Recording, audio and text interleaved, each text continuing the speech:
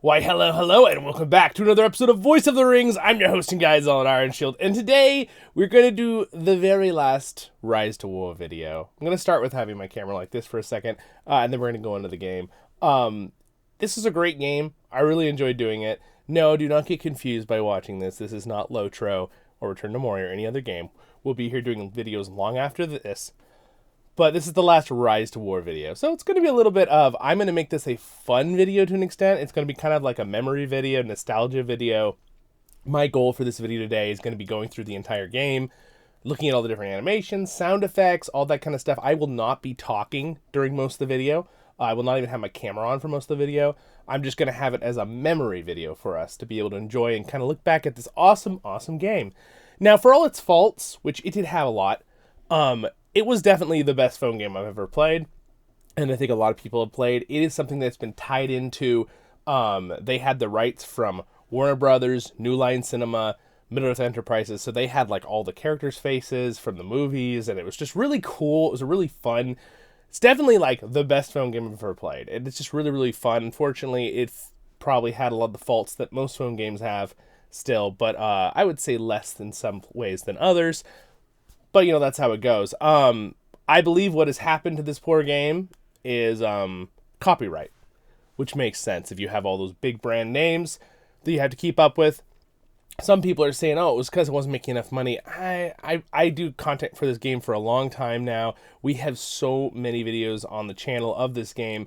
I don't think that was the reason. I think it's a copyright issue.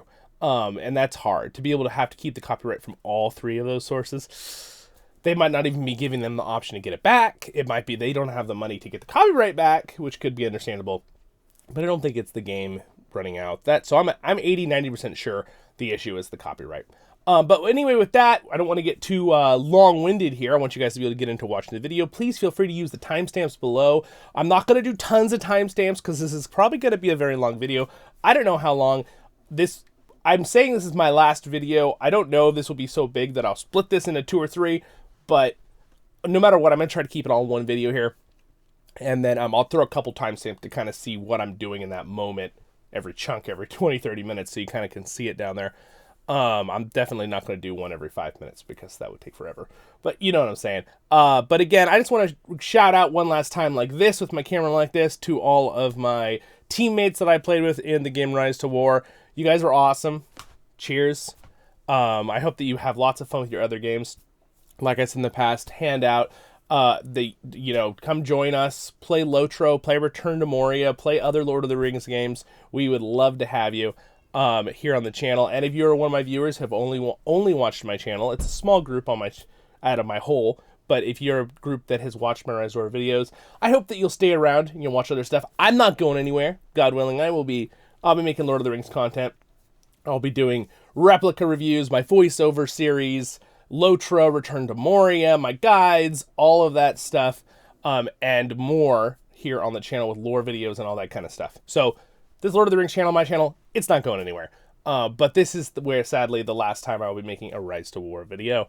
So with that, my friends, and how many Rise to War videos have I made? That's the question.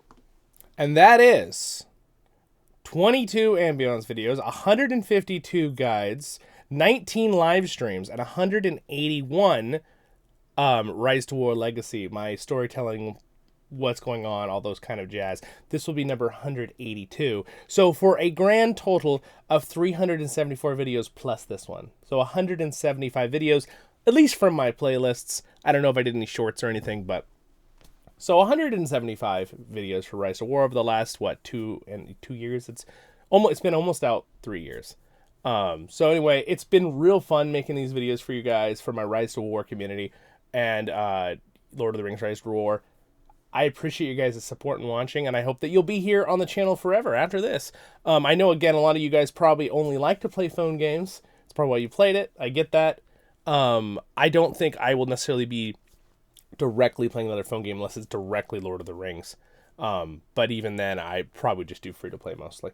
But anyway, you guys have a great time enjoying this video right now, and I'll get into it. And hopefully my intro of 5 minutes wasn't quite too long. But again, keep in mind I might have I might split this into 2 videos, but I don't think so. I think we're just going to go through it. And again, I'm just going to go through and I'm going to show you a couple things of my own accomplishments in the game, and then a lot of it is going to be ambiance, looking at places in the world, looking at the menus, listening to all different sound effects. I'm going to bump up the sound so it's nice and loud so you don't miss anything. So you might, you know, if it's too loud, turn it down on your end. But don't worry, not like crazy. I'm not going to blow your ears out. But anyway, I hope that you do enjoy this. So here we go. All right, we're here in the game, and we are going to now just go through a couple different things. And then, again, most of the video will be me not being in the corner of this video, even though that's normally how I do it. And I will just be going through slowly and kind of going through the game.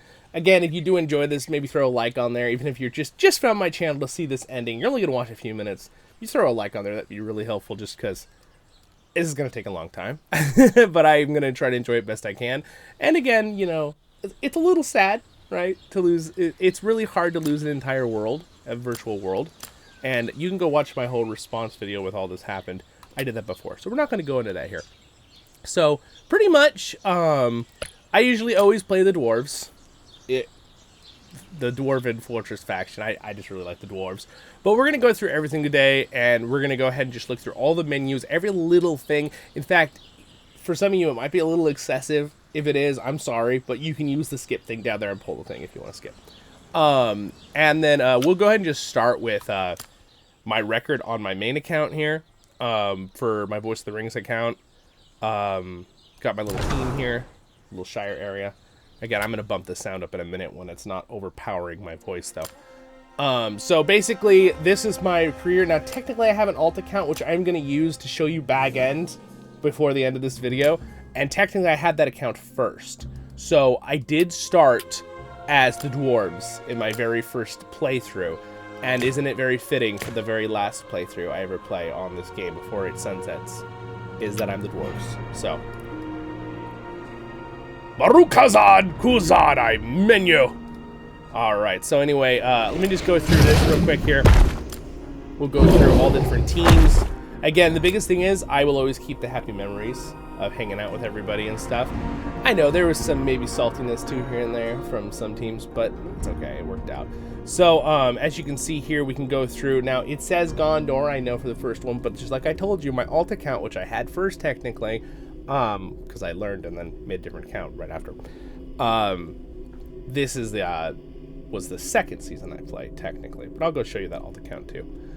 So the Rise to War, this is back in 2021, 11/25, and again, I'm not rushing through this video. This is going to be a fun, relaxing video for you guys. That's my goal. I got Protector, which is the real basic, like you defended your capital thing.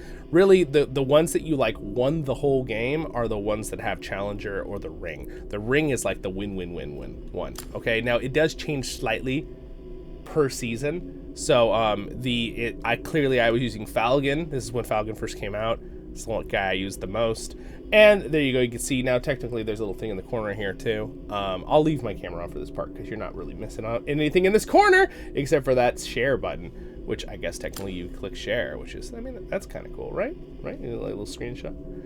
So that's kind of cool that they had that little mechanic there. And you can kind of see what rewards you got and what you were able to choose. And now I don't know why it's jumping. Don't do that. All right. So yeah, that's about it. I guess I will, for the manner, since I'm doing this as capturing the game fully, I am going to close my video now down here for a while. I will talk for a little bit longer here, and then we'll go into like an ambience thing, and I'm going to just go through stuff slowly. All right. So let me talk about the seasons though for a quick, because, you know, I could try to pour in some memories into this. Memory blog. I don't know, documentary. What's Gandalf? The one that was inspired by Gandalf, Dumbledore, in Harry Potter. The little memory things, right? That's what we're doing right now. All right, so we're gonna go ahead and close that up. So this was again back in 2021. Is kind of when the game, it just started about 2 months before this because of the other season.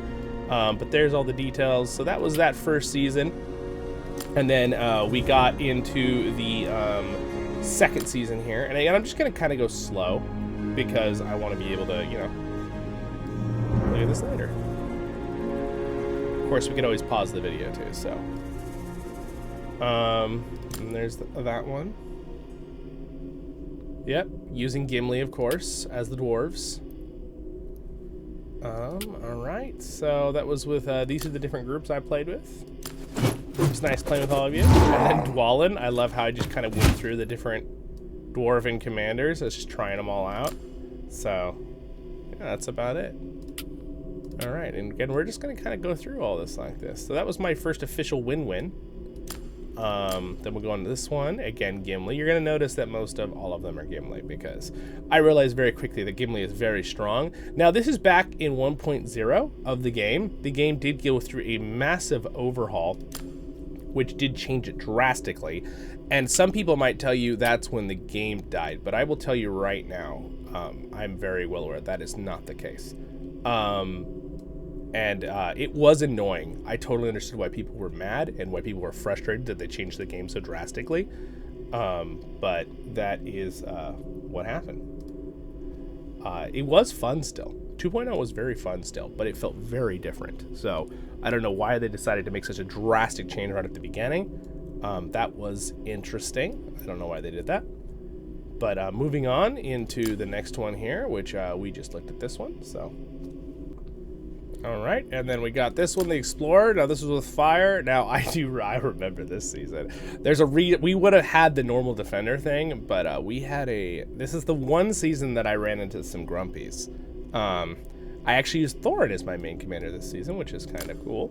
But we had some grumpies in this season who decided that they would punish hundreds of players and take a capital when they get no rewards, because 3 guys had joined us randomly from another season and we didn't even know. So, you know, classic. But overall, most of these seasons were really, really fun, and I really had a good time. So, there's all the details.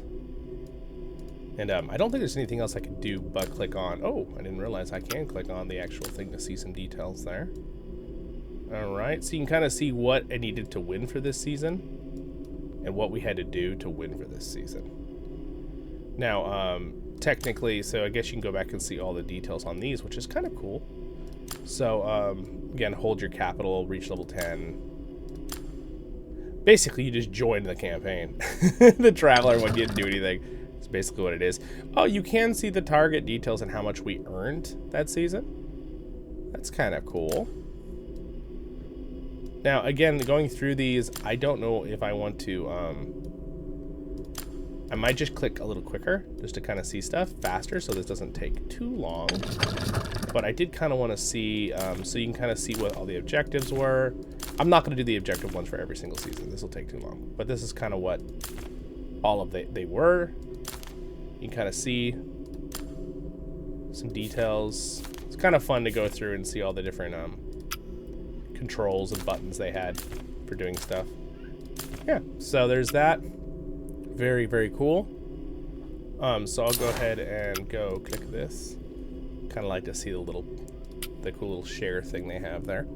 All right, so that's kind of cool. So before I forget, I just want to see if there's any real big differences here.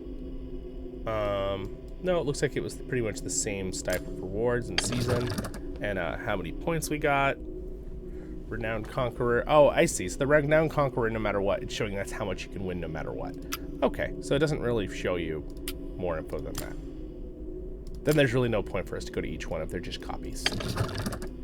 All right, they're just copies. So we won't worry about that. We'll continue on. So we had so total seasons that I played, we had 1, 2, 3, 4, 5, 6, 7, 8, 9, 10, 11, 12. 13, 14, 15, 16, 17, 18, 19, 20, 21, 22, and I was playing my 23rd season right now because it's not finished. I would like to also point out that I never stopped once the entire time. I played constantly the whole time without stopping. So I was just going through the whole time. I never stopped. So every time a season would end, I had no more than a week or 2 break where I was already signed up for another season. Seasons lasted about, you can kind of see it up here. They usually lasted about 2 months, 2.5 months. is about the season. It changed, it varied slightly, but it was pretty consistent in that way. So anyway, there we go. Let's go ahead and go to, we're gonna go to this one, Regional Lord. Again, it says, I guess I did use Dwellin a lot more than I realized. Interesting. All right, so now this one, I used Dwellin, and then that one I used Dwellin, and then we had Renown. I played with Fire a bunch. I remember they were a great team. It was very, very fun. There was a couple other teams that also called themselves Fire, which definitely was probably a little bit confusing as in the term, but you know, that's how it goes. They allowed that to be a thing, so, you know. But anyway, that's pretty cool. So that was that one, Renowned Conqueror. With Fire, and then we have this next one here, so you can kind of see the different factions. So we were, so I just think it's really, really cool. And then we got this one right here with Gimli. Gimli is awesome. And then there is this season right here. So when I shared, I just realized this is always the same number in my info, but this is not, this is different. So it's kind of an interesting, thing there, but there's the 3 to that one we did that season, and then we got 3 to 5, and then if there's any little cuts and jumps, it's because I'm jumping through things to get view, so it doesn't be too long with certain things I'm looking at, just so everyone knows watching the video here. You know, classic, save you guys some time. But no matter what, most of it I'm not going to be doing that so you can see what's actually going on, unless I'm just studying something to show you or explain real quick. So just so you guys know. But yeah, there is that one. So those were pretty good seasons. Got a lot done. And then there is a little bit of a skip here, a little bit of waiting for a while, and then we did this one right here.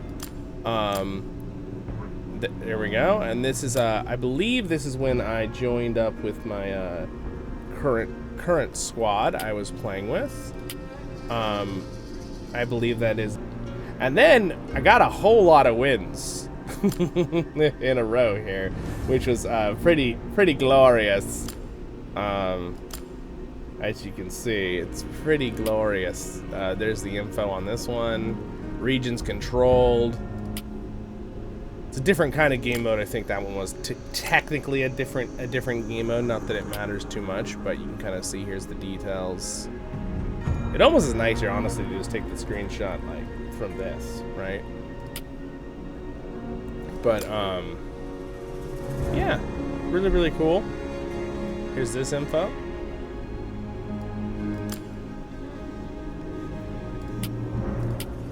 And again, you can kind of see what faction, unless it was a special game mode like Kings of Men, which didn't allow you to like choose a faction. So, but there's more info on this one. You can kind of see that. That was 23-3. And then here are these two. You can see all the stuff we did. Our capital was Mordor.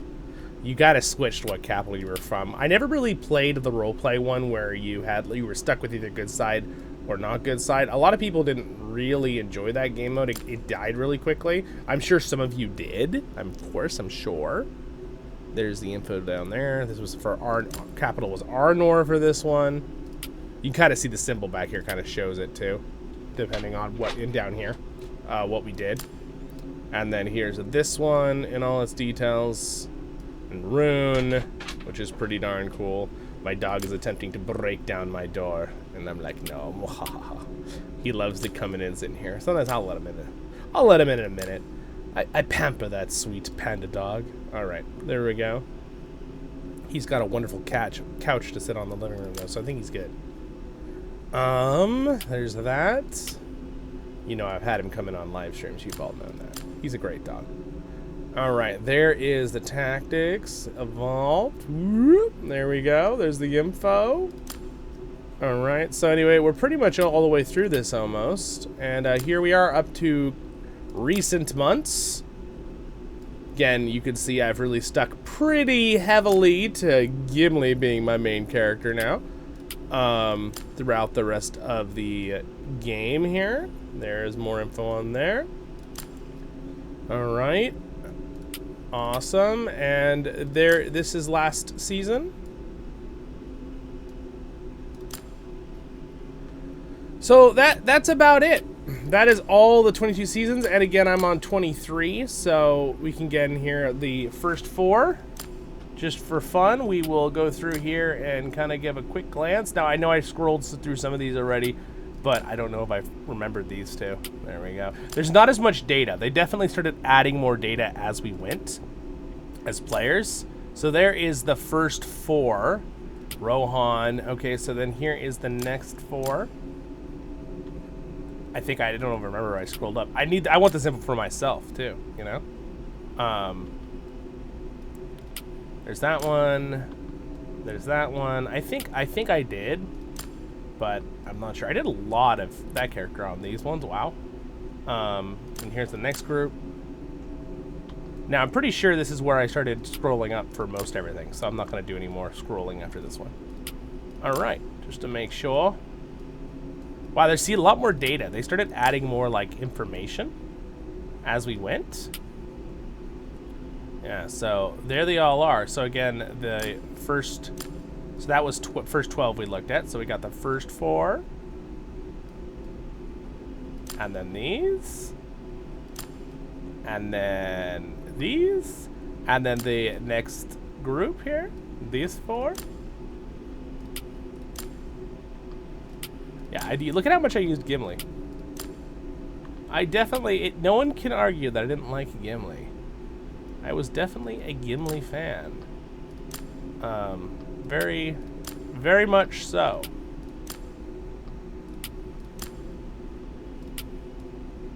And again, feel free to use the couple timestamps if you want to jump around. But anyway, there is my season. Display your previous character names. If I had it, but I never changed my names. So there we go. There it is. And then a little bit. With this point, everyone, I think what we're gonna do is we're gonna switch over because I'm gonna stop using my voice here in a minute. I know, voice of the rings, but I want to go ahead and just give you. I'm gonna turn the sound up in game and let you guys just have the complete ambiance of the game as I go through all the different stuff. I'm gonna go through the commander animations. I'm gonna go look around the world. I'm gonna do a lot. Again, I think I'm gonna try to do it all in one video, but we will see. But let's go ahead and do a switch here real quick, just to the other account. So journey selection is how you do it. This is back at the main menu. Here is my first account, Zollin, Voice of the Rings. He started technically. Oh, why did he go into a game? Oh no. Well, I wanted to show you him not in a game. I guess they threw him in. I took him out of a game literally the other day, so this wouldn't happen. All right, well, that's all right. What I'm gonna do is I'll turn up the sounds here. I'm gonna turn off my voice, and actually, we'll show you going into the game. All right, so here we go. Turn off my mic for a bit.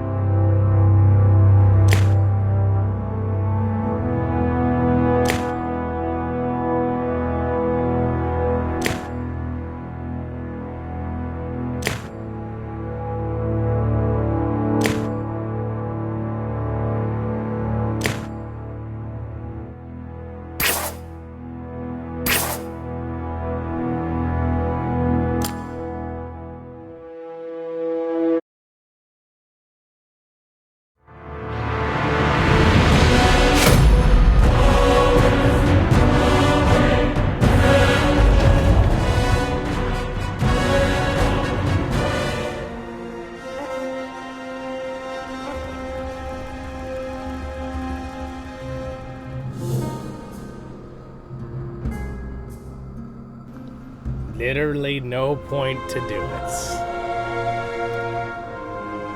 Literally none at all. The real question is it going to force me to do it? Because that would be ridiculous. By the way, when this game first came out, pop-ups were never a thing. And they added 1 or 2 occasionally during the game, which was no issue ever. That was one thing I loved about this game compared to other phone games I played.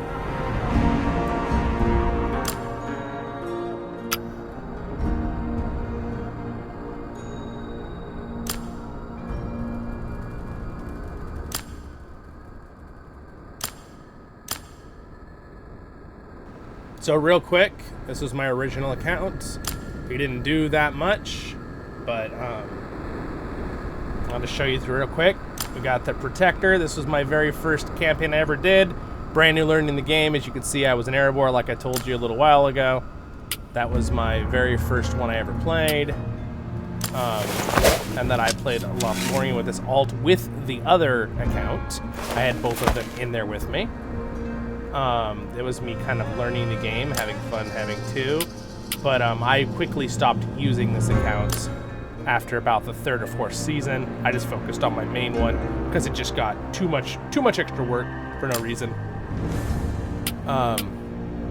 So that is all that, and then there we go. And as you can see, I used it a few more times, and then pretty much it just sat in bag ends for the rest of the seasons.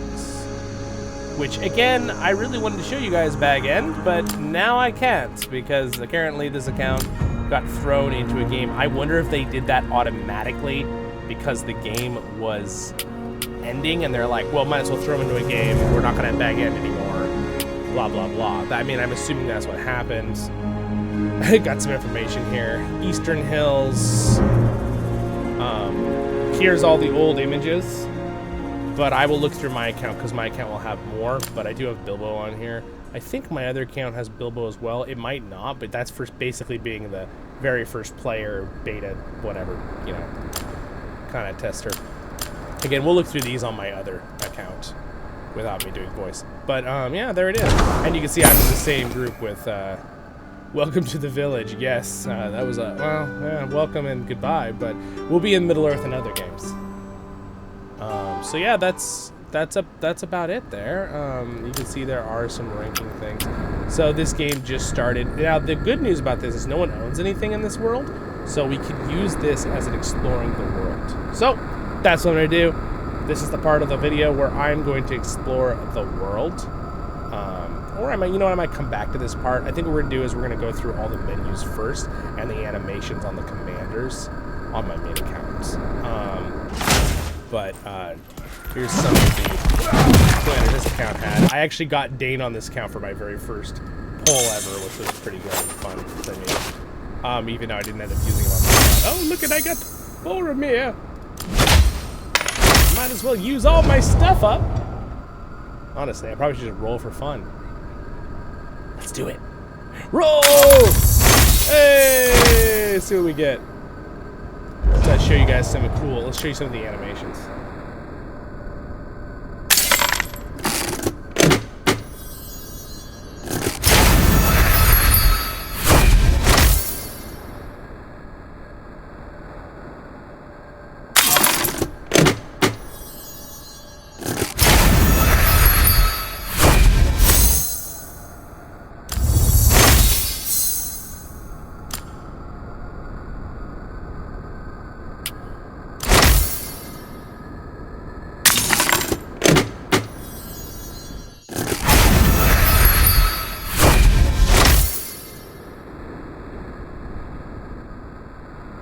Alright, now according to my sound thing, that the sound is a little loud, so I'm going to bump it down just slightly for the rest of the recording.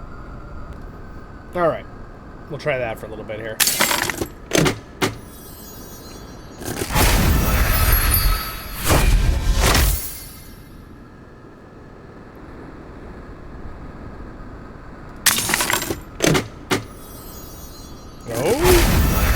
Oh, bunch of cool drops. I like this little sharing thing. I didn't realize they had this ability. That's kind of cool. Oh, no way, dude. dude. That would be so amazing if I didn't, you know, have to game to die in less than a month. What a cool poll. What a cool poll! Another cool poll. Look at all these cool polls. You can share them, which is kind of cool. Oh, the nostalgia. This video will be for that later. Unless you're someone who just doesn't care and wants to forget about it. I understand, but for those who want to see it, right?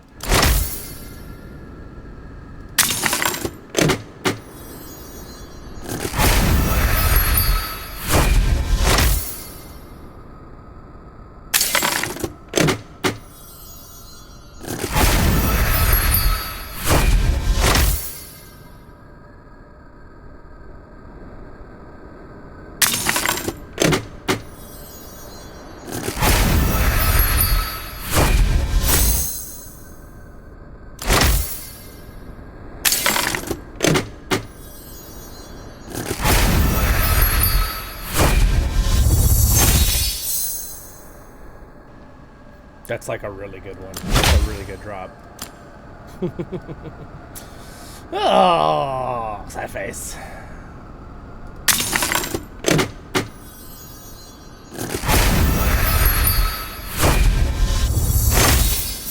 Man, I guess it's because it's a new account. I mean, like not a new account. It's an old account, but doesn't have a lot on it that I'm just getting so many things. Do they do that? Maybe they do that. Cool. Well, I might as well just use up my coins for fun, right? So just max it out. Give me all the coins you can. 64. Heck yeah! Give me the coins. Why not?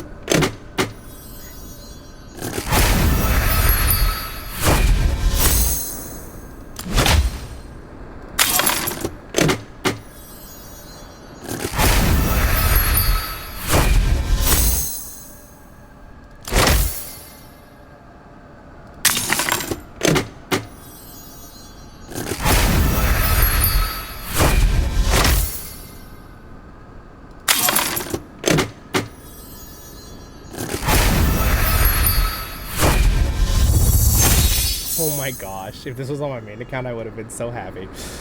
Gosh, what the heck? What is this? What is this? That's such a crazy, guys, I can't even tell you how crazy of a roll this was. This is like 1 in 10,000, all these things I just got all at once. That's insane. Well, at least this is fun for the very last video where we're gonna make it Rise to War. Right, guys? Cool to see all the different animations with the different colors.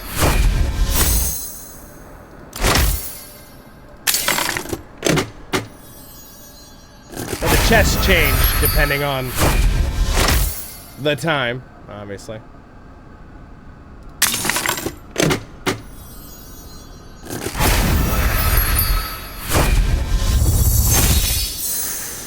I would have been so happy if that was my main account and this game wasn't going away. Oh my gosh, that's such a good drop. By the way, just so you guys know, if my voice is, you know, oh, your voice is getting drowned out by the sounds of the game, that's okay, because I'm here to record the game for us.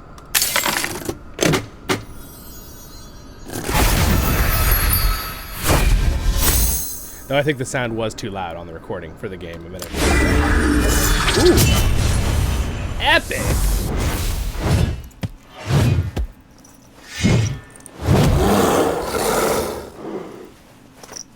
That was pretty epic. Not gonna lie. Gosh, the I actually pulled him as a full commander. That's cool.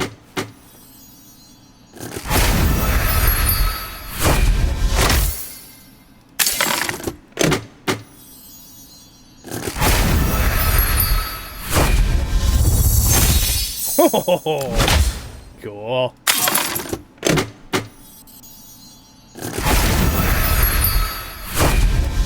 Gosh, getting so many things.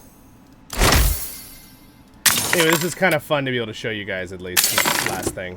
Single rolls! Oh my gosh, no way. It's actually like a really good roll.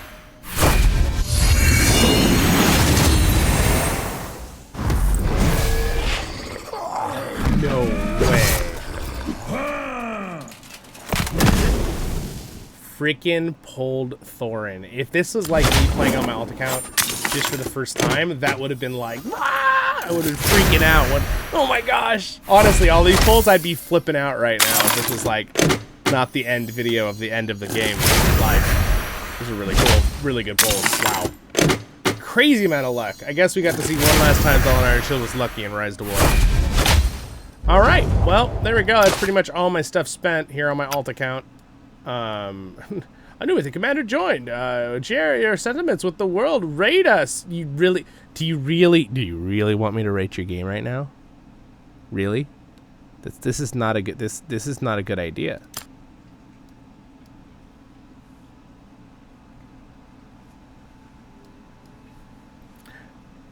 Really, Rise to War? Really? You want me to rate you? Oh my gosh. They're just absolutely ridiculous. Ridiculous!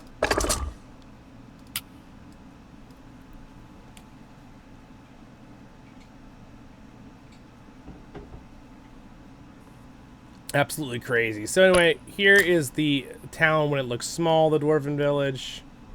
This does not look as nice as my other game. I wonder if the graphics are not as high. High quality, balanced, bright, wide, detailed, normal. We're going to leave it on wide for this video. It technically does change it, and I think you have to restart the game, though, and I'm not going to do that.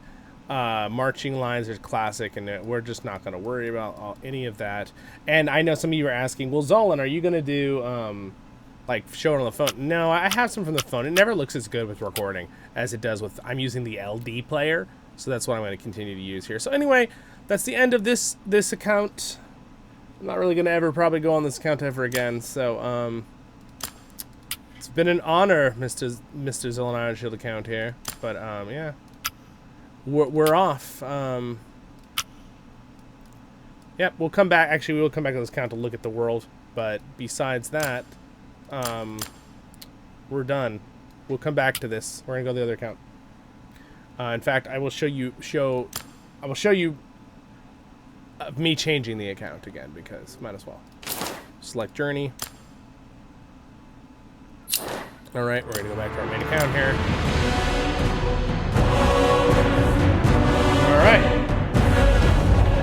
I'm gonna turn. Really, guys, I really want you guys to be able to hear the sound really well. And the music, so. All right, enjoy.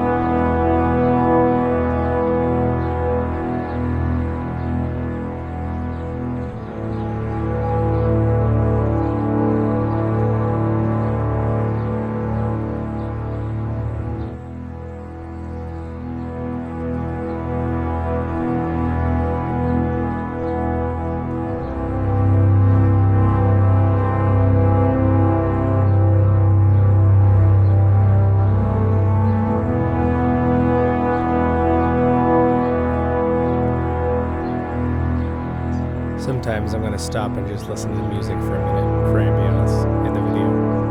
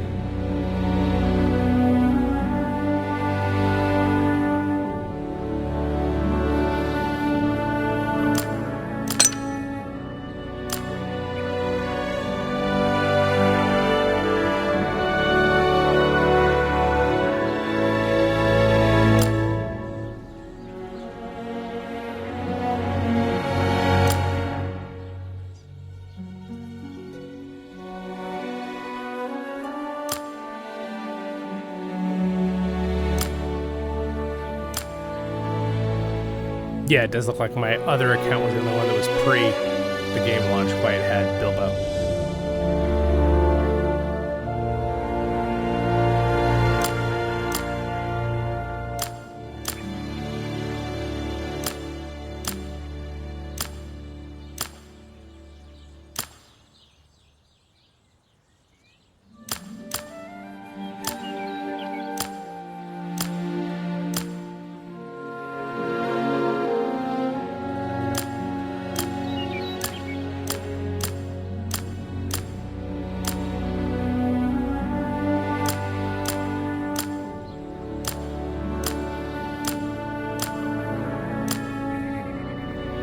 It was so cool that they had the actual actors' faces, like, for the game. That just made it so cool. I did have Bilbo on this account. There it is. I did. Frodo the Snowman. The holiday ones.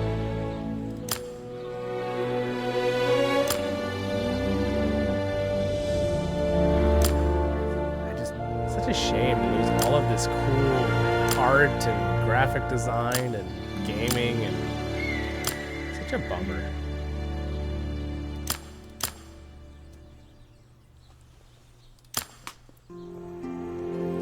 Definitely feel like it's probably someone higher up that doesn't really know and understand grasp the full of how cool this game actually is. My first year reward. Smog.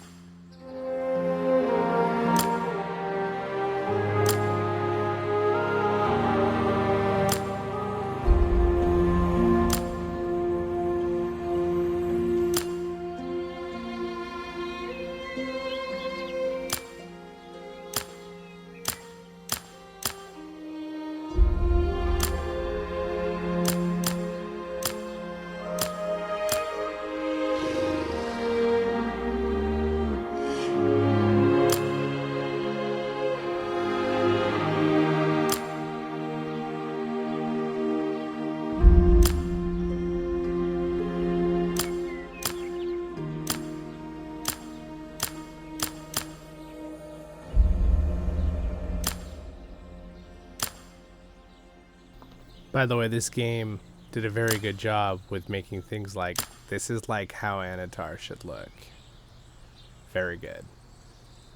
And this, very good. Bill the Pony.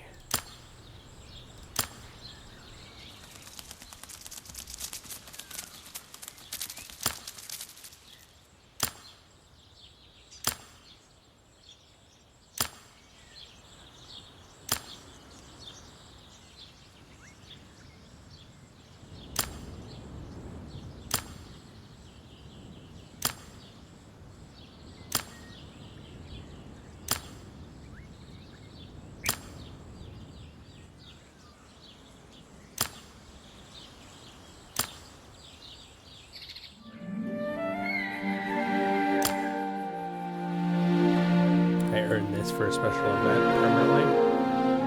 You can change these. Pretty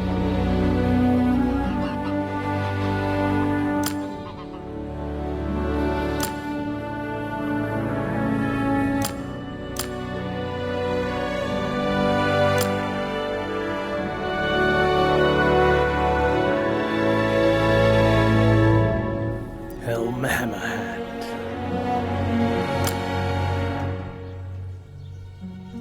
So cool.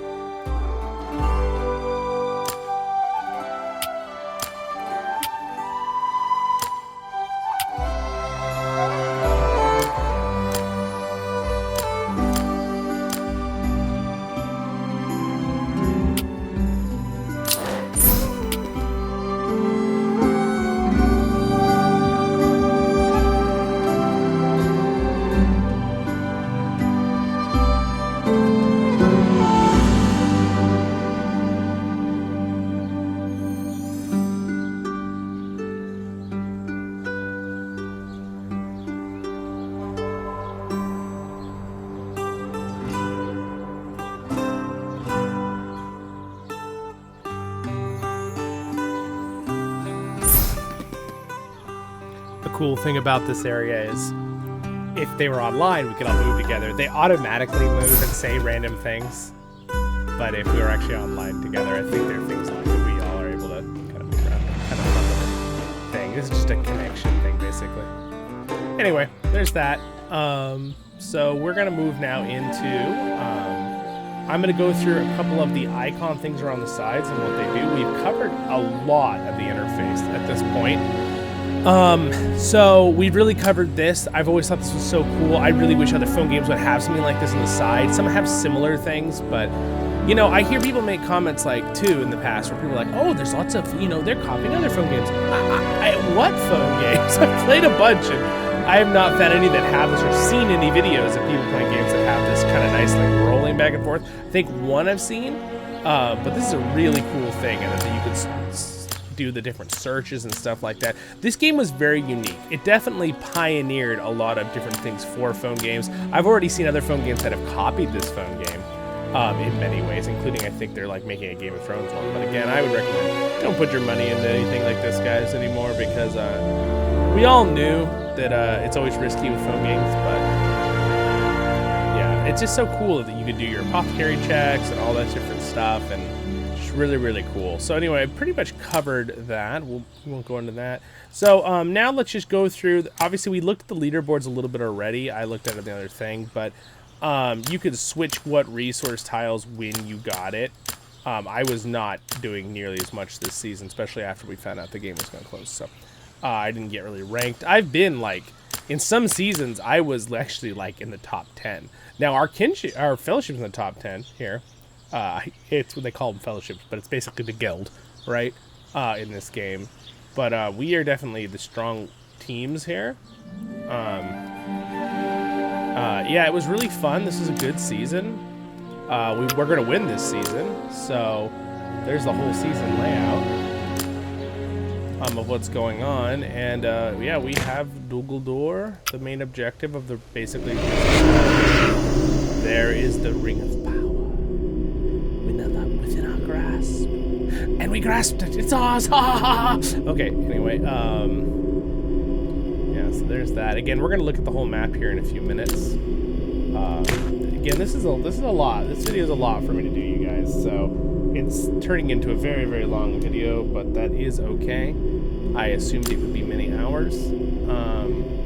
In fact, I feel like there will still be stuff that I fully didn't cover, but I've covered stuff in previous videos. I literally, as you know, this is my 375th video, I think. Might have a couple more, but on the channel. And so we've really covered a lot already in the past. So anyway, with that, let's go ahead and go through some of these other things. So obviously the map button, we have the look for the pins button, which is very helpful, but basically just lets you jump around, right, to your different objectives or your different structures wherever they are, right? And we're not going to go through every pin, that would be ridiculous, but that's all the different ones they have here, the filters. For that one, they have the search button option, right? Which again, this was always kind of a cool thing they added. You know, you could search for what level of tile you're looking for, and versus if someone has it claimed or not. Select all. See, it shows this most close one. Now I have the numbers on for the tiles. You can technically turn the numbers off for the tiles. Level display, so you can actually turn them off, I believe. Is that that? Hold on, where's the button for that? I know there's a button here for that somewhere. You can search for mobs, different level mobs. You can search for the camps and the boss effects, which are cool. This is where you can see all the different neutral, kind of find neutral camps. The werewolves there. Some things weren't super exact in lore, but it was just cool. It was just very cool. So there's all of those neutral camps. Then you've got the mysterious springs and the uncanny effigy. So those were good for doing special like training things and stuff like that. So that's pretty much everything in that button. We won't do too much more. We've got, I said bye to all my teams here. We got, you know, all these different groups that if anyone was still here. Again, if you guys see this video later, please join my Discord down in the description. A lot of my friends here, if you guys ever want to hang out, now that we won't really be able to communicate in-game, so keep it in mind. The kingdoms. Oh, world chat. Let's not look at world chat. And then we're going to go over here. Again, it's so nice when people say nice things. I've had a few people here who are like, you know, let's see. Someone messaged me this season and said something nice. A couple people. And they were like, oh, I love your videos. That's so nice. You guys always do that. I appreciate that. I know people do that in LOTR too and stuff. That's very encouraging. Real quick, we won't worry about... Should we look who's on the block list? Look at all these... No, I don't. These are spammers, most likely. All right. Maybe not. I don't know. Who knows? Clearly, I didn't have very many, so that's good. Looking through real quick the names and their numbers of everybody here. I'll never forget you guys. So we start crying. Not really. I'm not gonna cry no more, guys. But here are a bunch of big names that I've known for a long time. Some people just acquaintance. Some people I've played with a ton. I'm not gonna call out everyone's names here, but I know who I know, and you know who you know. So this is, unfortunately, there was a limit to how many friends you could have in this game, which was weird. So I was constantly having to like remove and decline and take pictures of those. It was weird. They should have just had a limit. Yeah. There they all are. Man, I recognize so many of these names too. But yeah, stay in touch. Join the Discord below. I think a lot of the people I know well in these things I already know in Discord. So that's the wonderful blessing of Discord in general. That we have that capability to stay connected. So that's why I always recommend to people to join the Discord. It's just the best way to stay connected as the Voice of the Rings community. No matter what game we're playing or whatever, it's the best way to be sure. I love names. What's up, son? I know that.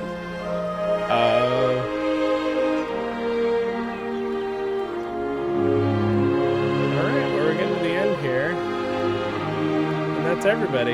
It's on my list. Alright, well. And then you also had this guy Gandalf. You could ask him things very, very well, blah blah blah blah. And he used to have like a little animation and stuff. And it's Saruman if you're on the evil side or have an evil layout. But yeah, it's kind of cool. But that's pretty much the whole chat thing. It was I liked it. I think it was an okay chat. Now before we totally finish here, normally, so one thing that you can see here. If I type, I'm in the emulator, right? So I can type and send stuff. We also have these. Kind of forgot about these. These are kind of adorable. So we've got, let's just go to one of my random groups. So, let's use this one. They added a bunch of little emojis on, they're like little special ones, these ones. Let's see how many we can like put in a row here. There we go. They're funny little emojis.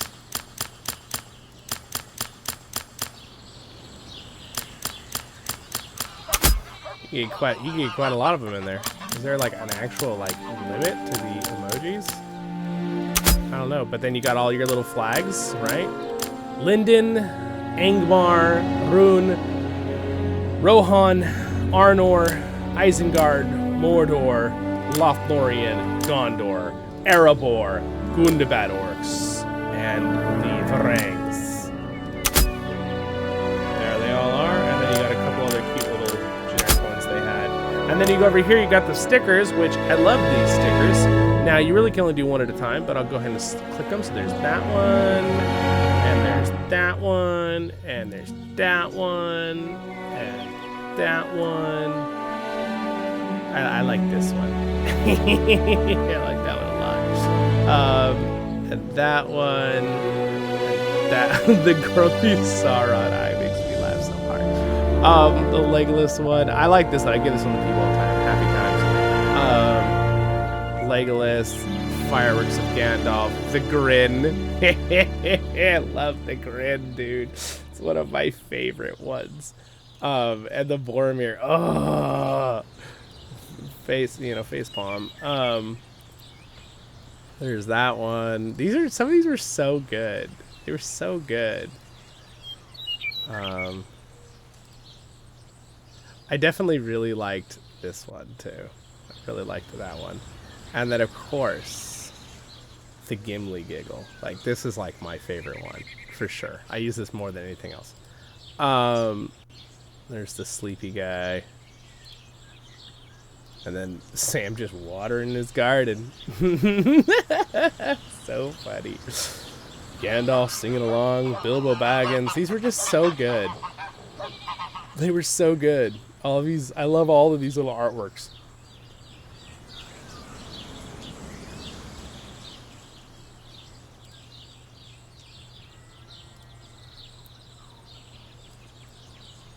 They're just so good. He's like doing the dwarves singing around a fire, cat fight on the Queen of Cats. From you guys know the story.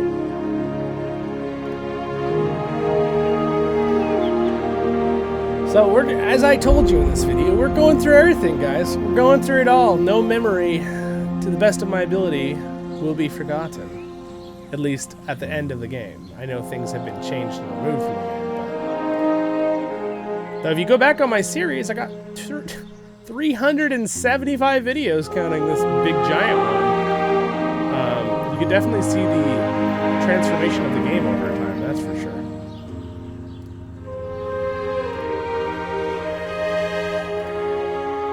Gosh, so many of these. These are so cool. See, as a gift, they should give these out, right? For people to use just forever. These little emojis. It's the kind of stuff that would be nice if they do.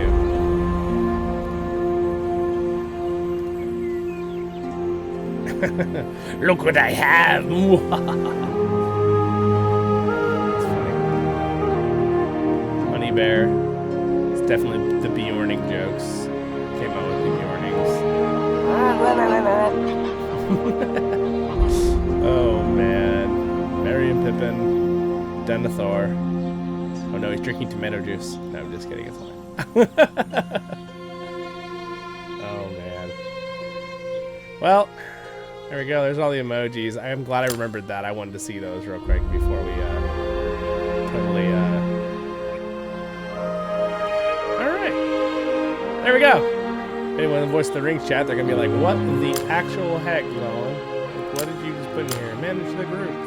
Oh look, guys! If you want to join our group, there is the number. It'll be gone though in a week. It's a couple of our old people I used to play with all the time.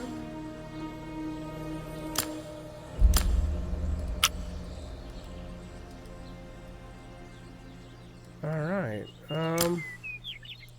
who was in this group? Lord of the Rings played with us for a little while at the beginning of this game coming out. So, a lot of these people, we played together. It's a hard game to keep up with, though. I even stopped making as many videos, even though I did play. I never stopped playing, though.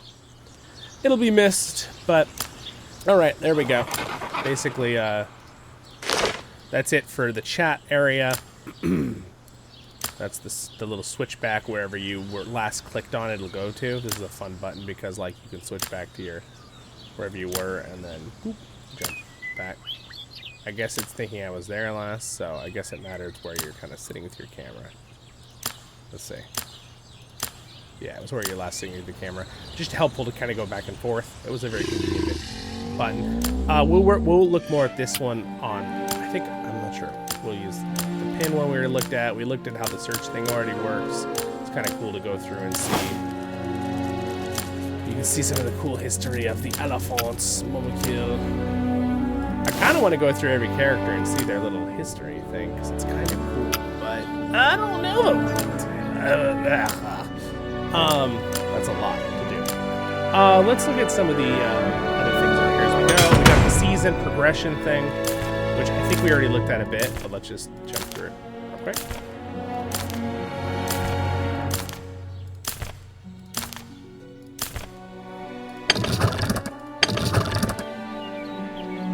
All right. Commanders. We're really going to have to go through the commanders page. The Tavern. Let's enjoy this.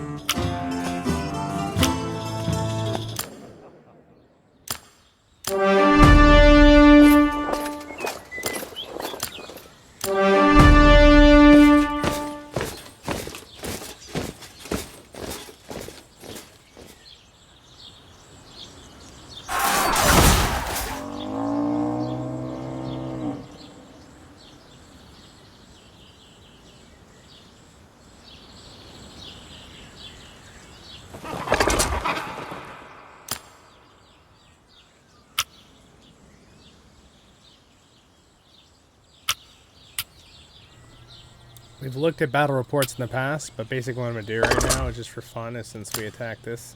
So you can see some basic battle reports, how they kind of function. Again, I've covered this stuff in other videos, so this is how they updated it. The different lineups and battles and all the different steps. I mean, it's a lot. It's a lot of information. It was really cool how they finished that thing. Round 1, all the different commanders going. I beat all their commanders. Round 2, that's as far as it got. You can have up to 10 rounds at the end because I beat them up so fast. There's also, you can show where. You can also watch a video.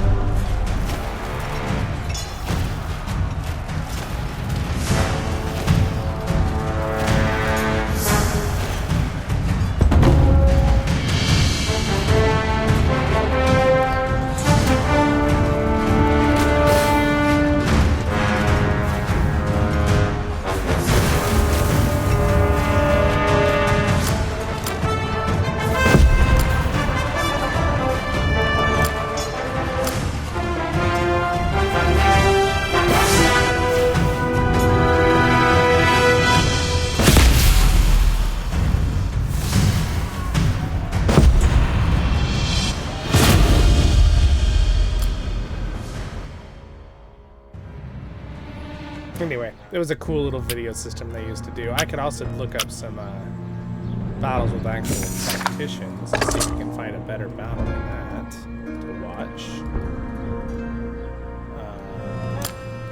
This is a pretty big battle, but I'm pretty sure I have a win here. Oh, there's some big battles. This is some big battles.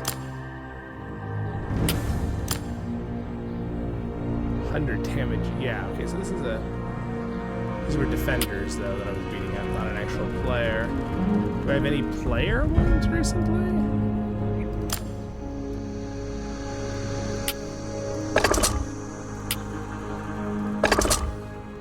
I guess not. Well, we'll just watch this really good big one right here. See what it looks like to have a bigger battle. Technically, this is a player. Though I was already kind of weak. This guy's got a crazy team. Someday I would look just like that. Except, I think Gimli is better. No, he's like SS plus. Bjorn is, he's really, really strong. Gimli is actually up there, though. He's better than Bjorn in some ways. If there's a commander that has dodge abilities, you can't dodge Gimli, where Bjorn will just become useless. And there's a couple commanders like Gilgalad who have that. I mean, this battle was pretty good, but let's put on for fun. I want to watch a victory. We'll just do this battle here.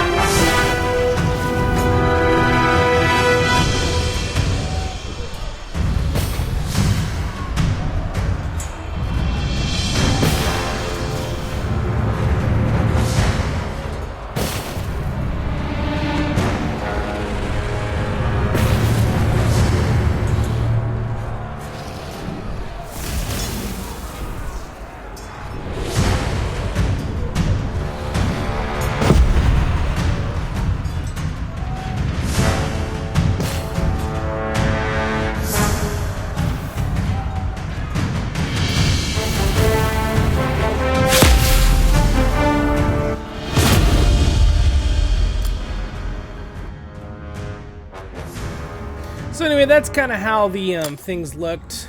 Here's some of my commander stats. So what we're gonna do now, and so we've kind of covered the battle reports. They all kind of look the same. I don't want to get too silly on looking at every little detail and every little thing, but I wanted to still be able to look at it nostalgia sort of later, like, oh man, I should have clicked on that, you know, kind of moment. So now at this point, we've really looked at the tavern pretty extensively. So we get there with gear. We have looked at these are just system information things. They're not really super important. Here is the sunset announcement, though, which we've already read on my other video.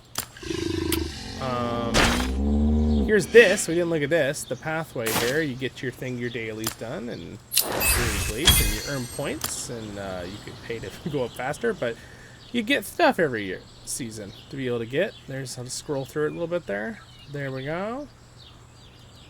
That's what we get. You get like a border too and things like that. And technically you could switch between getting alerts and Gandalf bonus points, but that's how that works. And then we had our information here. Middle-earth Trials. I love that picture of the really cool artwork. And then you got your little things here that were like daily things you could do to earn extra, like, this is how you earn your free in-game currency, which was pretty cool that they had this, really. I really like that.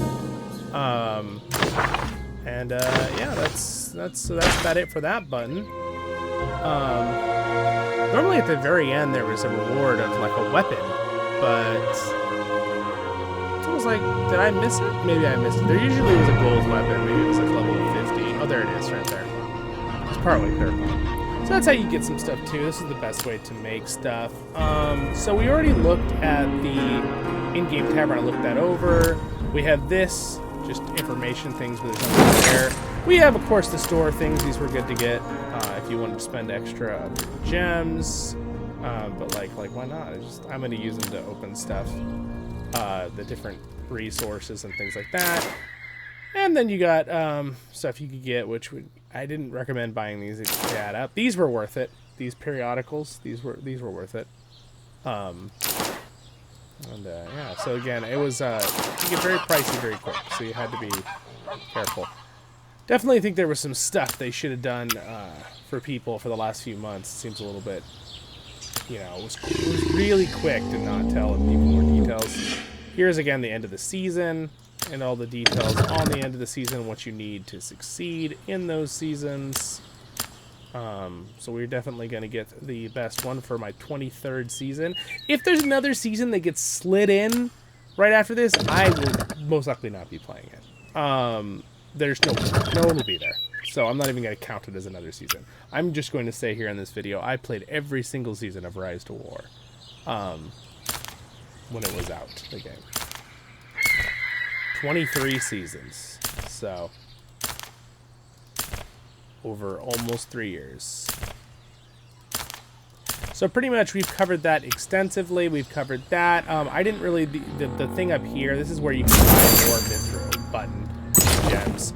This thing's kind of cool. It shows you what your incomes are, blah, blah, blah. When you click that, this shows you where all your lands are. There is a filter button to kind of filter what you're looking for. You can kind of like the mountain lair, you know, you can find your pieces of land around the world and jump around to them. Or where your forts are in the world, you know, blah, blah, blah. Different locations.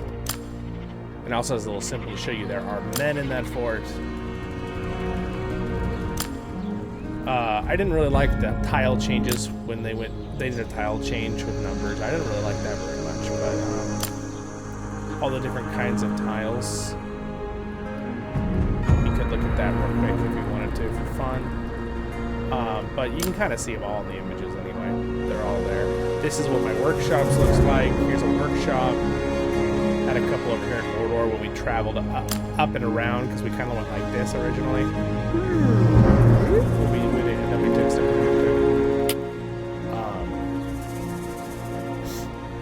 It's different depending on where you go. You got Mordor look. You got more of the pretty Gondor and Rohan look. right, where you jump around. Now, when I look at the map here in a minute, I'm not going to be, I'll be looking at like some of the iconic spots. I'm going to do it on the other account where there's not all the color variance and tiles taken, so just we can see it naturally. Yeah, there is that. You can kind of go around the sea. And then if you go up in the far north, of course, it's all snowy. And then, of course, it's green. Again, we're going to look at this more in a minute. But I really love the map of this game. That is probably my biggest sadness I'm going to miss. Not to mention playing with my friends. But yeah, your affluence, which is they changed over time. The ring. Real quick, we'll look at the ring here. We're going to do this quick. They've redone the ring like 4 times. Basically, since I had been in the game so long, they automatically gave me everything up to like level. So I am the ultimate level 150. I don't even know if you can go higher than that. But here's all the different abilities they have. So we'll just kind of click them real quick to see what they do. Some of these, they changed some of these into it later here. Yeah, for fun, we'll kind of remember what all these are. Of course, I'm dwarf, so I get that dwarf special ability. Territory limits. Again, I do not want to be doing this too long, this particular thing. I'd rather look at the different locations. As I go through the different locations, I will wait there for a little bit. I love the bird sounds in this game, though. It's really pretty. Level 60. I could be reading these while we so here's the different levels that they added. The Nameless 1, the Nameless 2, the Rising Star 1, the Rising Star 2, the Well-Known 1, the Well-Known 2, the Leading Light 1, the Leading Light 2. I mean, I hope everyone knows that. The Persona 1. All right, so let's go ahead and, I think I looked at 60 already, but let's go and look at these. So the Persona 1 and their abilities, what they do. So these were definitely going to make it where people who played longer had an advantage, but you could earn stuff free over time because of it. Personage 2. If I'm saying that word correctly, I don't really know off the top of my head, but that's okay. I've been doing this now for 2 hours. My brain is a little sore. First one, okay. Revered. Reversed. I don't know how I got reversed out of that. Revered 1. The Revered 2, 100. This is where I had to start actually putting points in to learn, so like I could speed things up like this. And then start researching something else. The Revered 1, so we looked at all those. The Revered 2, you can click to zoom in, which is kind of cool. I don't know if there's a way to actually click on the ring. Shows you how you can earn your ring points every day. And the ring ability points, obviously, and what the ring actually does, blah, blah, blah, blah. We're not going to look through all their menus, though. All their descriptions. There's no point. So, obviously, that's what all these do. All right. Let's not get too sentimental here. And then the Revered 2, which we're looking through. And then the World Renown, which I guess I would be called World Renown. I've pretty much played everywhere on Middle-earth in this game. I've started at pretty much every starting location there is to start it. And then the Timeless Legend. Well, it would be timeless if the game wasn't shutting off now, wouldn't it? But, you know, maybe we could make my channel here the Timeless Legend. And our time together as Rise to War players. That's a Timeless Legend. Alright, that's it. That's the ring. It's just been updated like a month ago, so. But oh well, that's. You can look at my other videos talking about the ring for other things. So we've looked at this, we've looked at these, we're hanging on the map, we've looked at those, we've looked at that. Again, they always have the things here for your armies that are out on the field. You can click on quickly. We looked at tiles. We looked at, now technically I could also build a temporary base, but I have to have the thing, right? The fort, the tactical fortress if you build it right. I have guide videos on all that. Not that you need it now. Alright, stop it, Zollin, stop it! So we looked at that. I'm just trying to remember. Okay, we looked at this. Technically, we looked at these, the filters. We looked at the store. We looked at this, and that's saying the campaign notice, the end of the. Okay, we looked at those. We looked at this. We did this. All right, so we're getting to the end here of our time together. Just kidding. We probably have another 40 minutes. Why don't we have fun and open some boxes? We also want to look through this whole area. And we got to do the commanders. So we'll do this tab real quick, Kingdom. So it gives you your information, your fellowship. This is the boosts. Again, I'm not going to really click on every single one of these, but 3,000. So you start and you kind of, this is something they added more recently in the last couple seasons. This is very similar to other games, how they did this. In fact, another game I played before, when they did this, I was like, I don't know about that. I don't know, I like this path myself. I liked it before better, just giving stuff when you leveled up. But technically, this did give us more goodies if we were working together. So, that was nice. So, yep. And then you could hold it down. By the way, you don't have to click. You can hold it down. People finally told me that. I was like, oh, thank you. The fortify to contribute your strength. This is what you do at the end. You can use those points. Significant structures. This explains what structures all give us bonuses and what we're getting from all the structures we own. There's a button here that shows you the map. And actually, this is kind of cool. It shows you all the different structures and what they give for their bonuses. So you can see, like, they have the symbol there. If it gives wood, stone, or food, or iron. Forget what. I think it's iron. You can kind of go and see who owns what. What do we own? What's giving us this little upgrades we don't own, obviously. So anyway, that's kind of cool. These were a little different back in the day, but that's kind of what helps add to things. Anyway, back to Kingdom real quick. You just click on whatever. Kingdom Affairs, Kingdom Diplomacy. You can see who we're allies with, and who we're neutral with, blah, blah, blah. Which was kind of nice. You can see allies as purple or direct. Erebor, our capital of Erebor. The majestic of the kingdom capitals is a territory. It's an adjacent territory of the region of the capital is located. So yeah, we owned that. Territory protected. Anyway, it's cool images. So, and then you can go down to here to structures. This will show all the structures we own. Not that we're going to go through that. The records of everything we've, like, done and people have done. That's more for leaders. Corporations, rallies, marshals, employment. No one's going to be doing this at all right now because, you know, everyone's kind of blasé sad about that. Members, you can kind of go through here and see help. If people needed help with things, that's where you would do it.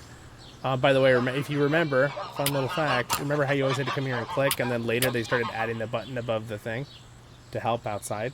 Well, I pushed that for literally months. I hope that I was the reason. Probably am. But, you know, that don't want to sound like that. But anyway, moving on. We'll look at just our group here. Affluence. I actually did help a lot. I was right at the top of our fellowship, the top 15. I was pretty strong. And contributes, it doesn't look like I contributed a lot, but I was until the season stopped. You know, I'm in the top 15. Or whatever it is. There's only 65 of us left in here. I think people left. This is our initial squad.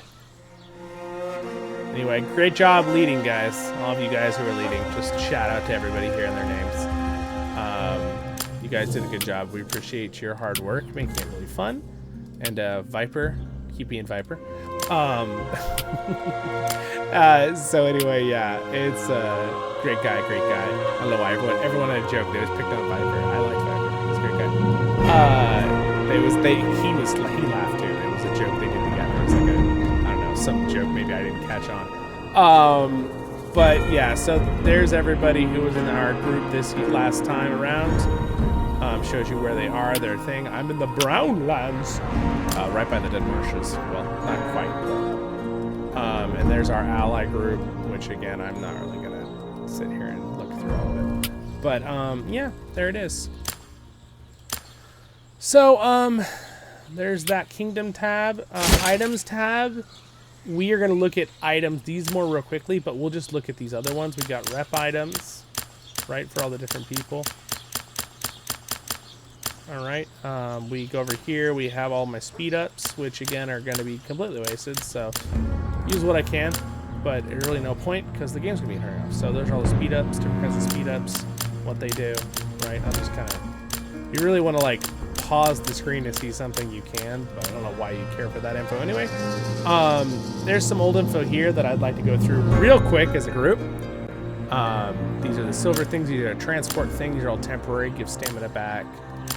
Right, veteran experiences for upgrading your elites. The elven craftsmiths, which are great. We'll use those when we're looking at items in a minute. Intellectual map. These are items to upgrade your gear. Like broken pieces you can melt down. These are what you may turn in items besides gems. These are for reputation trade-ins. This is where you go through and you like choose something you want. Boxes, you earn these boxes.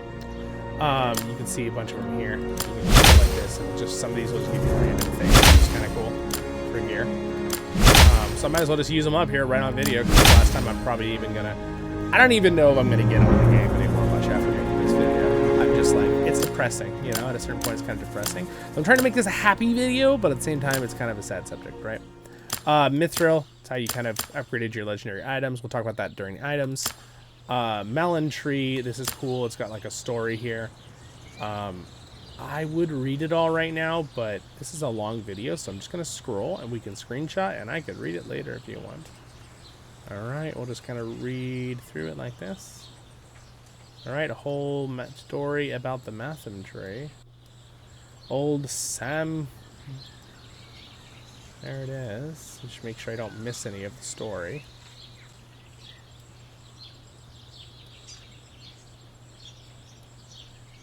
Alright, there it is. We've also got his little gardener set of gear. There's another image. Kind of just some cool, happy images from, it was an event. It's neat they give this. There's this one, which doesn't actually have anything to read. Discovered a book in the Mathom house called Tasty Recipes. This is from an event. We also had the Nazgul's necklace. This had a whole story. I actually made a Halloween ambience video with this, but there is it's still kind of cool to see. I'll just kind of hold the story like this. You can pause if you want to read it. Just make it long enough that you can actually pause it.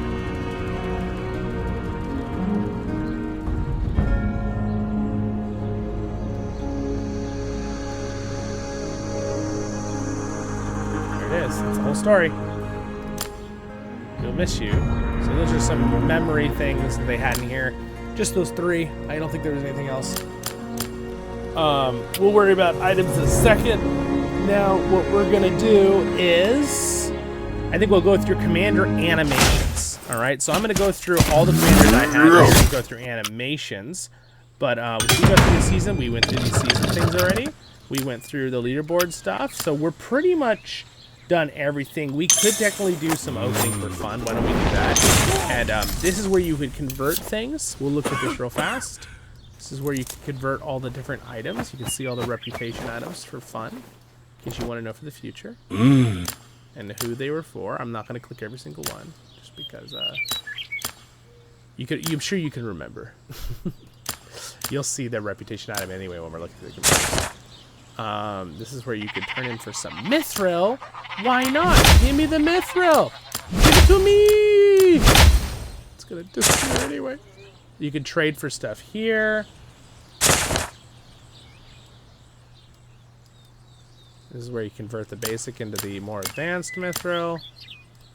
And then you could trash, recycle other stuff into those things to turn in for more. It was not worth it. But in case you really wanted to get something, this is also where you could take some of your old stuff and convert it into these when you say recycle, and it would convert them into more of those silver things, but we're not going to do any of that.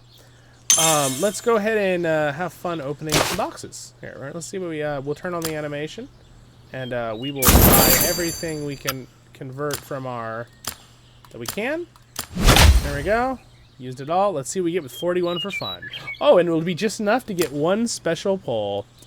All right, and we're just going to do it on the regular chest. Technically, you could do it on other options. Let's do the regular one. There we go.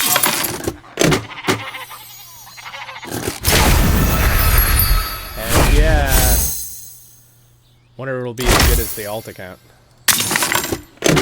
We're doing 5 at a time.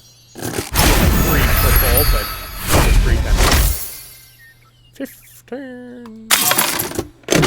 Will I get something good for my very last roll in Rise to War? Alright, we got a couple more. Oh, we got a gold thing! Gandalf! Oh, it's Yusra. I've never been able to say her name right. Sorry.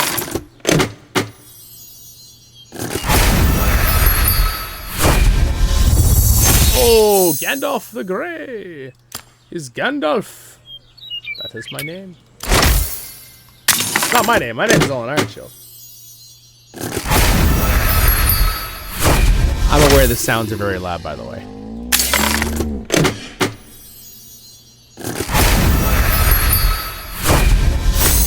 I honestly care more that you guys hear the sounds of the game because that's the point of this video. All right. Ooh, last 5 roll ever. Ooh, we got something. Oh, Zollin's still lucky right to the end. Gets a piece out of it. Oh, and he gets Dane on both accounts. It is a parting gift for Zollin Ironshield. It's amazing, you guys. It's amazing. I love the animation. Look, the animation's so cool. Oh, man, you guys. Literally pulls Dane on both. That's not a bad helmet either, actually. It's a pretty good helmet. It's a good one. That was, by the way, our pull from the Mythic, but Zollin still got it. All right, here's my last roll ever, though. It's purple. Well, whatever. I didn't think so. I'm happy with that 5 roll. That was a pretty happy, fun, lucky roll there. Getting the Mythic was guaranteed, but it was the fact that it was Dane on both accounts was kind of awesome, and also that I got a gold piece of armor. So that was a happy, fun last roll there. This is kind of cool. Influence. This was how many commanders you had. You get bonuses based on these numbers. Blah, blah, blah, blah, blah, blah, blah. You can see I'm pretty much maxed out all of those. We'll look at the commanders in a minute. Here's where they're all the different commanders and their locations. You can go through here and see and what their rep was. So we'll just jump through here real quick on every commander for a moment. Really want to screenshot it if you want. I'm not really screenshot this part. So these guys are ready to be upgraded. So there's 2 versions of Aragorn, the King version and the Ranger version in the game. So he's basically 2 commanders. This guy's pretty cool. I don't own this guy, but he's pretty cool. Gandalf the Grey. Alright, so there is that location, now northern region. There's a lot of commanders in the game, but we'll just kind of go through so you can see all their reps. These are to be upgraded. You can upgrade commanders, so that's kind of cool. I'm going to go a little faster. If you want, pause the video if you want to look at these numbers. Just pause on the commander you want. Just leave just enough time to click the pause button. So you can, like, you know, actually, it can actually be registered in time.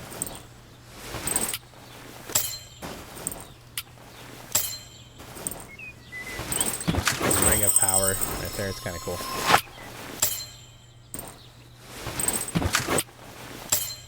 It doesn't show their stat numbers and stuff if you don't own the commander. Alright, well there we go. So that's the northern region. Now we'll just kind of go down. So the Eastern Mountain region. Some of these were alright where they put them. It wasn't like amazing. He's ready to be upgraded. This is basically all about reputation, this one. So that's why I love it that it's actually Galadriel from the trilogy. So cool. All the ones that are from the actual trilogy, like even Eowyn here. It's so cool that they had that in Rima. Like, how cool is that? It'd be cool if you're the actor and you're just in a video game, you know? Pretty cool. That's pretty awesome. Helm Hammerhand. Alright, we're gonna go down to this mountains version. We have, of course, Gwaihir the Windlord. Gandalf the White is kind of where he reappeared, is why they put him there, which I think is clever with the lore. Because there's 2 Gandalfs, too, technically. Commanders. There's Balin with his helmet, because I have his special thing. Mythic. Treebeard. The sound effect they're making happen over and over is kind of funny.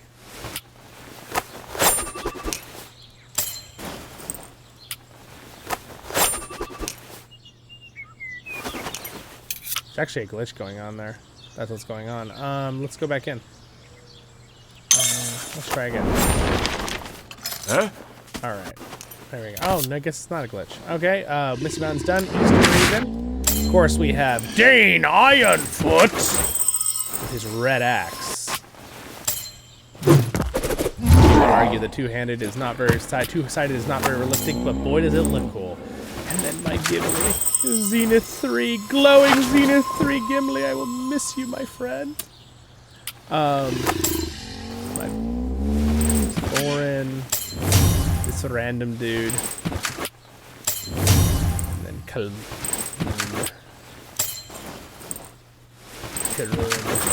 They're so cool. I'm just really gonna miss the characters. It's just it's so hard, so hard. This is why I like solo games that you can get on no matter what and still play and look at stuff, versus online things where they just like, oh, it's deleted, you can never look at it, you can't even log in now. I really think they should make it where you can at least log in and do what I'm doing right now. You know, just at least be able to do this and be like looking around. Fun fact: Peter Jackson.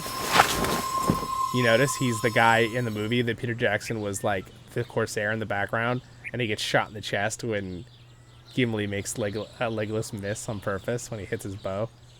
And he's like, oh! And then they get all angry. That's actually supposed to be... So they took Azru Kor, this commander in game, and they made him...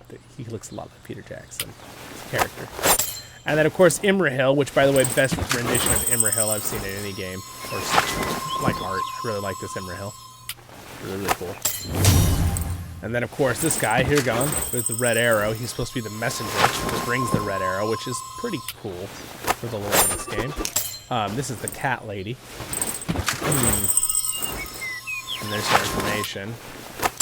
Again, you could pause to see some of it. The ones with the stories, we'll look at their stories when we can here in a minute. And Faramir. And then the southern region to finish up. There's a lot, obviously a lot of the bad guys. We have this guy. We have the Mouth of Sauron. This guy, which is pretty cool. We're going to look at all their animations in a minute. And their stories.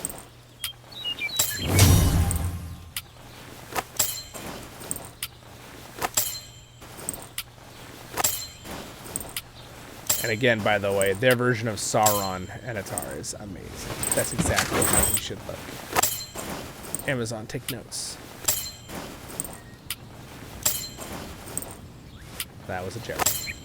Alright, since Amazon will not be giving us any new games, as we found out. Alright, so there it is. So we've looked at that pretty extensively. Also, this is a cool spot. I almost forgot. You can kind of see his little shop. Hello! We'll miss you, Mathom Keeper. You go have a great life and live in the Shires still. Also, it's kind of cool because, you know, like this helmet right here, that's actually the helmet of Eomer. It's right there. In my room. I took it out of the game just so they couldn't delete that. Just kidding! And then there's Gimli's helmet over here, which, by the way, Gimli's helmet also sits above me. So it's kind of cool. There's some information here. But yeah, that's about it. That's the Mathom house in general. It'll be missed, but it is cool that they've got all this. Yeah, I think that's it. They used to have something here connected and stuff too, but I think that's about it. We'll see, Mr. Mathom guy. Oh, I guess you can click here and see some of this stuff too. Anything else I can click on? Oh. There it is. Look at this. I totally forgot about this. Oh, this is kind of a cool thing. Player participation signed. I mean, this is cool. I'm glad I saw this. This is kind of a neat thing to remember for everybody. Here is the collection of the... That's so cool. Tap to view stories. Wow, look at that. Those are so cool.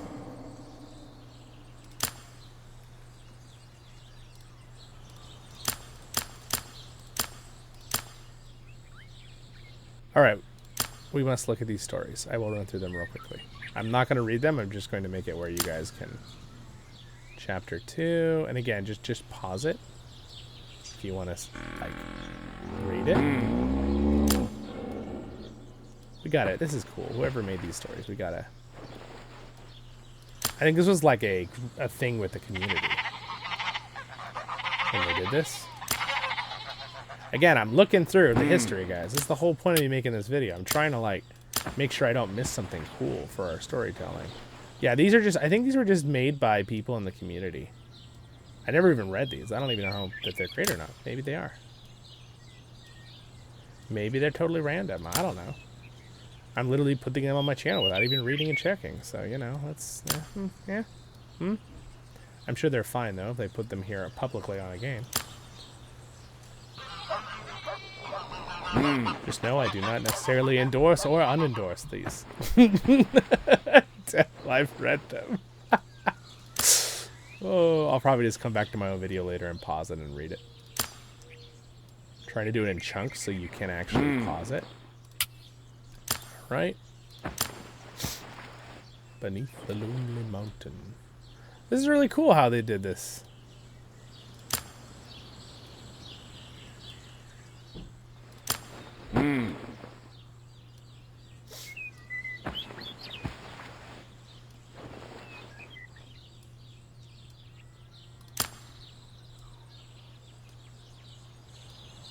Hey, you guys are gonna have to pause and read these if you want to, because this is a lot of information.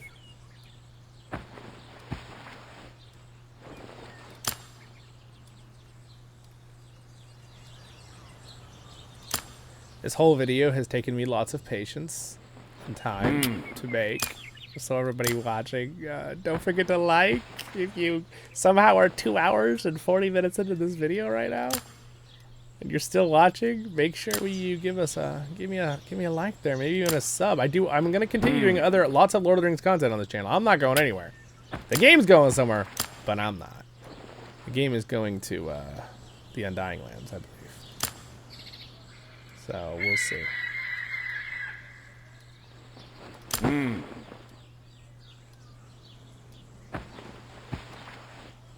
There we go. There it all is. Okay.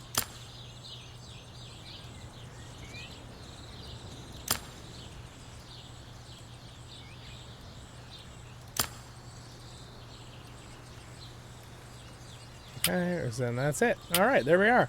Well, that was kind of cool. There's just some fan-made stories that were kind of hidden lore in there into the game. I'm glad I kind of found it. I didn't even see the arrow floating there. I guess the arrow is sitting there, so I should have seen it. But I think that's it. There used to be something here for these little adventure things, but I only see 1, 2, 3, 4, and him. So I don't think there's anything else secret back here. No, I don't think so. I think we're done. All right, so Mathom guy is done. So what I'm gonna do is I mean, these are cool, aren't they?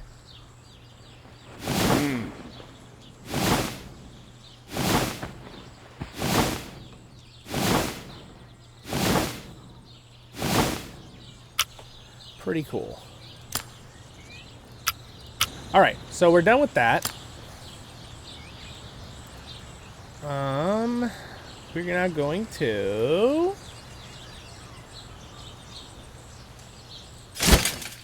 Let's see here. So we are going to go through now the commander stack. We're going to go through all their animations. Walk in. So every time I click on a commander, they walk up. And then, so we're going to go through what we'll do. Here's how I'm going to do this, okay?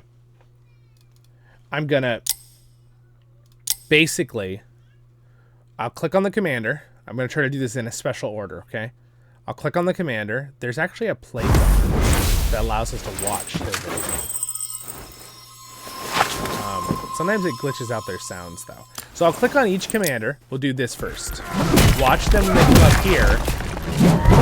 And then I will click play and watch them. All right, that's what we're going to do. Every single commander right now. Here we go.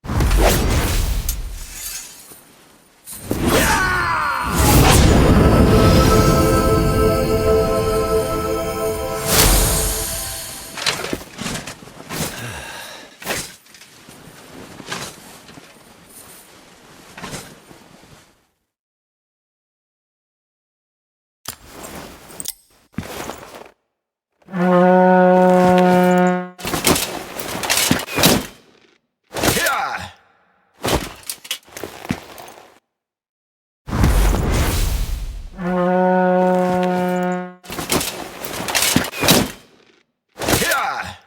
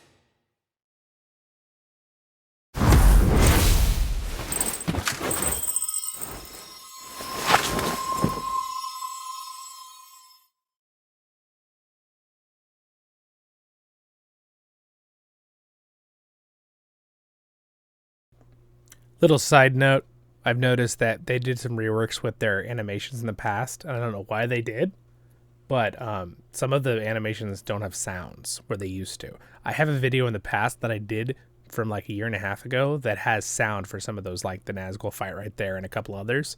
So just keep that in mind.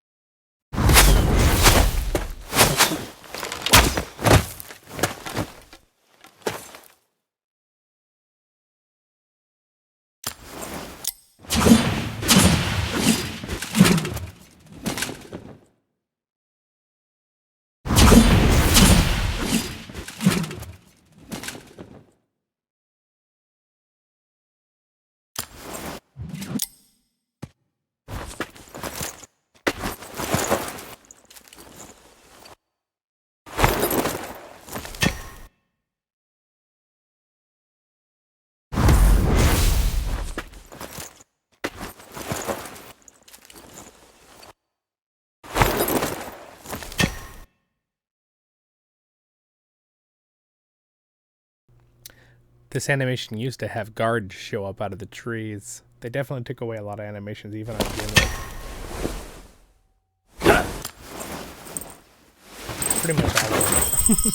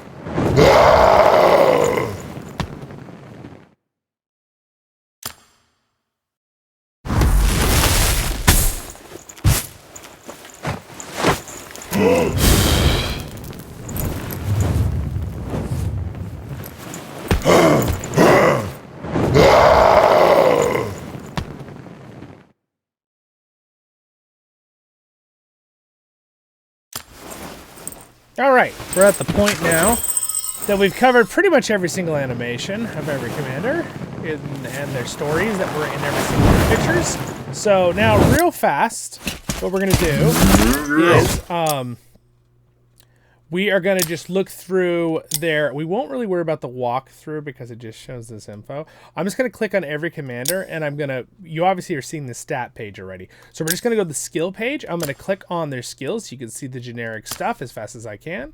We'll start with Gimli here.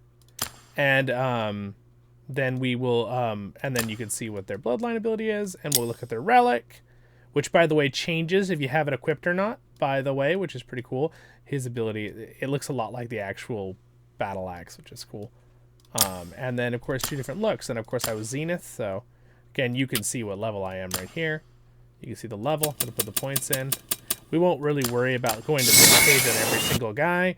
You could obviously level them up with stuff, but they can't pass 45. You have to fight.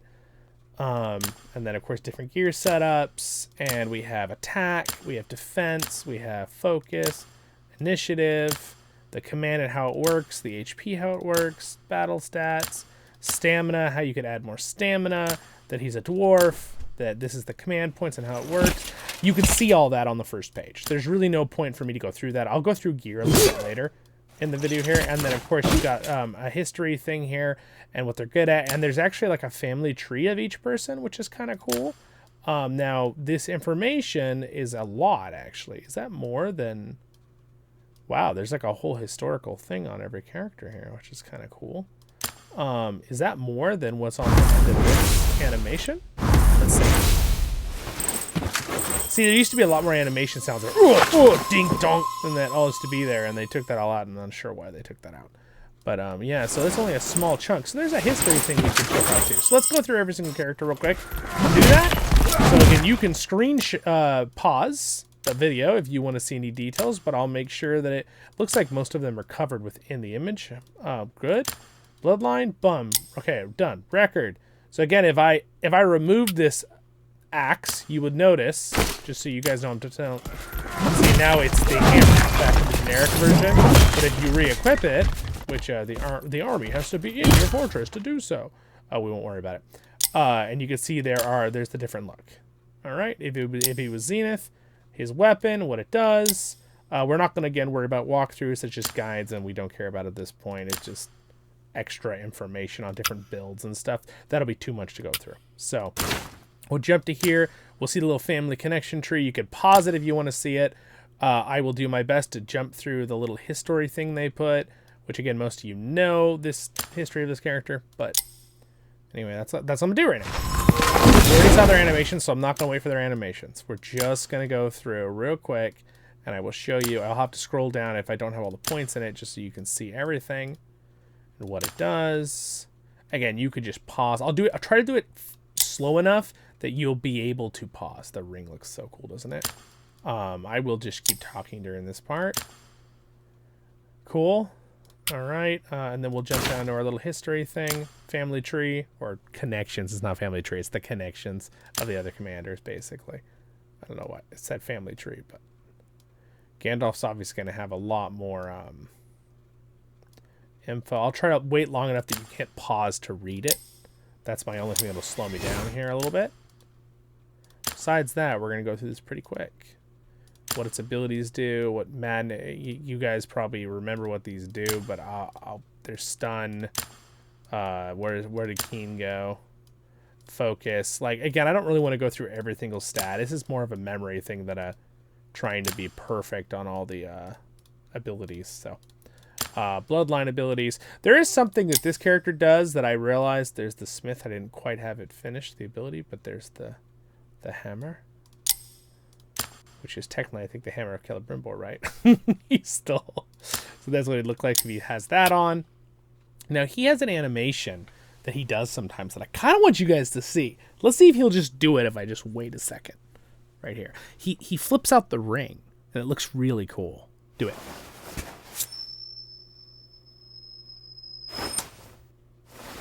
Yeah. Perfect. All right, there you go. You saw it. There we go. His connections to different commanders. The story of Sauron or Anatar. All right, continuing on here. Skills.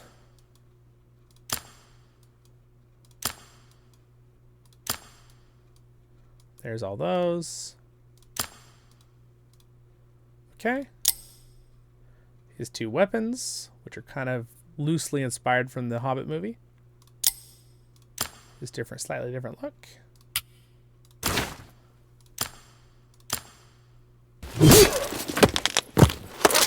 All right. Next. It's Falcon!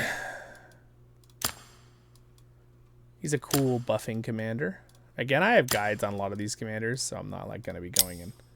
Again, not that it matters anymore, but my point is if you want nostalgia of seeing more details about them and talking about them, I talk about them in full here.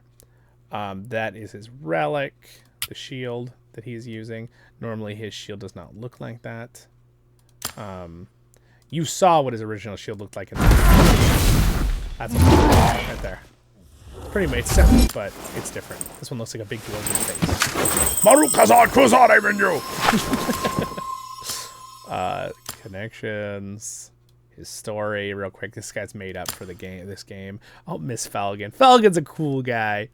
He's a cool guy. All right.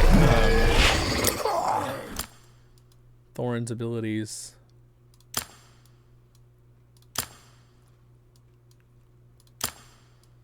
Giving just enough time for you guys to be able to pause if you want to look at something. The Oaken Shield, which again, you saw all their weapons. If I clicked the play on all of them, which you just saw, they would have been different. Their things. So like, you see his shield is the different shield versus what he's actually using. Just so you know, the video showed what this first part showed what he was using from relics, and the video showed there's stuff on that. All right, there we go. 195 years old at the time of the quest of Erebor, he has what dwarves call dragon sickness. Some of this info is accurate to lore. Some of it's a little embellished from the game, I've noticed. I always enjoyed looking at it, though, still. All right.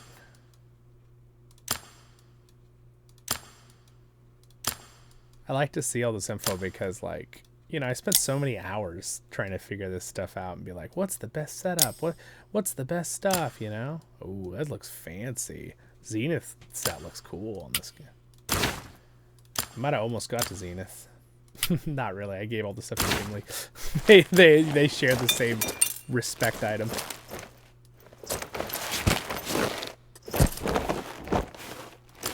All right. Next. We've got... There he is. He's got quite a drastic combination of skills, actually. He's got a special way his abilities work. Now, if you remember, I put their video out when few of these commanders came out. They're really cool stuff they had. It's really cool. Here's his relic. The black arrow. I do like it that it's an actual, like, arrow. It's not a giant, like, ballista arrow, because in the books it was just a regular black arrow. So this feels a lot more accurate to lore, this particular item. I just think that's kind of cool. Okay, there's what his look, if you get to the Zenith level.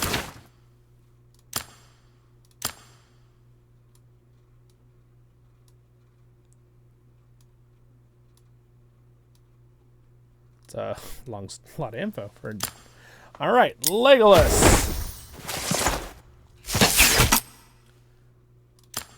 Skills. I'll try to wait a second to click on the skills too, just to give you guys a moment to kind of see like this cool image. It's kind of cool. But if I wait too long, then I'm just gonna burn myself out here. I've already been going almost 3.5 hours on this video. Cool. Gold Legolas.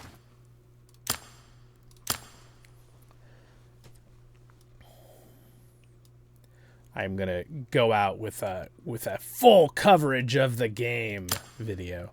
I'm not gonna go out. The game's gonna go out with a full coverage from Voice of the Rings. We will be going a long time here on the channel with other Lord of the Rings content. All right, initiative. I just thought it'd be cool to kind of see all of this stuff, so people aren't like, "Oh, you should have clicked on blah. I wanted to see that." Probably still missed something, but you know, best I can. Glamdring. Have that behind me in my actual room. Yeah, Zenith is fine. Gandalf the Grey becomes Gandalf the Shimmery Grey, I guess. LOL. Helps dear Bilbo at his 111th birthday party. All right. Next one, we have Ori. This Ori also looks really legit. This is the kind of Ori where I think of in the books. The Ori actor did a very good job in the movie too, but he seemed a little too childish to me. Like how they made him for the movie.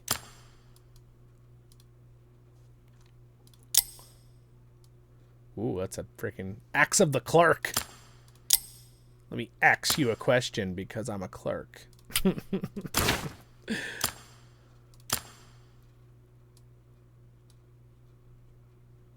He lived in the Blue Mountains before joining the quest of Erebor at 160 years old. See, he wasn't young at all. They made him, like, young in the movie. The only young ones were the two nephews of Thorin.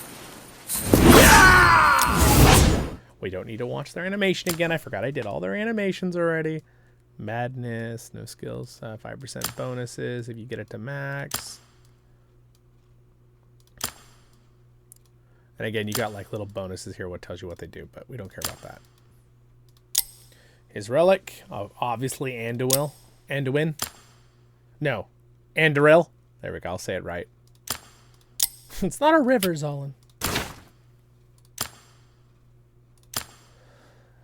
Anyway, I hope you guys have been enjoying this video, if you are watching it, or if you just jumped through to this part of the video. I appreciate you watching any part of this video. And I will miss this game. It was a cool game.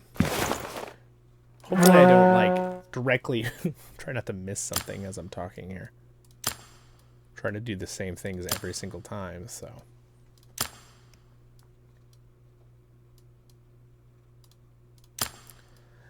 Boromir is like a cool commander. I like that his animation is him reflecting an arrow. Oh, look at that. He gets a Shield of Gondor as the white tower shield. That's cool.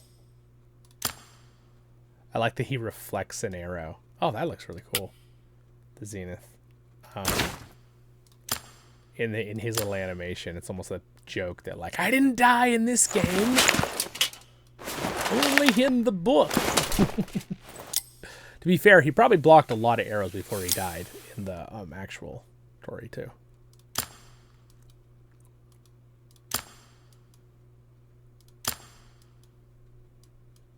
Alright, that's what those all do.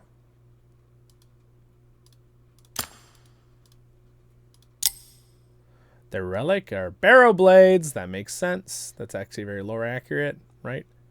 Aragorn gives it to him in the movies, right? The barrow blades, but technically I think Tom Bombadil is actually the one that gives them the barrow blades. Isn't it in the books? I think so. Or they find them in the tombs.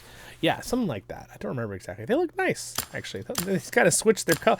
Their color scheme got to just switch it up, but it looks a little more fancy. I don't know why. That's funny.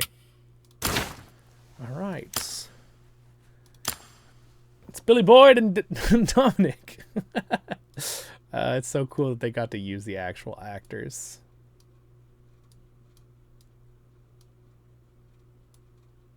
Which is why, unfortunately, probably why this game is going away. It's probably the reason. That's my guess. That's my guess. Oh no, Sam's covered by Master of Bag End.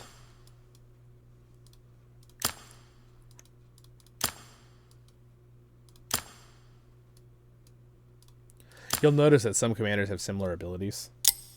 That was always the thing. Come along.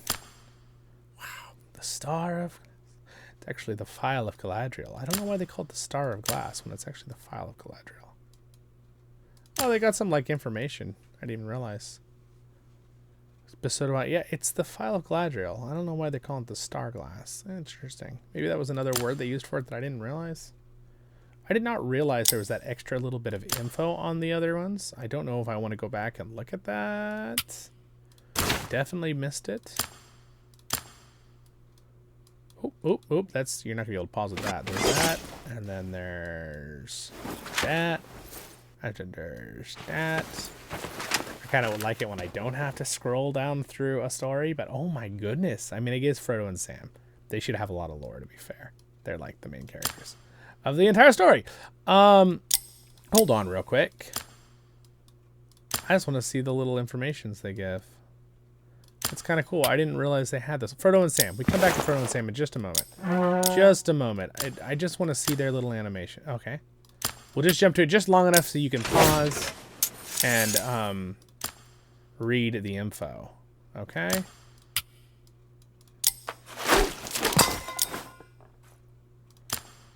What do they say for his? Okay, cool. All right. We'll review this real quick. All right, that's cool. Glamdring.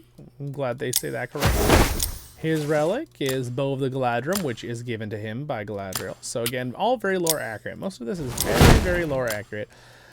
Sweet, there we go. Information on the Black Arrow. I am so glad I noticed that before I finished the whole thing, just because then I don't have to double back on all of this. They're just a cool helmet, made up lore. That's not really a thing in the story. The Oakenshield is a thing, so that's real. The relic, the hardy buckler. Everyone loves a hardy buckler. Usually, do you call a shield a buckler? Yeah, I don't know. The twin axes, those are very iconic from back in the day. The relic, let's see what it says. Powerful ring. Maybe this was his hammer. Maybe it's not Celebrimbors. I don't know.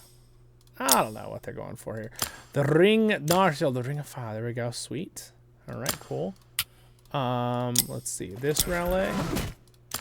There it is. The Crimson Blade, which actually is a real axe, except it's a single-handed axe in the lore. But they just wanted to go with a cool double. The double. I mean, it does. Balin's axe, which is a real historical thing. They kind of embellished it from the movie. A little bit different blade. I kind of like the movie's simplicity slightly better, but... Alright, back. We just saw Frodo and Sam, so now we're going to go to Imrahil. Wait. Did we do... Yeah, we did their story. Yes, we did. Alright, the Imrahil.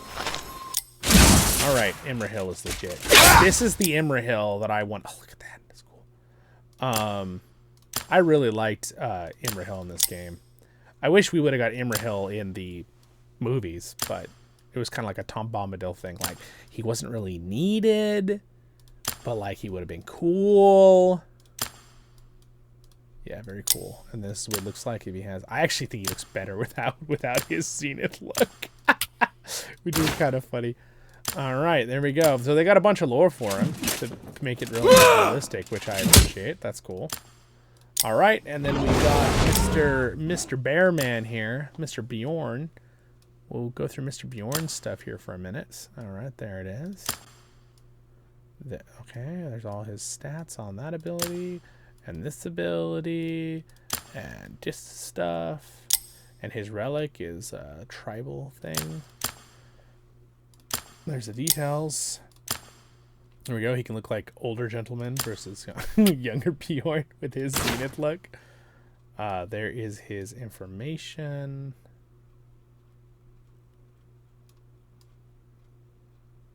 A lot, actually. Wow, he's got a huge story. They really put a lot of work into that. All right. All right. Gwaihir the Windlord. His abilities. All right. There is quite complex ability, actually. Very complex. Definitely, this is the last commander we got before this sad news the game was going to end. I thought he was a very cool idea for a commander.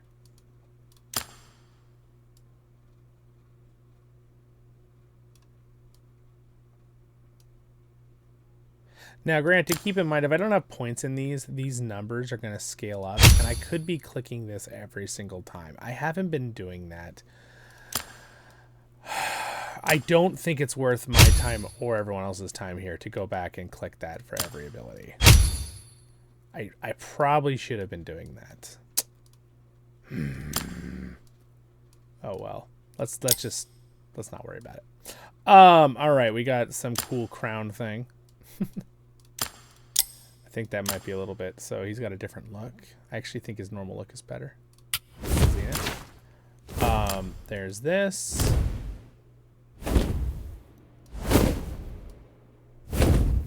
All his story. Do you want to pause and read it? Okay. Yeah, so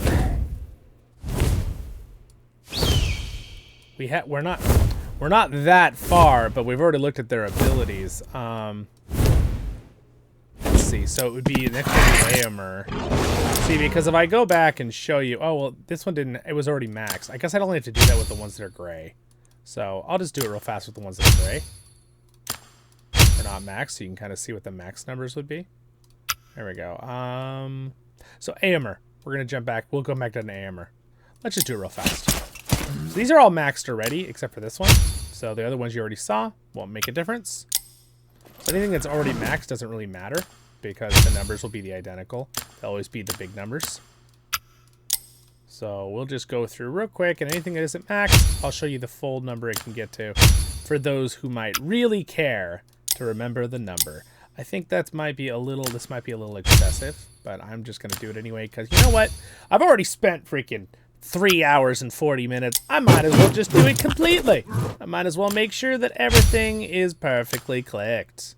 Because it does make a difference if you're trying to remember, like, what did a stat they had in that game? That was so good. Again, but why would it matter if you're never going to play the game again, Zollin? That's a good point, Zollin. Going full Gollum mode here, guys. I'm talking to myself. I'm just kidding. I'm talking to you guys. In third person, I think. I don't know. We already know what that ability does. You've seen it. Okay. Well, this really wasn't that much extra work, honestly, because we were not that far with... There we go. You can kind of just see that does 500 damage if it maxes up, which is pretty cool. We're just trying to get back to our friend... Alright. It's a lot faster, though, when I know I'll have to click like 1 or 2 things. That's, of course, 700. We already know that. That went up to 40 defense. Let's see. That's a 35. That ability is on Frodo and Sam, too, because it's a ring ability. It's really powerful. He's actually a really powerful commander.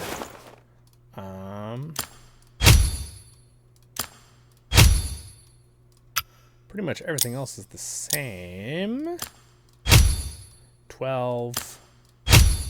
10 for that. Again, it doesn't matter if for the ones that are fully upgraded because you would have seen it anyway. Okay, there we go. Lord Imrahil! 90s. 290s, you already saw those. Alright, well there we go. I have caught up. We already looked at Bjorn. And we looked at his... Okay, so we're next. Alright, so this guy. Imrahil! Everything's at 10 already except for this one. But we still need to show you the other abilities. Because that's the whole point of I'm doing this. Alright, there we go. His bloodline. Alright. His relic. The fire rains. Dun dun dun dun. Dun dun. Want some cool. I want these as a replica in real life. These are cool. Put them on Freddy the mini horse. If you watch my shorts, it's my little horse that our family horse. Alright, there is the tree. Here is his story. I will hold it so you can read. He's got a big story, actually, here in the game. Alright. Moving on to Theoden, King of Rohan. There he is. There's the man, the myth, and the legend. Alright, so there's his abilities at max already, because they have 10 points.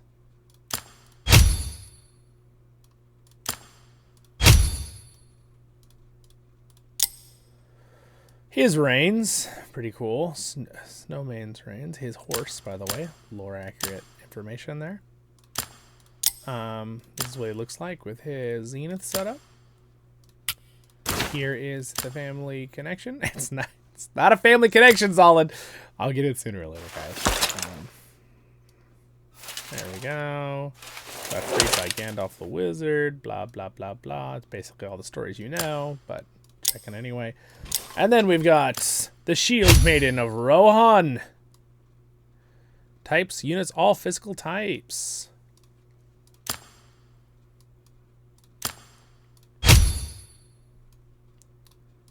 Amazing.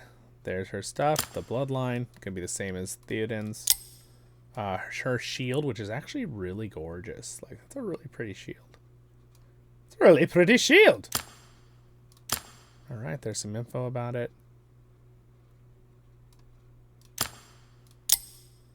Her zenith doesn't look that great, honestly. It's fine, I guess.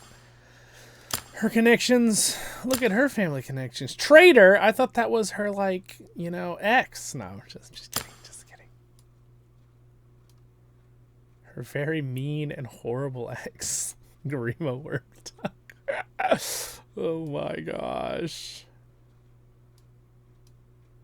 All right, there we go. Next. Weird how there's like no sound when you're looking at this stuff. I've always thought that was weird in the app, in the game, that it doesn't have like sounds. It just seems weird that they never did that.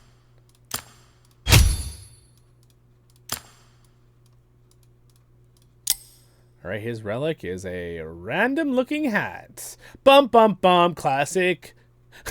It's a that's a classic looking hat for a crazy wizard man. Except I don't think he's quite as crazy. I actually prefer the Radagast, this Radagast, to the Radagast in the movies. Even though I like the actor who did in the movies, I didn't like the whole bird poop down his face.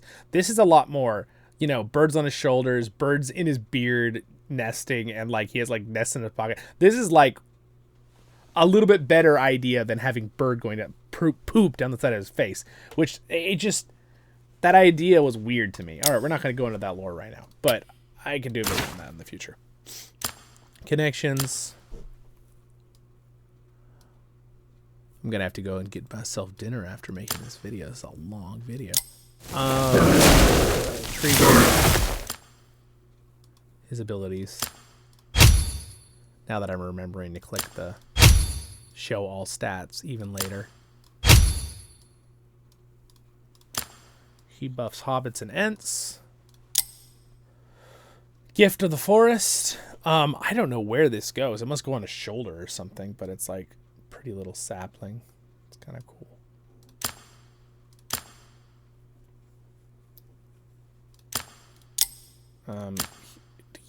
Their Zenith version is decaying evil Treebeard with red eyes.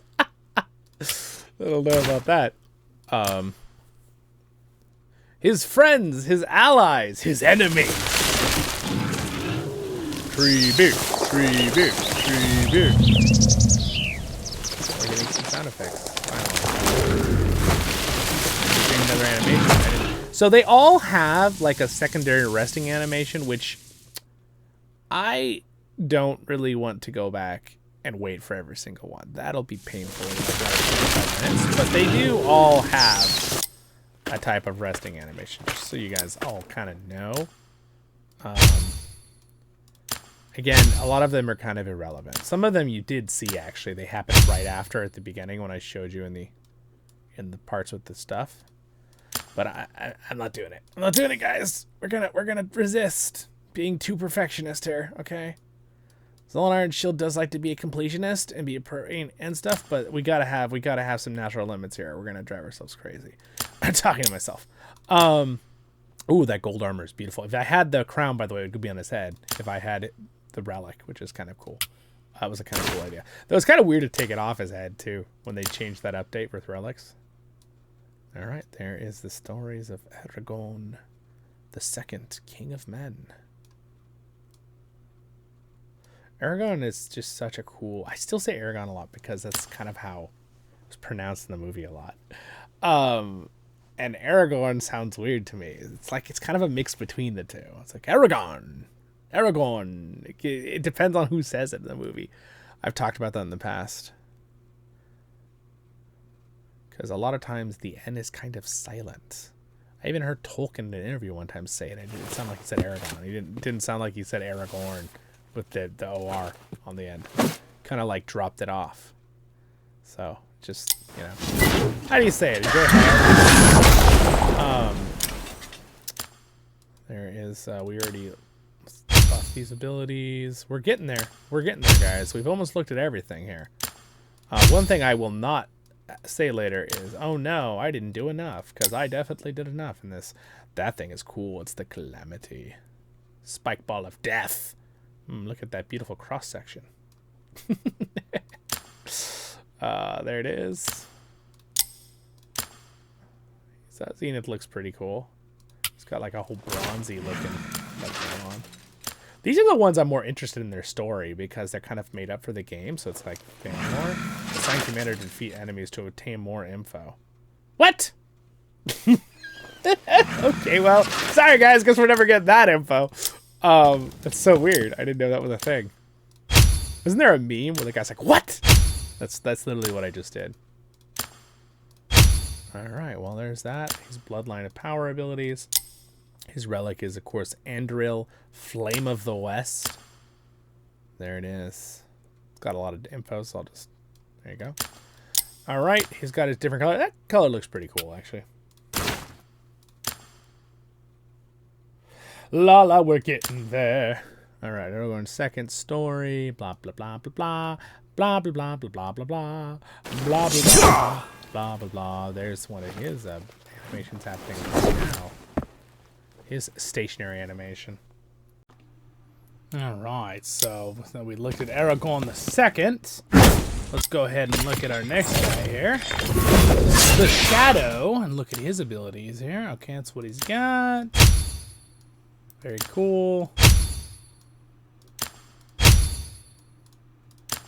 I'm sure one of you guys watching is going to appreciate all this work. Oh, those are cool.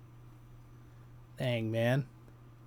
Gosh, the more I do this, the more I'm like, I'm so sad. I love this game. It's got so much cool work put into it. Oh, there's the Zenith look. Oop, wrong thing. Zenith 1. Obtained from a limited event. I forgot about that. Interesting. That was something they did for a while. Just basically, he's got a blue cloak.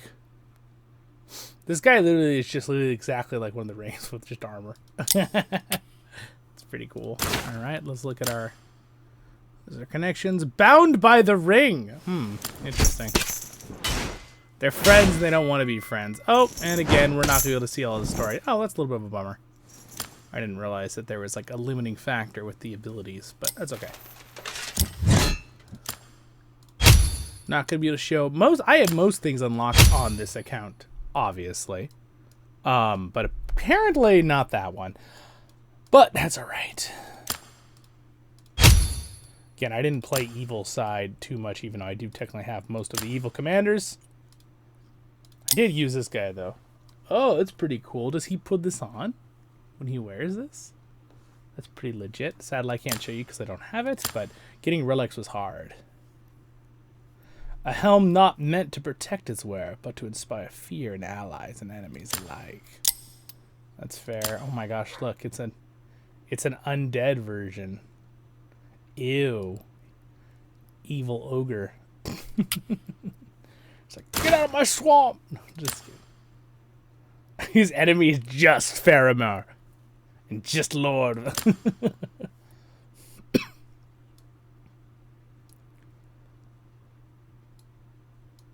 Cool. There's the story. Alright, next guy. We got his abilities, which are pretty darn awesome.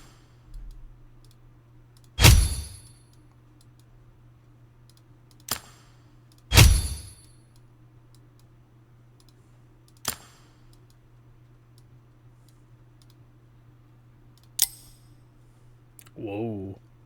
He gets some very large cleavers. These things are scary. You can move them around. I know I've been showing you this whole time, but I think that's kind of cool that you can grab them and like move them at any angle. That was a cool addition, you know, to the game. Very cool. All right. Oh, dang. He looks legit in this one, actually. Cool. All right. And then we got his... There we go.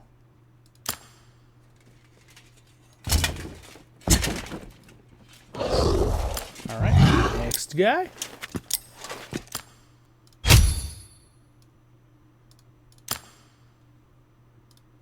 I don't know what that was.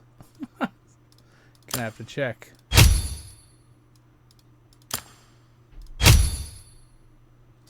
Probably some free program. Maybe it's connected to the LD player. I'll check it later. Ooh, it's a very scary looking, pretty crappy looking dagger, not gonna lie. Is he making it himself? He's like, that's why it's special. I made it myself. Oh, very nice. Very nice. He's only enemies with Treebeard. His worst enemy. That Pursuer ability is pretty strong. Not as strong as Durin's Blood or whatever, the one that does 700% damage is. We already looked at it, but... Cool.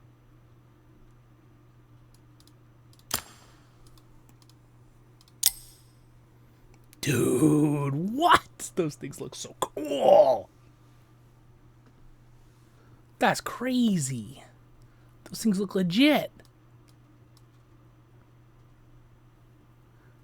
Kind of look like they're out of World of Warcraft. Blend of lava and alloy from the surface of Mordor and its toughest remaining if unaffected through the extreme levels of heat. By keeping the blades of his axes even blazing or can cut through. Oh, that's pretty. That's a pretty cool made-up lore for the game there.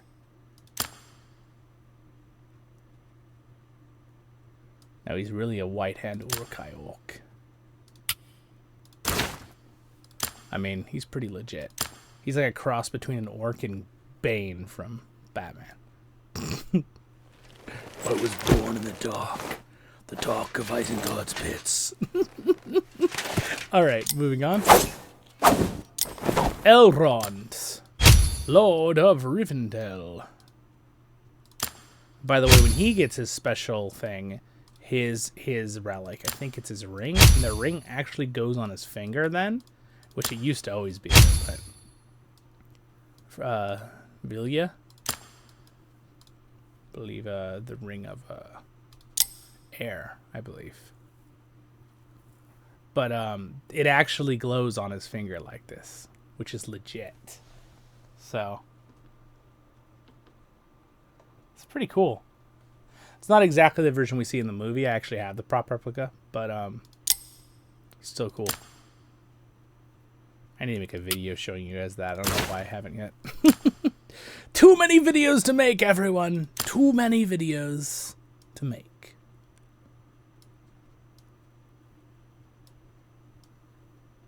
All right. There we go. Elrond. And then, of course, Glorfindel, one of my favorite elves. This guy's awesome.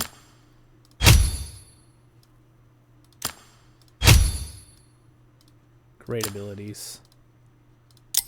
Relic. Aglos. Called Aglos. His spear. Which is legit. And I hope they have information. Yeah. Ultimate King of Height. Yeah. It's so cool. Defeated the Dark Lord in the war.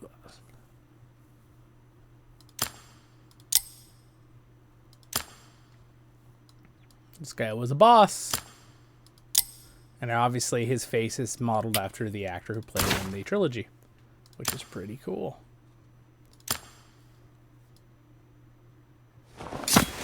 About 350 years ago. Yeah, he was so cool. Look at those. Look at those eyes. He's like, yeah, I got this.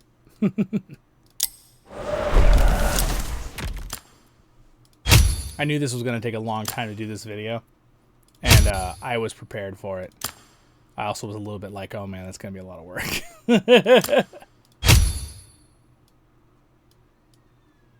Cool. Oh, the Fell Beast reigns. It's actually a helmet for a Fell Beast. See its eye slot right there? Goes on its head. Pretty cool. It actually does go on his mount, by the way. Dude, it looks like Halloween version. I mean, they're both like Halloween, but the color scheme just looks... it's so different looking. Acquire! Oh, yeah, let me just acquire it. Yeah. Easier said than done. His enemies.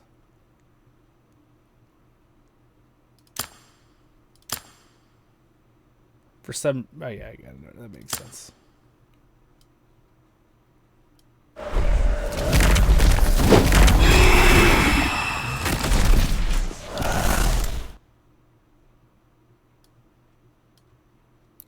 He's got a lot of lore. All right, who's next? Thranduil.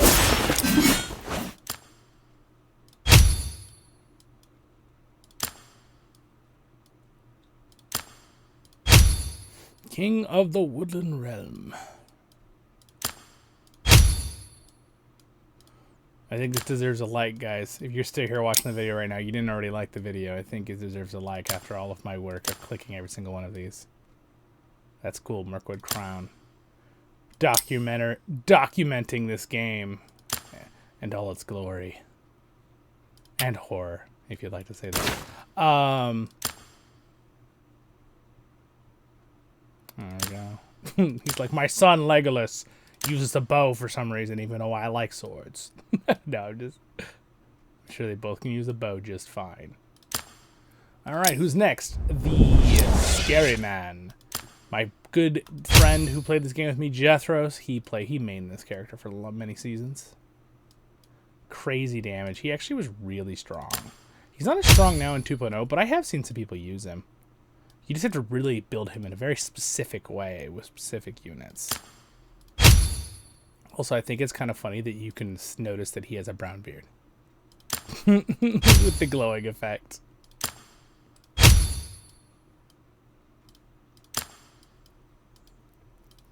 Alright.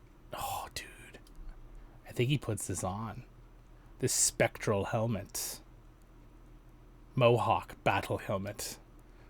Cross between Gondor, elves, Rohan, and Sparta. Crown of the Dead. He looked freaky, but it re-updated him. Oh, interesting. So he's pretty much just changing inside his glow. Interesting. So he's just more glowy, pretty much, with this one of more gold. They both look pretty cool. Alright. His lord and lord. This was his first lord that he betrayed. And this is his new lord.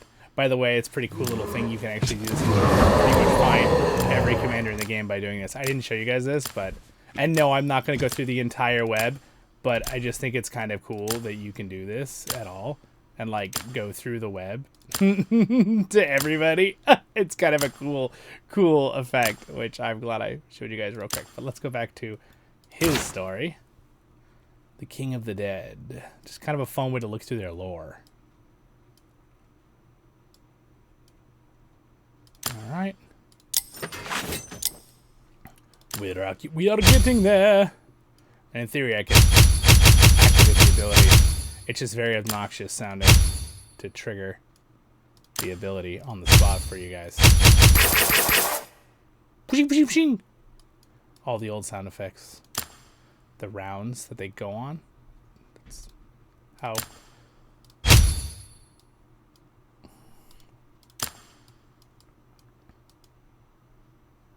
His relic. A very cool looking shield, mind you.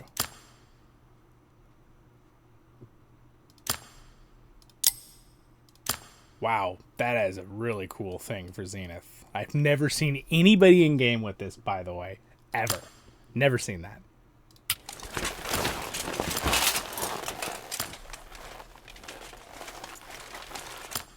Alright. A spellcaster, indeed. Just how everything should be. Be funny if some series made this Galadriel like a sword wielder or something with no magic. That'd be so funny, you know?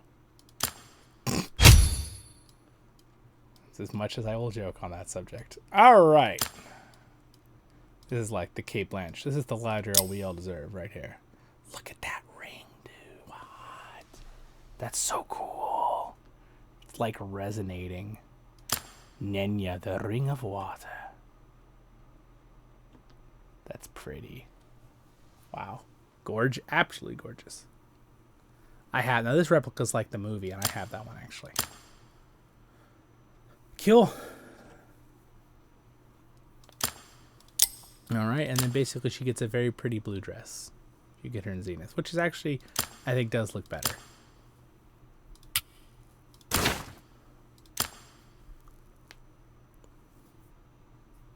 Her subordinate.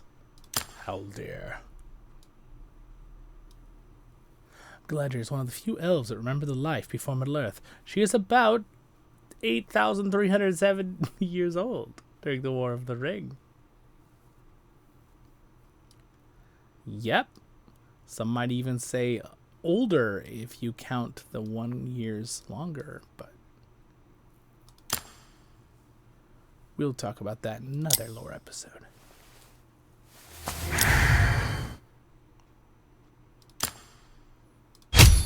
Again, they kind of redid Saruman. They turned him kind of more into a direct spellcaster, which was good. It's a good rework. He used to be kind of like lead his troops and like partial spell. It was really weird. It wasn't very good in the meta. And then they made it where he only has one spell that kind of helps lead troops, and the rest are just, you know, Voice of Saruman. And by the way, he does switch to this staff. Oh, look at that thing. It's so cool. He does switch to this if you get it. It's pretty cool. They all do. They all switch to their relics. It's really cool, though. I need to get Saruman's stuff. This isn't exactly like the movie, but it's kind of like the movie. Because this one is exactly like the movie. And then their special one is like special. There it is. The Dark Staff of Power. That's a very... Oh, dude, look at how cool his robes look. Gold Saruman. Should be Saruman of many colors. They should have given him, like, more colors. Because he was all into his many-color robe, wasn't he, in the lore? I guess he kind of has colors in, like, this one already a little bit. Like, that was his whole, like, gimmick. His whole gimmick. I am Saruman the Right. Saruman of many colors. He wanted to be all the things. And in turn, he showed his true colors. There's a good one.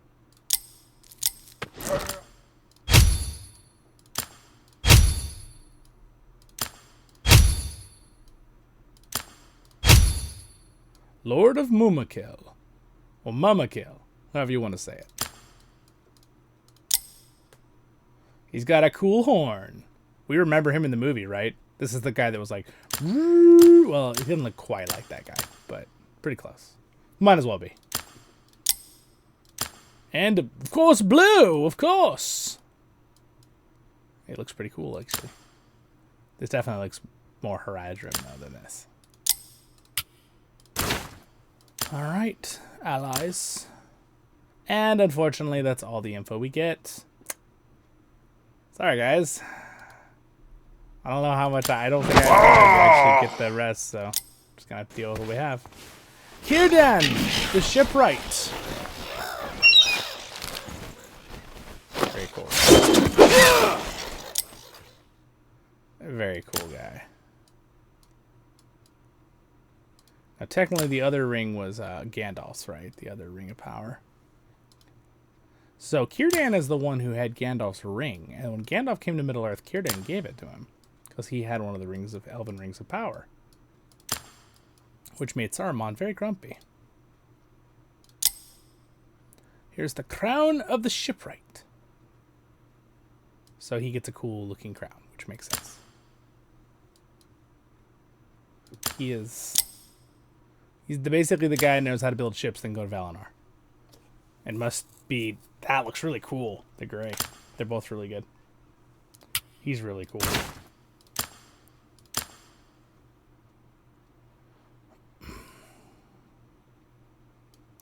Círdan is also extremely old.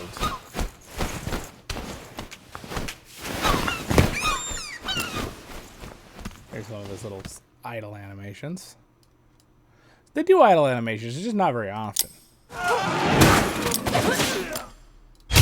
And she's got a couple of her command things. The Panther leader. I kind of hope we see some Panthers in the new Kingdoms of expansion coming out for Lord of the Rings Online. That'd be really cool. Be a cool mount, actually, too. Just saying. It would definitely work. It would be able to... You'd be able to sneak that in the lore with it for an MMO. I'm so glad we have LOTR for many years to come. That's all I can say. Losing this game is a little bit depressing. But I'm sorry. I'm trying not to be depressing. Stuff is all in. I'm just trying to show you the lore and all the stuff so you can look through it later in case you missed out. All right. Now, this character is really cool.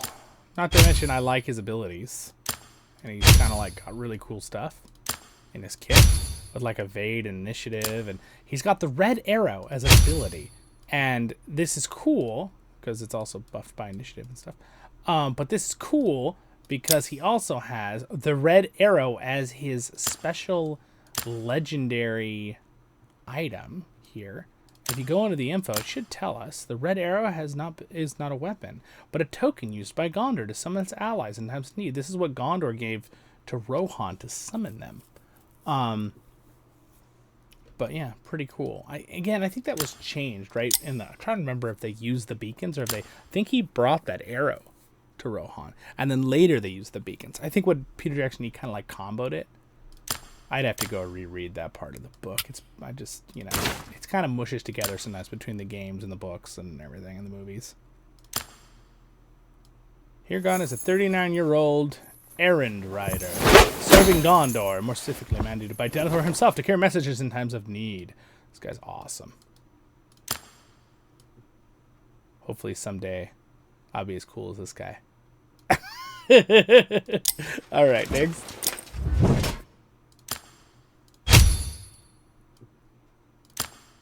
Need quite a few years to get to that, though. More than a few. I don't know what you call several days. There's a lot. Quite a lot. Let's just put it that way. The Skull Banner. An extreme amount, I guess I would say, would be better than a few. Countless battles have contributed to this banner, a token of great experience. All right. Look at Zombie Boy. This looks like a zombie version. They're both pretty cool, though. All right, his connections. Gorebag. Stop being such a gorebag. That's what we should tell people in the community when we're being silly. And then people think it's like something really bad. And in reality, we're just calling them an orc, which I guess is kind of bad.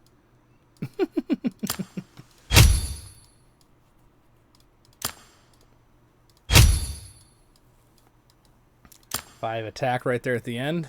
Almost didn't quite see it. The relic. The longbow of the ranger. Looks very nice. It's a very nice looking bow. Longbow of the ranger. Outfits. I mean, they're pretty much the same thing. A little bit of a nice color splash on the other one.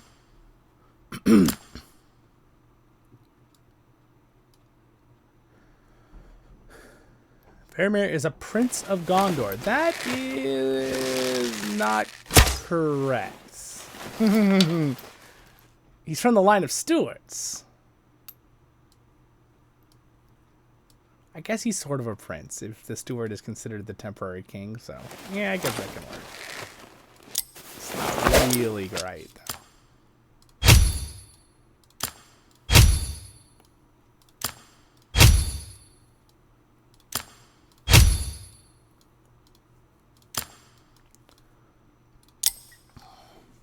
The March Warden Bow. Bum, bum, bum. Look at that thing. It's cool.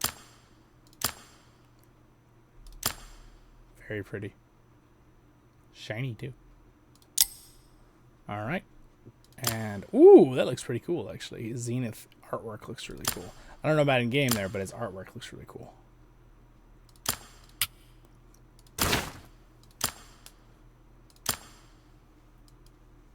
All right. There we go. Lord Denethor! And his powers. He's a pretty cool leader of men. It definitely leans more towards... I know he looks like the movie, but the way how he plays. Cool. And then, of course, he's got a crown. The Stuart's crown. He used to have a goblet. They changed it, I believe. His hair just floats. Oh, okay. It's pretty much just a nice little robe change there. I don't know. I'm a fan of blue, but it looks cool.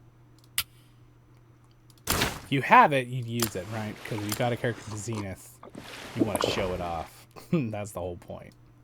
It changes it for the actual battle reports and pictures, too. All right, we're getting there. Oh man, he's got the coolest animation. Love his animation. The Grey Company. So if you didn't know, Elrodan and Elro here were in the Grey Company, along leading with helping out inside the Fellowship, right? Along with a lot of the other Rangers. A lot of people don't realize that. The Lord of the Rings Online goes into that very, very well. The story is very fun. So again, if you can't play this game anymore, because again, it's closing, so of course you can't, you could come play LOTR with us, or go watch my series on LOTR. I go through the lore and stuff like that. Ooh, cool, look at that. I'm having a feeling many people are not watching this video anymore at this point, unless you like jump to this spot, which you're amazing if you are. But I'm still doing this just for me.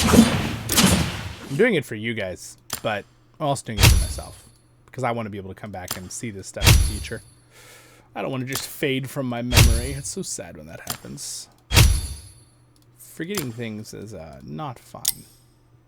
I understand that even as someone very young, it's not a fun thing. All right. Oh, that looks great, the gold. They both look good. All right, Eladin is the son of Elrond. Yes, yes, yes. And his brother is the twin. All right, we are getting there slowly but surely. I'm going to move just a wee bit faster. Wow, he has a bunch of things his ability does. The wise, that's pretty cool. He is like, this guy's like a super elf leader. There's like 3 or 4 of the elves are all really good elf leaders. Okay, he's got a cool Sindar scepter. It's really actually quite pretty.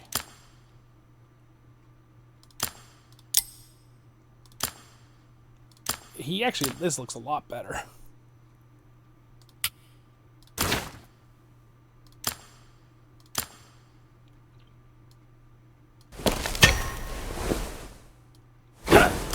Alright, there he is. Now let's look at this guy's abilities.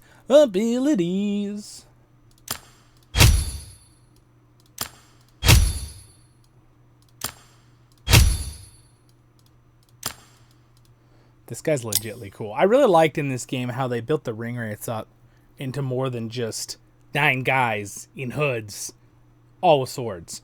Which, again, is accurate, but it seemed really, really cool to have, like, oh, that's so cool. Look at that.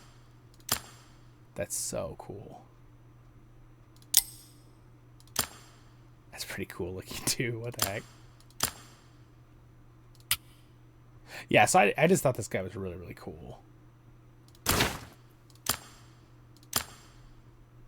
That's all we're going to get, unfortunately, because I am well. Kamul! One of the only named Nazgul in the lore. So, I think Kamul is the only one that is named out of the 9 Nazgul. And he was one of the leaders of the Easterlings.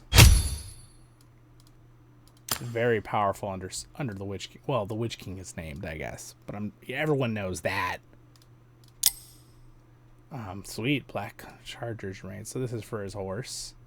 So that would go on his horse's head, which is kind of legit. Yeah, so it's just cool because this game, they gave them all names and gave them like background lore, and again, made up for this game. But I liked it. I thought it was cool. It was enough. It was vague enough to make feel sense. Why would you make your sword out of bronze, sir?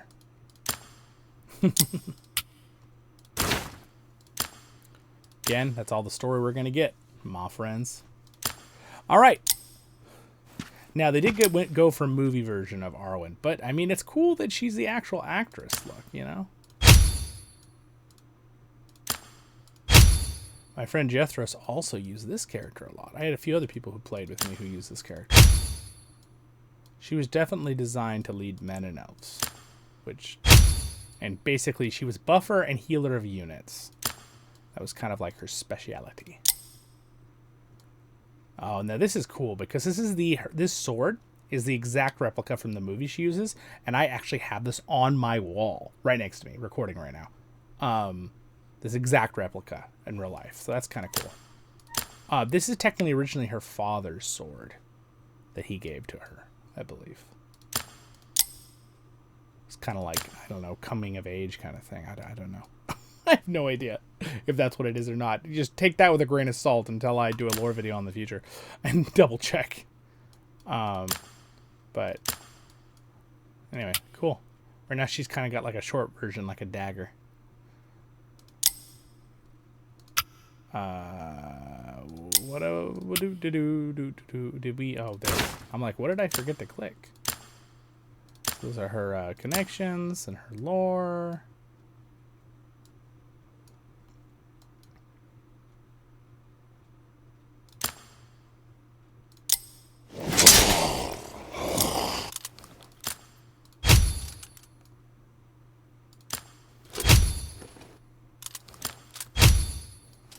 The mouth of Sauron, the deceiver. Gosh, she gets like a terrifying, like, this scythe looks like it's like alive. Like it's freaking, this scythe looks like it's straight out of what is it, like Dark Souls or Elden Ring. The game just has that look. It's very scary. It's very, very scary. So basically he gets that scythe instead of the sword, I guess, when he switches. And his bronze look. Connections, and that's all the lore we're gonna get. Apparently you only get a next start point of the story every time you do stuff, so it's kind of weird. I mean, I guess it's kind of a side thing that they did, but that's how it goes. This character is weird. She used like focus and attack. She was a weird like hybrid mix. Speaking of that, she kind of has the blade. Oh, look, there we go. The Forsaken Scythe. It's got like chains floating around it, which is kind of cool. See at the bottom? Right. It's like a mouth. I just realized it's like a giant bird mouth. It's like wah, wah, wah. Can't really get it to rotate the way I wanted to. I was gonna like have it like poke.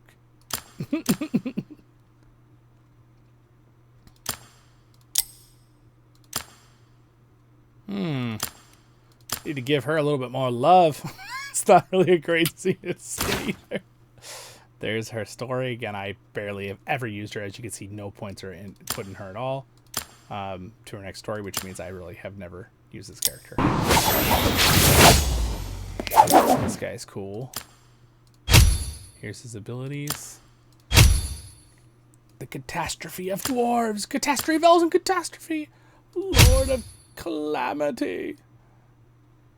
And he's also Catastrophe of the Free Peoples. Basically, he just debuffs the heck out of everybody. He's the ultimate limiter. Ooh, that's cool. It's like this crazy looking...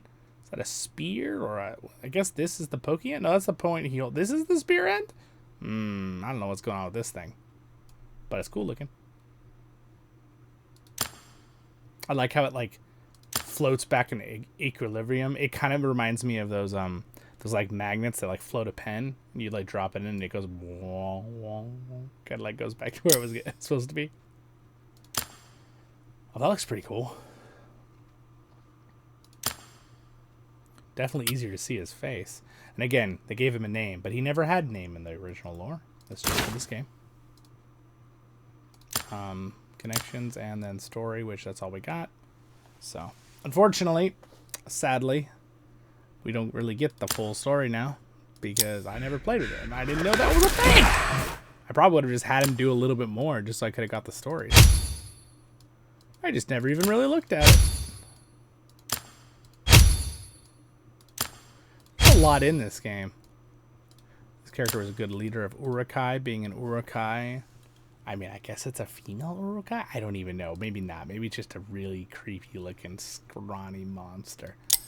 The Mystic Touch. Ew, it's like a hand, but not a hand. What is going on? Ew!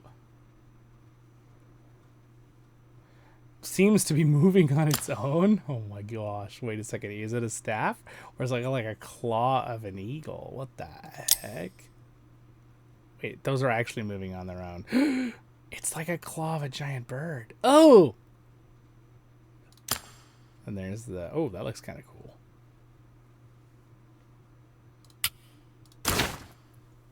Again, almost no lore. I never even got assigned. Okay, so you used them at all, you get assigned their icon. Well, there's the icon, guys. LOL.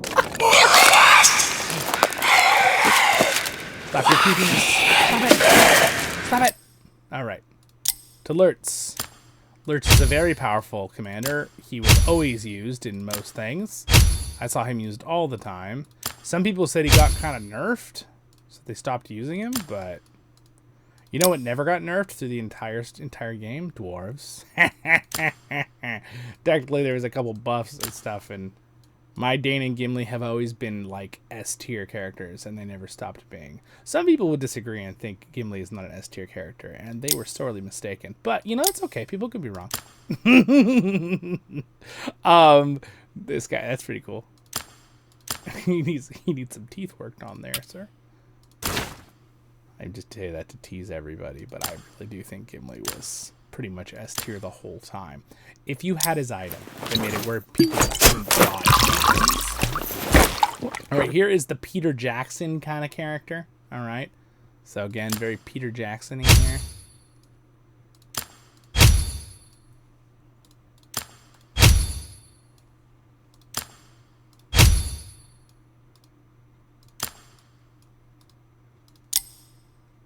He's got the Corsair bow, which, by the way, if you notice, I figured this out when I was looking at the last time. Those are bone versions of seahorses. You see it? See it? See the seahorse? Head, eye, neck. And then it just goes into a stick with like seashells on the end. Seashells by the seashore, guys. So anyway, I just thought that was kind of cool. It's supposed to be real seahorse bones. I doubt it, but maybe. I just thought it was really cool when I saw this bow a long time ago. Not that I approve of killing seahorses, but he's evil, guys. Come on. All right.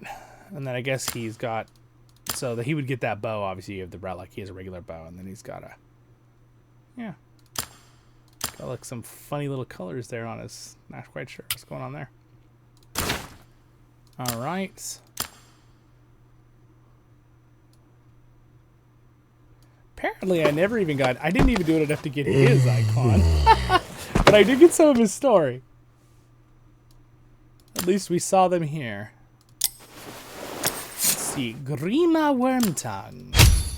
Deceiver. Theoden. The way they did his animation just makes me always think that he's just being devious every second. It's like, yes, yes, I'll figure out a great plan. Oh, look, it's like, it's dripping poison. What? That's so cool. Alright, guys, put the floating dagger with poison back in its magnetic holder. Whoop. There it is. Grima's dagger. That's when he's stuck in Saruman's back. Just like his loyalty to everybody else. I think his thing's okay. It's fine. Alright, there's his...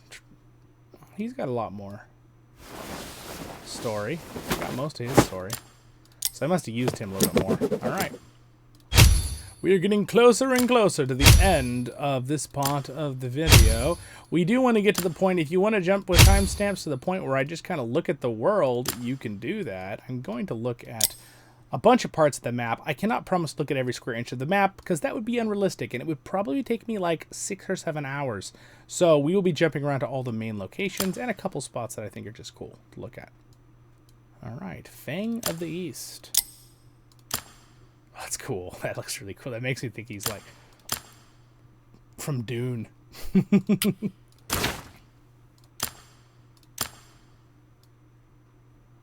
Oh, I never got his icon either. I guess I was close. Again, I didn't really play the evil side, so it kind of makes sense that I wouldn't really have like their stuff since I wasn't really using them very often.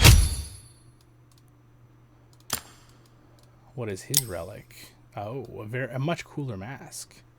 I mean, it's pretty much the same mask, except it's gold and has little tiny things coming off. The Mask of the Beholder. Behold! Oh, dude, that's legit. The mask is gold. Gets a major upgrade there. It's like the Astari, but for the Taradrum. I am now not Silver Mask. I am the Gold Mask. Again, I do not have the icon. There's the connections, and moving on to the next people here. We are getting very close to the end of seeing all of their ability stats and histories.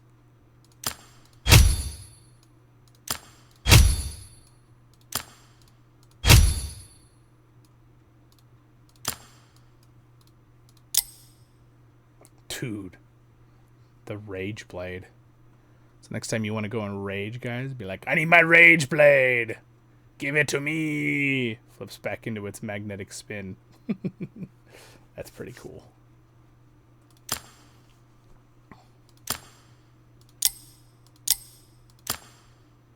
Cool.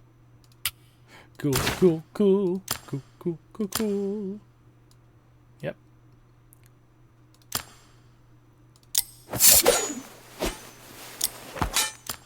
She's got Experienced Warrior, Warband Leader, Easterling, Interrogator. I don't know, she doesn't seem very intimidating to be an interrogator. Oh gosh, those are terrifying though. The Twin Daggers. Are those like snakes on the end? Oh, they look like the rhinos or something, like the things from the things that pull Grand. Do you see it on the end? It's pretty legit. Those are pretty cool. All right.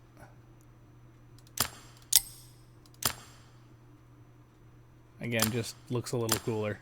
With her dark assassin-y look, if you get her zenith. Alright, there's the connections and introduction.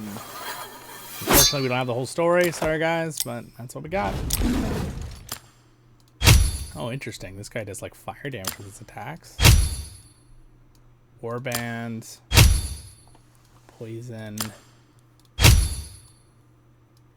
Madness. His relic is Bone Spear Totem. Totally bone spears. And then that's kind of cool. Him and his mount get like orangey bronze armor. It's kind of cool looking. I guess the tomes will probably go on his back instead of those other things. Or maybe it goes on his mount. I don't know.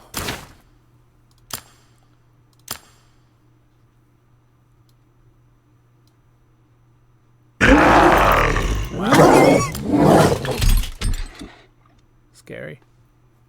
140 years. That dang, he's an old orc. Technically, they can live pretty long, though.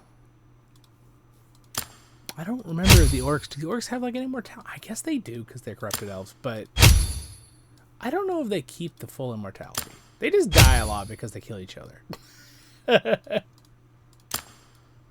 I think they do live a long time, though. Oh, look at that great axe, dude. Look at the mist effect off it. What? That's so cool.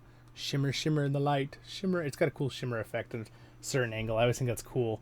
Like where the light's coming from. You can see the top's like a glowing light bulb right now. It's like if you find the right spot, it like shimmers really bright. That's cool. It's like Dinotopian sunstone or something. Regular version is way cooler, but that's still cool. All right. Well, it says I don't have to earn anything else. I guess that's all his info. Oh, he's a black Numenorian. I thought this guy was an orc. I forgot. Dude, this guy's just a freaking evil human. Dang. All right, and this is the cat lady of scariness. She is very strong in the ways of cats. We like cats, but this lady takes a little too far. Relic. Oh, interesting. She doesn't have a relic animation. It's so sad. They never even did that means that's how little people. I've never seen someone use this person in an actual PvP. Like, she must just be that bad. I do feel like the evil side of this game was getting neglected. As in, like, I don't know, it just seemed like that to me. There were definitely good evil characters, like Sauron was not being neglected. But I would say like over half the evil commanders were neglected, where the good side, I'd say there was like a fourth that were neglected. Which kind of happens with metas anyway. But I don't know about her. I don't know about that. Do they not even give me... Oh, you know what it is? Why I can't see her relic? I can't see her relic because I don't own her as a character. So I don't even have the option to like see her lore thing. Oh, this is the lore thing right here. Okay, well, there it is. And actually, I believe, if I wanted to, I could find her through other connections. But let's go ahead and just look at their abilities here real quick before I forget. This guy is a really awesome spellcaster. I'm pretty sure Jethros was also using this guy back in the day. He's pretty cool. Oh, that's why we can't see the relic, because I don't own him. But we can see the cool... That. So I apologize that I can't see that. I don't think that's how that works. Before I forget, here's his lore that I can see.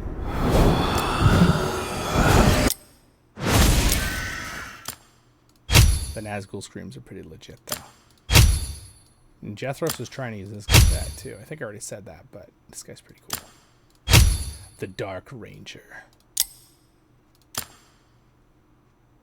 You know what I didn't do? I didn't click on the ability, like things actually look at on the items. I could have done that the whole time. Gold. Pretty cool. Alright, let's go with these guys' abilities. We've got Mountain Orc Leader. Axe Overlord. If you want to axe him a question, you better be careful. He is the Overlord. Troll Master. The ultimate king of trolling.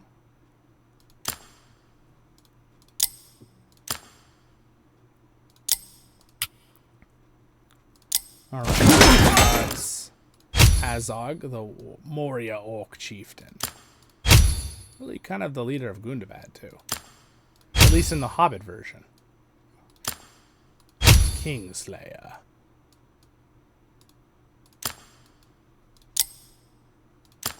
There's Razor, his armor. Sorry, I can't really look at it. And he gets like, Blue Orc! There's the giant white orc, and then there's the giant blue orc. Alright, that's pretty cool, actually. I like that. Alright, King of Rohan. Again, very good at leading units like the other Rohan leaders. This ability has way too much going on in it. Oh my gosh. The Long Winter. I really liked the Rohan anime movie. I thought it was really well done. That was really refreshing to have something that was actually good. Like, I really enjoyed that a lot. I really think this version of him is pretty dang awesome, too. Definitely fits in... The horn of Helm Hammerhand shall sound in the deep.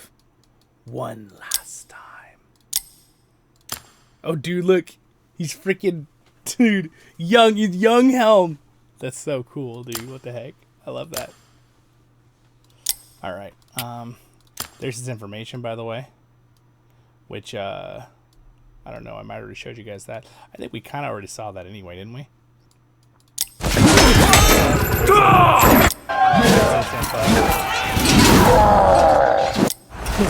then our last, but not least. Okay, I take it back. This guy's definitely least. Mr. Dunlending. He was technically a counter to, like, horses, I think it was. Because he's good at buffing Dunling warriors. Yeah, see, he's got Enemy of Rohirrim. He gets bonus damage, deals additional damage to mounted units. So, that was, like, his thing. He really wasn't used very often. I rarely saw this guy used. But, I mean, he's kind of cool. Sorry, man. You're not least. There's his lore right there. So, anyway, guys, that is it. Now, the only thing I did not do for you guys was I did not click on the thing to actually see their relics. So, why don't I just backtrack since I just did all theirs? Let's just backtrack and look at the relic stats. Because I don't own these relics, which means you're never going to be able to see it. So I'm just going to backtrack and do this real fast. And then we'll be kind of done with, because we're going to do items later in this video. We're going to look at a bunch of items, so I won't be able to show you these items and what they do later. I won't have that out because I don't own any of these relics, so they won't be in my inventory. So this is the way I have to look at them. And again, there are probably some things I could add in and do more of this stuff, but I don't want to do that extra work. There are abilities at the bottom, by the way, what it does. And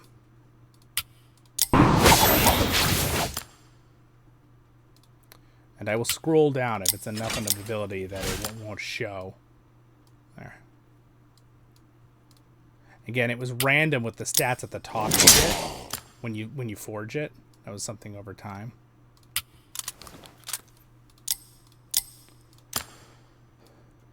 All right, there it is. So the stats at the top could sometimes be similar, sometimes be random. It really just depended. Darn, I would have done this when I did every single character if I just had remembered that they had actual stats as items.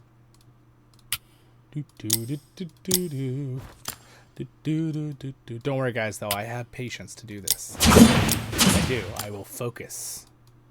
I'm running out of patience, guys. You know, I'm not. I'm good. I got this. You guys are like, I think Zollin is breaking. No, I'm fine. It's like, I don't want to do every single thing, but at the same time, I know I'll regret it later if it's like, what was that one thing we wanted to see about that one character? And then we're like, oh no, Zollin, you could have shown us in your long video, and then you forgot to do it. You could have showed us the stats of what the weapons did. All right, there it is. There is some information down there at the bottom as well, which is kind of cool. Gosh, that scream she does. It's like kind of horrifying. It's cool to see what they all did. Their abilities too. I say did in the past tense because it's going to be God. We're watching this later. And no, guys, if you're curious, you cannot download the game right now. So if you're someone who was playing it and downloaded it by mistake, you now can't download it at all to just even play the rest of the month, which is really dumb, to say the least. I talked about this in my video about all of this, and I'm just like a little bit, I don't know. It just feels bad. There's definitely these devs clearly enjoyed making this game, and they clearly that's a lot of things. Oh my gosh. They clearly enjoyed making it for the players, and I don't know what it was, if it's someone of the higher ups when it came to this stuff, if it was copyright or what happened, or did some kind of scandal happen. I just don't know. If I had, again, like I told you in my other video, if I had had any info at all, that this stuff was going to happen and that we weren't going to have this game anymore, I would have told you. But I was just as much out of the loop when it got dropped on us, like, what, a few weeks ago. And giving us less than or barely over 2 months to, like just basically be like, all right, guys, well, the game's going bye-bye. And really, if they had done that to the game and to all the players, they should have given us for 6 months.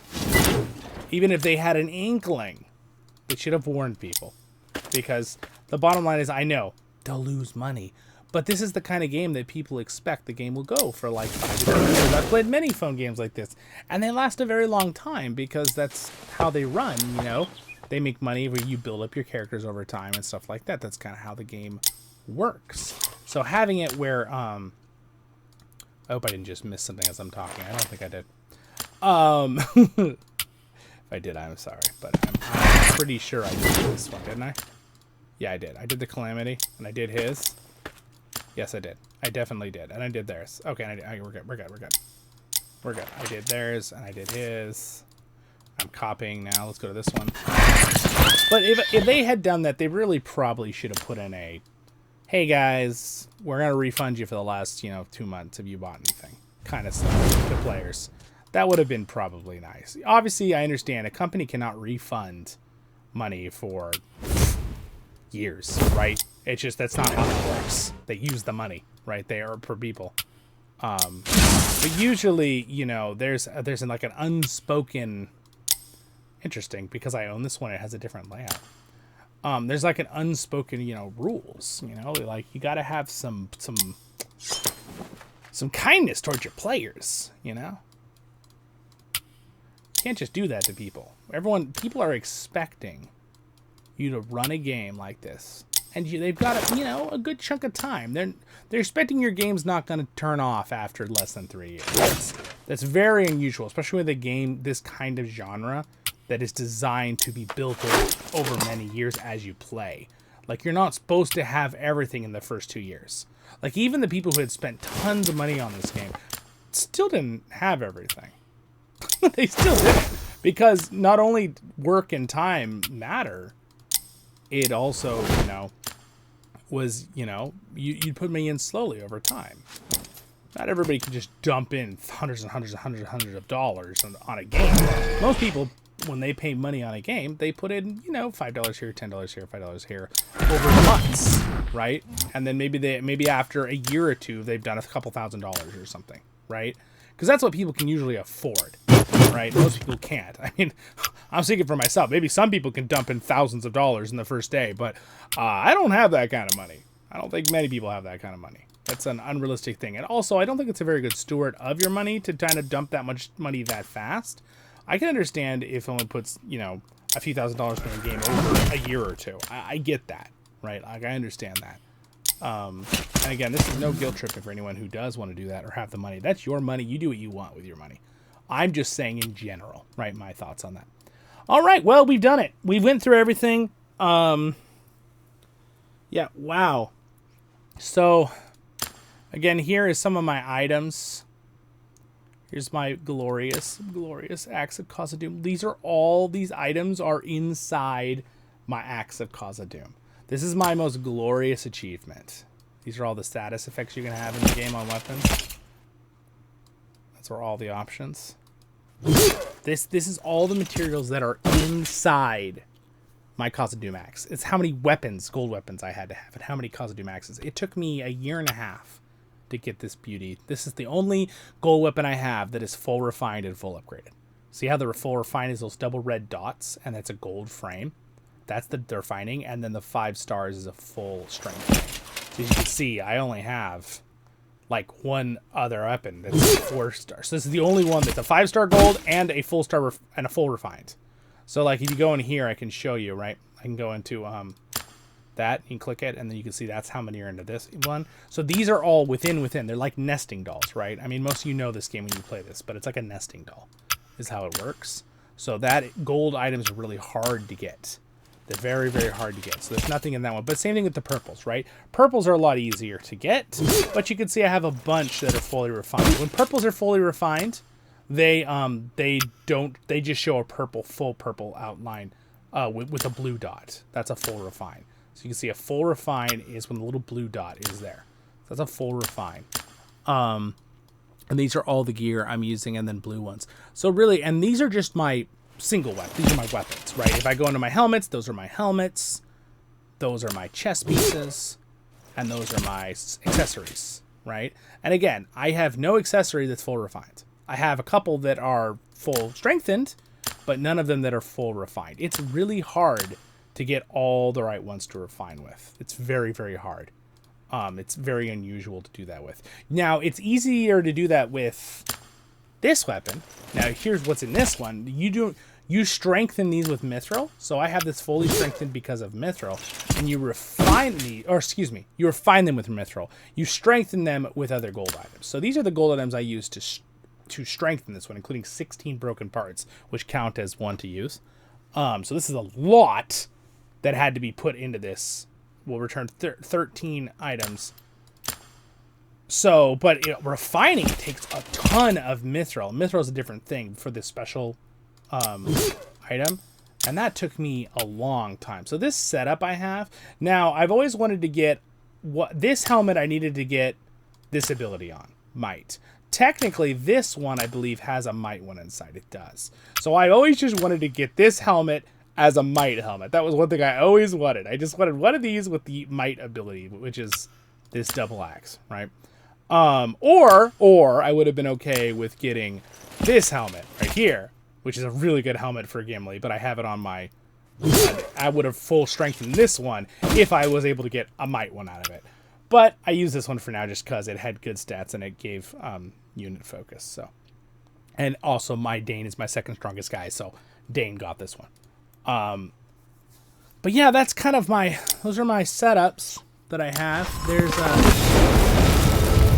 if you notice, my Gandalf, see how his ring is glowing on his finger? So that's kind of cool. So if you actually have the relic ring, it glows on your finger, which is really, really cool. Now, I'm just going to bring this guy back to camp real quick.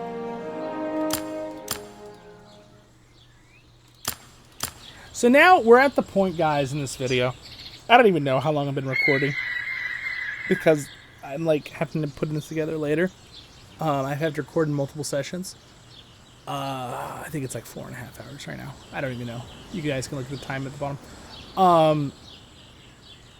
So commanders pretty much... Oh, this guy leveled up. I'm not quite sure how this guy leveled up, but let's get appointed. I'm gonna miss this game. I'm glad I have this recording now to see back at all this stuff.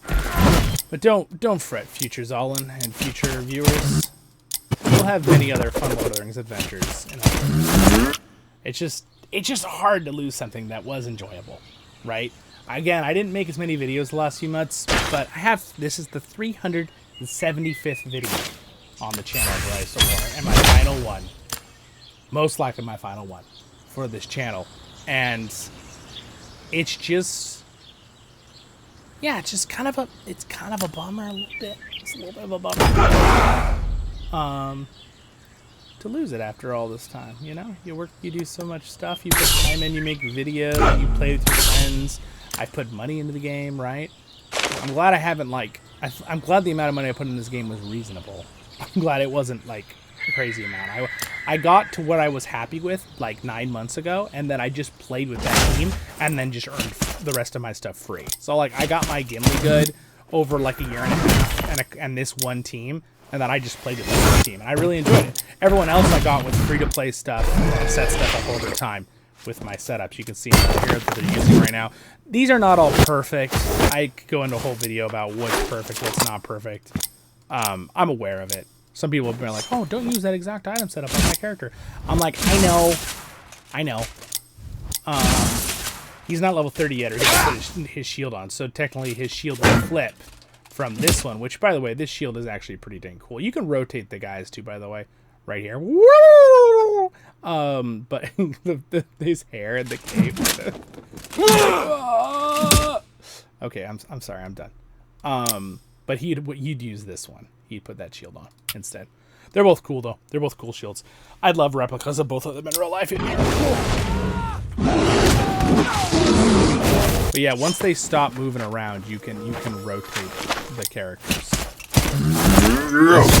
So you can kind of look at him. And again, he's also got his walking axe on his back. And, as you saw, right, those are my two different things there. And then this guy is also using... Yeah.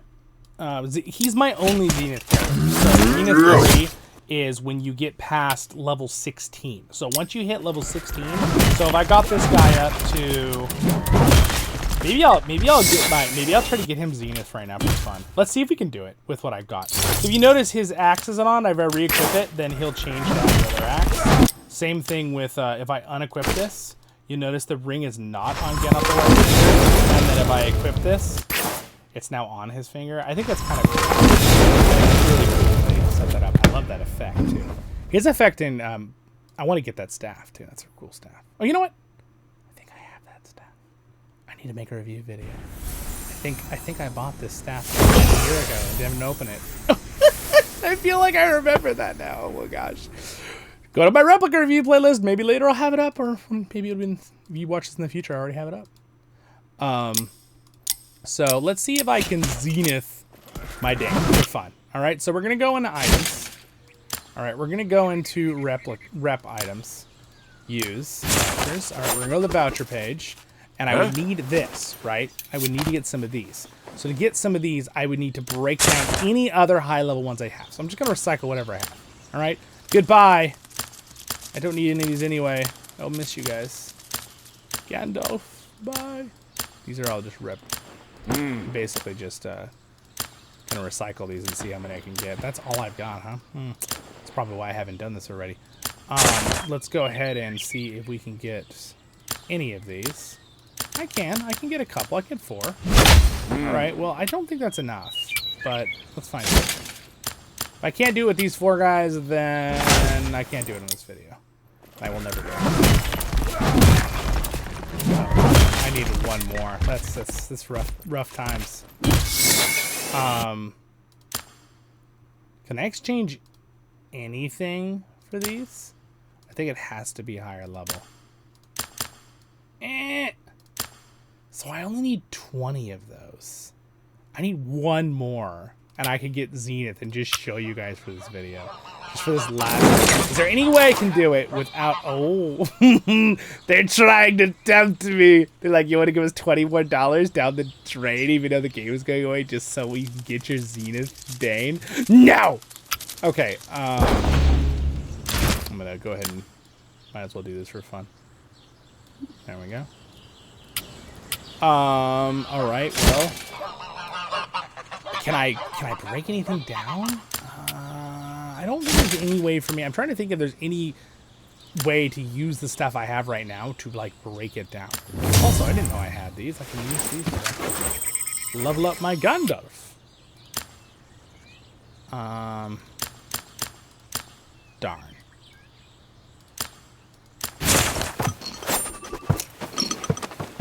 Bummer.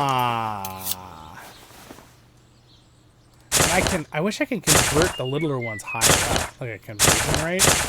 That'd be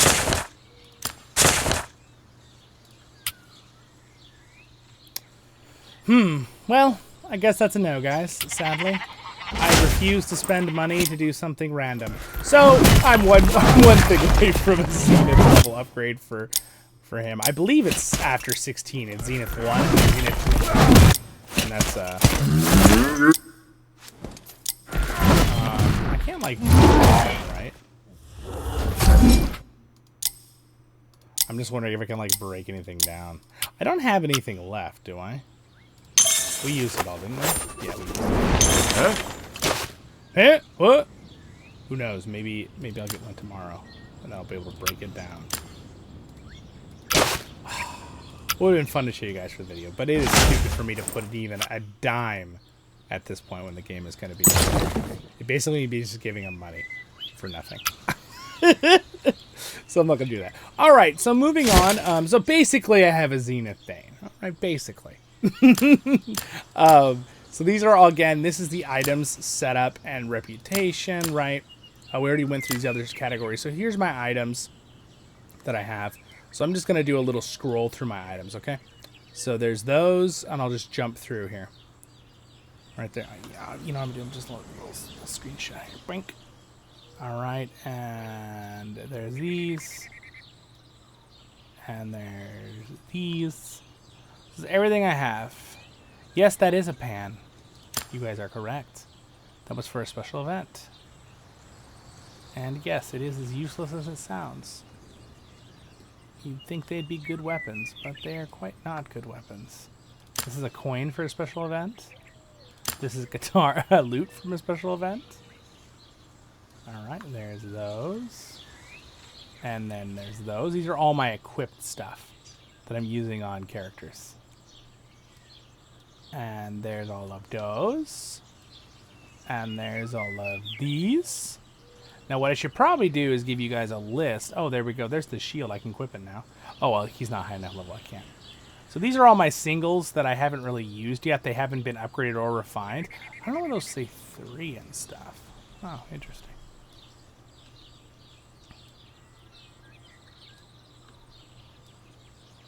So basically, these are all of my... There's a flute. That was from a special event.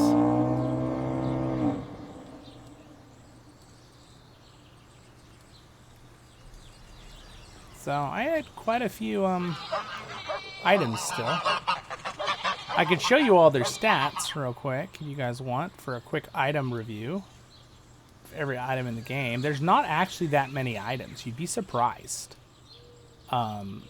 There's like combinations with their little power-ups that are random on the top left corner. But there's really not that many items.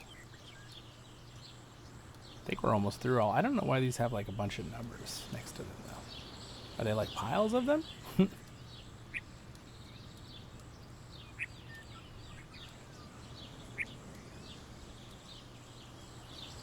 Oh, yeah, that's what it is. It is a pile of them. That's what they did to make them less. There's 14 of these shields with disability. That's what it is. All right, got it. That's something new they actually did more recently. I like that. It definitely makes it less cluttered, that's for sure. And the greed items, which are pretty much entirely useless. Really no point to ever use these. So those are all my items. And yeah, you can dismantle them too and stuff like that. But let's just go up through them. So again, the different powers in the game, you can actually click the C here, and you could filter with the different powers. These are all the powers in the game. There is Siege, which gave like a... Oh, this backpack was a special item too, I forgot about. Siege would give you these bonuses right here. And then pretty much you could just go through and kind of see the... you got these. Heal was one of the most useless abilities. Some people used it, but... that's what it did right there. And then you had like the Fortitude of Men, Elves, Dwarves, and Orcs. And let's just do all the special abilities and see if I even have them. Okay, so we have the Dwarf ability. That's what it did right there. We have the Elf ability. That's what it did right there. We had the Urukai ability. Pretty much all the same thing. The Evil Men, the Goblin, the Beast ones, the Trolls, and again, Beasts, you can kind of see what they are. Just all the big things.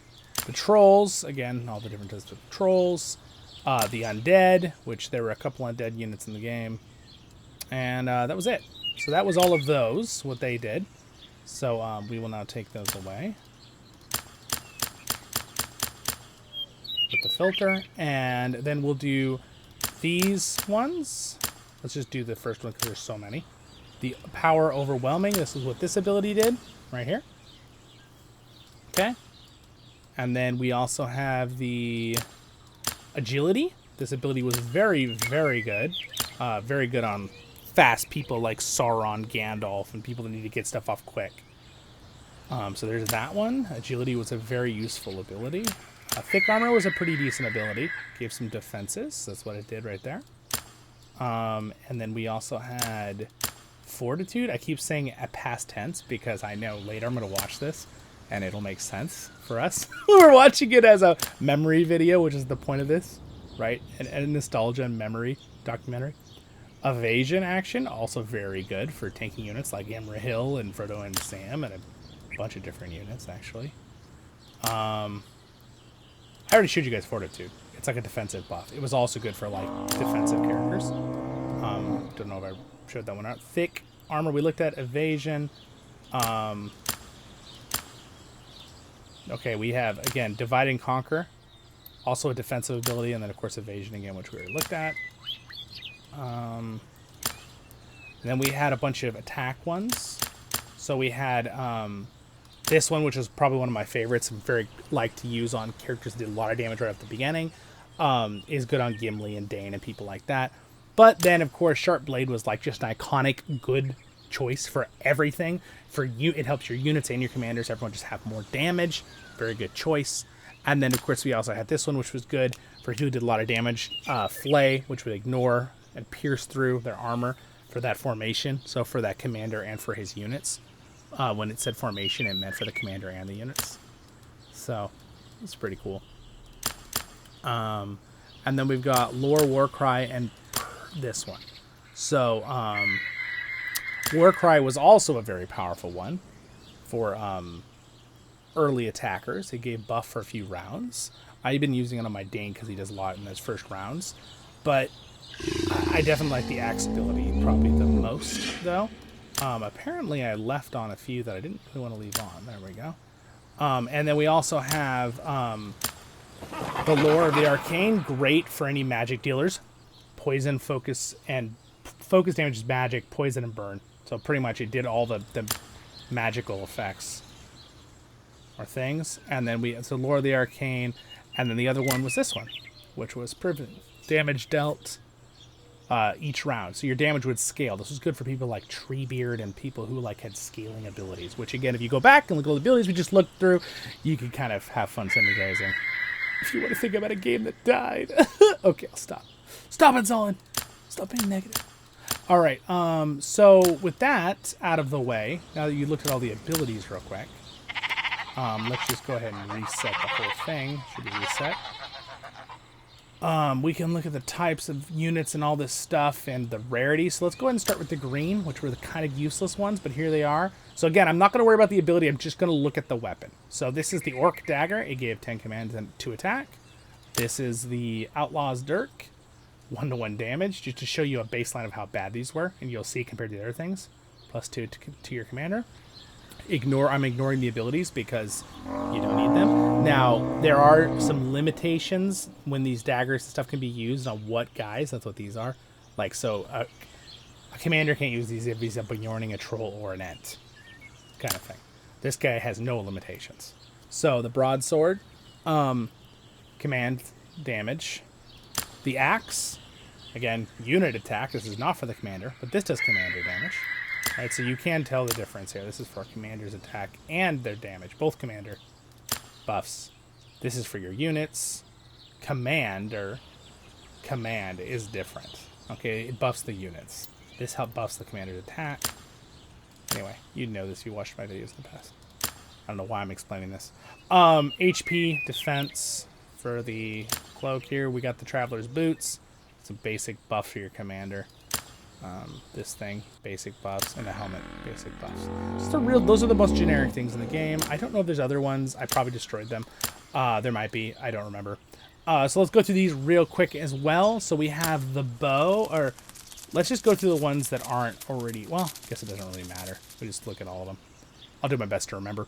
The bow, that's what it does. Let's just click on them. The axe, Urukai Spear, Spear of the Ranger, Morning Star, this weird blade, Morning Star. So okay, we looked at all the rest. This leather armor, Garrison Cloak, this one, this one, this one. So pretty much those are all. I think those are all the chest pieces. I think there's just 4 blue ones from what I remember. Accessory, pretty much just the shield. These are accessories. Buffs, and here's another helmet. Here's the kinds of helmets. This helmet, and this helmet. I don't think there's another one for the blue from what I remember. Spear, the Ranger's Dagger. We looked at all the rest of these. Ranger's Dagger. I don't know if we looked at the crossbow or scimitar. This one, spear. I should just go down below. It's easier to know which is what. The Morning Star. Again, not many kinds of armor. Those are pretty much the 4. It's these 4 right here. This one, this one, this one, this one. Glove, shield, helmet, helmet, helmet. And that's it. So that was the blue. Now the purple and gold are where they get a little bit more complex. I'm going to jump to where my commanders aren't equipped with them. Except for I know these special ones, which I already showed you. But is there any other special one? What are the other 2 special ones? The pan, which gives you an actual... a story. I forgot. There's a story right here if you want to read it. You can pause and read it. And then where is the flute? Pan. There's a backpack somewhere. There's the backpack with another story, which is kind of fun. There should be 4 of them all together. Maybe there's 5. The Mathom Peddler first anniversary event. And then this loot was for an event as well. The loot, which was made many years ago, has experienced countless winters. This year will be no exception. Oh, the hat! I totally forgot about the hat. They definitely gave a couple more things I forgot about. Those are very unique. Those aren't normal items. They were things I earned. I thought for sure there was a flute. Didn't I have it equipped on someone? Did I just totally miss it?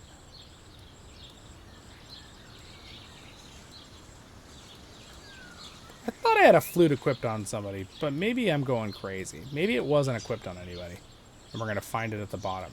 Probably under accessories, but... Okay, well... Maybe it was just the loot that I was thinking of. There's the hat. So anyway, if we go down through here... So these are some upgraded stuff. But pretty much we have Battle Axe, the bow, the Commander bow. Now again, these do get stronger based on their upgrades and what they have on them. So, and I don't think there's really any way for me to show you that except if I go through the ones that are equipped.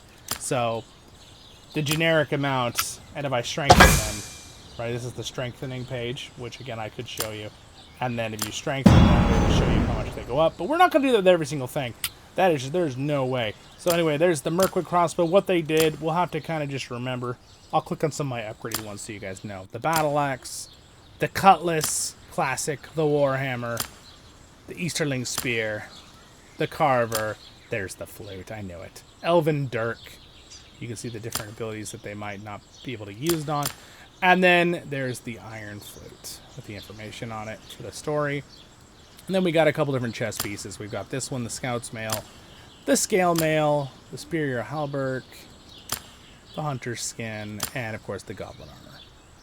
And then you got, you can see the differences right here. Like here's a generic one versus a fully upgraded and refined one. So the upgrades, the strengthening using other pieces is this, of any purple, and the refining, that's the same item as this up here at the top. That's how it always works. So refining is technically the top number, and strengthening is the bottom numbers when you upgrade them. You can see what I mean by this. You go strengthening. So when I strengthen this item, it's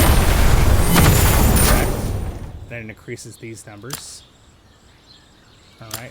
See, now if I strengthen it again, it's go up to these numbers. There it is. See, boom, strengthening 2. And that's how you do it. You just go through the entire thing to strengthen a full item. We'll strengthen one item here so you can kind of see what I'm talking about here. And I can use anything to strengthen.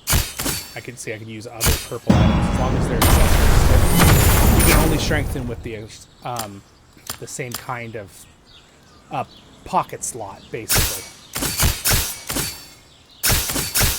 There we go. Alright, so there's a full upgrade. And then if I click on it and I refine with it, I could refine, but it has to be the exact same item. Pocket and the hidden item. And that refines the top number. Right, there we go. So I'll just keep doing that. And if I want to do a full refine... Oh, it's very loud, I know.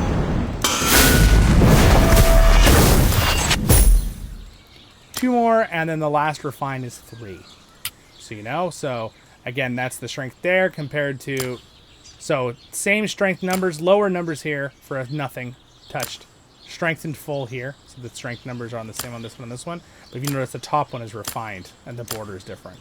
And I would have had to put in another, what was it, 5 heathlands. So, 1, 2, so it's 1 refine, 2 refines, 2 refines, 3 refines, or something.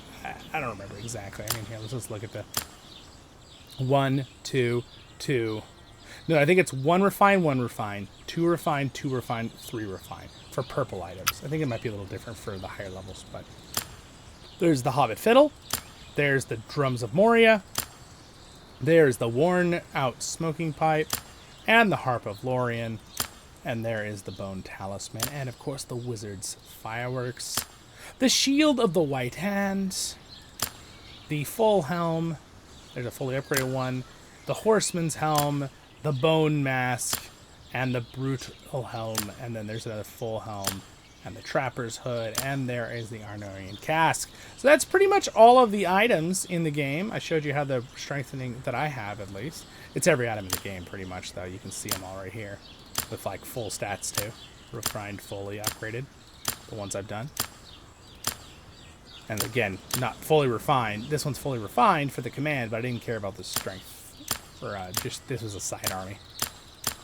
So yeah, that's about it. That's everybody. So now let's go ahead and look at the last and most important, which are the gold items. Flawless. Now I don't have every gold item in the game, but I can still kind of show you what I got. So again, these are all my gold items. These are all my littler ones, and we'll just go ahead and click through what I have. Hunter's Guise, the casket, Berserker is not upgraded, the High Elf Helm, the Iron Basket, the Defender of the Mountain, Erebor's Pride, which got changed very drastically from the 1.0. I didn't use it quite as much anymore. Fine Smoky Pipe was always good. Silver Harp, very good for defensive plays. Night Star was great. Explorer's Outfit, Trackers, Ranger's Hood, Berserker's Raiment, Warborn Battle Plate, Doran's Plates, the Plate of the Citadel, the Mithril Cloak, the Elven Cloak, the Reckoning Sword, the Blazing Tongue Whip, the Obsidian Dagger, great for the Witch King guy. Sorry, for the King of the Dead. Dawn. And then we've got like the casket, and you can see what's inside it. We've got a swan helmet inside it and refined versions of the casket. We got the Grey Wizard hat with another hat, Orcish Great Helm in there, but that's what that is. We got the Hunter's Guise with a bunch of Hunter Guises inside it to refine it, to make it stronger up here. This one, we got this one, which no upgrades at all. And then we've got this cool one, 3 upgraded with a bunch of stuff inside here, a few that we haven't looked at yet. I'll just click the ones we haven't seen yet. I'll do my best to remember. Of course, Gimli's here. Lots of different items here and here. So again, we looked at that one. There's that one we looked at. This one is kind of cool for certain commanders. There's that one.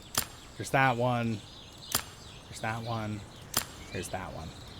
All right, so those are all the different setups. We already looked at those. All right, all the set effects, which I explained to you already, but there they all are again, even though I showed you this. Okay, and then we've got the carved, this thing, none of these are upgraded. We've already looked at all these. Is there anything in here we haven't seen? Nope, just refined necklaces. You can see how many items I actually had over time, though. I mean, look at this. We've got some harps in there. This one's got Defender of the Mountain, Erebor, and some just generic pieces. Pretty much going through this, I could show you every single item I ever had, which is cool that it keeps track of them inside here. The Belt of the Citadel, the Box of Knowledge, the Ent Drought Calabash. I almost thought about like breaking these down to show you guys, but then I was like, why would I break them down? There's no point. I can just click on them like this and show you what's inside. The Drummer's thing, and then we've got the Fiddle of the Eldest in here, Lothlorien Belt, Signet of the Barrows. We've got the Ent Drought Calabash, which we already looked at, and a bunch more of these Drums of Barad-dûr in here. We'll just, these ones are not been refined at all. There's a broken piece in there and a couple more. Protection of Numenor. Ranger's Shroud. There's also Explorer's Outfit in there and a couple of Ranger's Shrouds. This one's got the golden skin armor in there.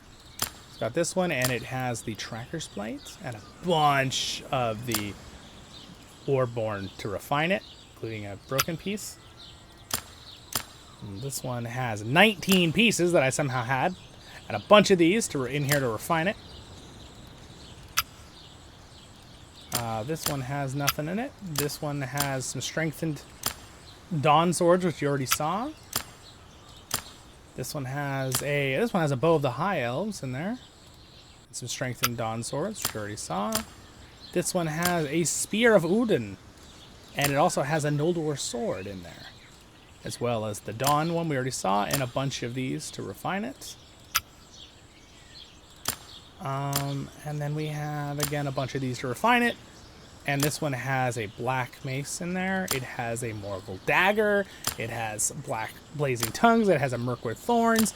It has an elven white knife. I had a bunch of them in here. And a cruel hook. So those are all the different things that were refined in that one. And then I already showed you this, but there's actually quite a few more. Here's what a regular one looks like, not upgraded. Cruel hook we already looked at. The Obsidian dagger, we have one. We looked at the Mirkwood. Here's the Mattock of the Iron Hills. Mattock. Matic. Who knows what people call it. We had some jokes in the past of me saying different words of that many episodes ago. So I'm just joking on that. Some of you might remember if you've been watching the whole time. Reach of the Riddermark Spear. Great spear. Spear of Unan again. Both. And there we go. I think we saw all these. Hammer of Moria. That's a cool one we didn't see before. Yeah, so that's it. I think we kind of went through all of the big pieces. So we've seen every single gold piece. Small versus not forged. And there's multiples here. So I have 3 of this one with the ability on it, with that ability. That's why they have different numbers here. That's really nice they added that. It used to be, it was more spread out, kind of a pain in the butt. You can lock things and unlock things to give them as favorites and not favorites. I'm just gonna boom, put that as favorite just because it's my beautiful, glorious battle axe. I will miss you, my axe of Khazad-dûm. You were so glorious. You were the glorious. Oh. It's so hard when you worked on something for like 2 years, even if it's in a video game. This is why sometimes things worked on in real life are more important, you guys. I just like to point that out. But for those of you who play Rise of War, you know how gloriously beautiful this battle axe is. That's what matters. You have to, yeah, that's what you gotta understand. All right, so we've gone through items, we've gone through commanders. We're getting here closer to the end of this video. Done.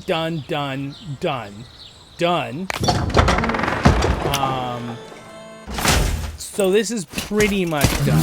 Some of the stuff I can find in here. I kind of explained how these work already and the stats. And obviously when I went on every single guy, you could see all my stats I had on that particular character.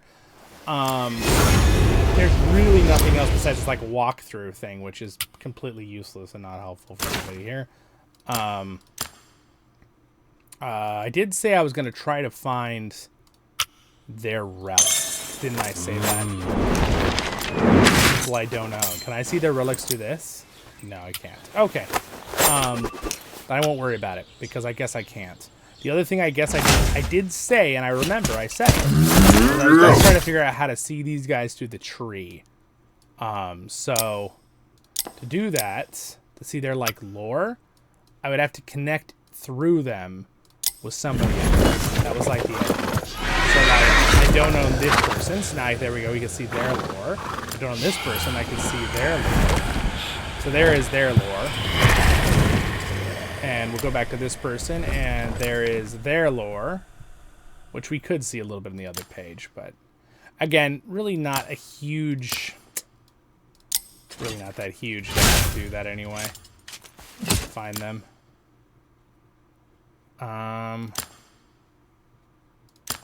See, because I have to like search for them. Okay, well that's about it for that. So pretty much that's it. I got all my favorites here at the top. These are all my favorited commanders. My favoritist. I'll miss you guys. Leadership levels. The different leadership levels. There are I'm glad we went through and looked at all their animations, because I want to always be able to go back and see their animations, because that was cool. I have a video showing their animations before the reworks too, where a lot of the sounds still worked on some of them, so that's still on the channel.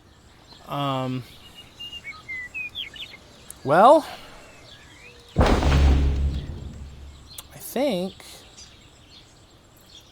I've like covered everything except for really looking at the map, so I guess we'll look at the map. All right, well, to the map. Yeah, look, this is done, this is done, done. Yeah, I mean, we did it all. Okay, so pretty much the only thing is you've seen me take tiles in other videos. I have that on the channel. You all know how I showed you a little bit how you occupy. I also showed you how you build things.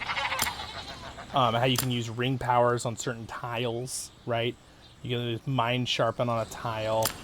You can gather from a tile, right? If I can just, I'll just use it a little bit here. All right, so it's like I could just have this guy go gather, and he'll go and like gather stuff. Say for instance, and like I can use ring power and like mind sharpen to have this guy get experience. There's extract where I instantly get stuff from a tile, which is kind of cool little animation. So there's that into the record. There's levy my own resources from my base. It gives me more resources. Storage limit has been reached. I guess I showed you this at the very beginning already, right? So, actually, there we go, like that. So I'll do the levy effect here for you guys. All right, looks very similar. Similar cool animation to levying any tile. Obviously, doing a levy effect on your highest level tiles is what kind of makes the most sense. So if I went over to the stone tile here, level 11 stone tile, and I use my ring power, gathering would also make the most sense on this tile. This, so I guess I will just extract resources. Boom, 45,000 stone, just like that. Also, there is a bunch of other abilities you can use. There's like Coordinated Conquest, which I can't really show you. Clairvoyance, I did show you already today. Converse, this one is you basically take over a random unit on the field, which I guess, can we still do that? Is that also something I can do? You notice, by the way, too, see the ring circle? The light ring goes away as you use up your points. You can see how many points you have left right here as well. But it's weird how you can have less. I used to feel like you could have more, but... So if I wanted to, I could bring these guys to my side. So I could just be like, join me, bewitch. And they're like, yes, my lord. And you just, like, take any guy off the field. That's kind of a fun ability. So there we go. I used up my points for ring power. And then, of course, if I had more ring power, I could show you, oh, clairvoyance doesn't cost ring power. But I think I already showed you that in the past, right? I could just be like, oh, what's on this tile, right? I can go clairvoyance, and it gives that little effect. And then, basically, you can click it, boop, and it'll show you who's on that tile. It doesn't do that for other players, just for the non-NPC units on the tiles. So now, if you go in, if I go in here, I should see them show up in my, those guys should have shown up inside my,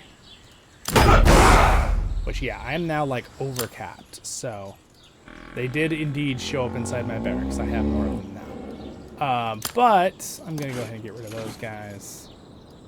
You guys are retired. Go live. Go live in Middle-earth. Get out of Rise to War phone game. Because, we're done here. Alright, yep, so that's that. I always love these backgrounds. They look really cool. And then, of course, you can see my guys gathering, and they just finished gathering.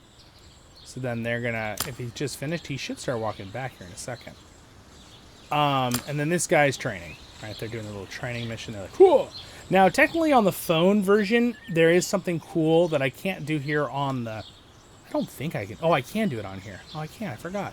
So if I control out like this, you can actually see there's a whole, you can zoom all the way out where it zooms you in, but you can see this control level of the game. And it's really, it really was a cool idea. I really thought this was so cool. So I can see what, you know, what's an enemy fortress and what's an ally. Now, granted, a lot of these people left our groups, blah, blah, blah, so they're considered like enemy tiles now. My green tiles are mine, blue tiles are my guild or fellowship. Technically, there are tiles that are red when they're allied to us, and you can only tell by a faint purple line in the normal area. So I think I can show you that. But you can see if I go over here, it's cool because you can actually see the outlines of the battlefields too, of like where you can travel between mountains. But if you notice this one, I believe, see how these have a slight blue outline around them? It means they're not our faction, but they are allied with us. And that's due to what I talked to you guys about, the affiliation, right? These, there are friendly, and hostile. So hostile will always be red. Neutrals will be red on the map, but people who are technically not our fellowship, but are on a team, they'll have a little blue line outline. Versus, like, for example, these do not. They're completely enemy to us. Wait, let's see if I go a little farther over here. You can notice that these guys have the dark red outline. That means they're really bad. They're not even neutral, I guess, is what that means. So, anyway, it's just not like really, really bad. There are opponents, is what I mean. Make it blue. That's cool. You can actually see the information told, too. This was really cool for war talking, especially when you're trying to coordinate hundreds of people in a battle, because our fellowships, you know, you got 4 or 5 fellowships all working together. You're talking like, it's 1,000 people in this war, right, in the game. But that's about it when it comes to this. Now, what I'm going to do now is I'm going to stop talking because I don't want to talk over the sound effects. I want to record the ambience. So now that what I'm going to do is for the next part of this video to kind of be finishing up here. This is still going to be a while, but we will be getting to the end of this video after this. And I will have to say goodbye. I'm going to have to do like Mr. Rogers, man. Mr. Rogers is such a great guy, though. Such a great guy. Anyway, let's see. So there's the full-on blown map, right, of Middle-earth. Now, I wanted to jump over and use the alt account to show you this stuff. So I'll probably end up using that one to finish.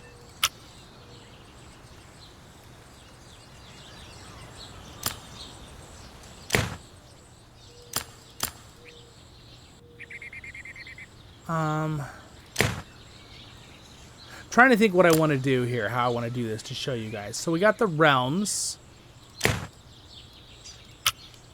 We have my structures. You can see where they are around the map. There's 3 different levels to the regular map, right? There's this level,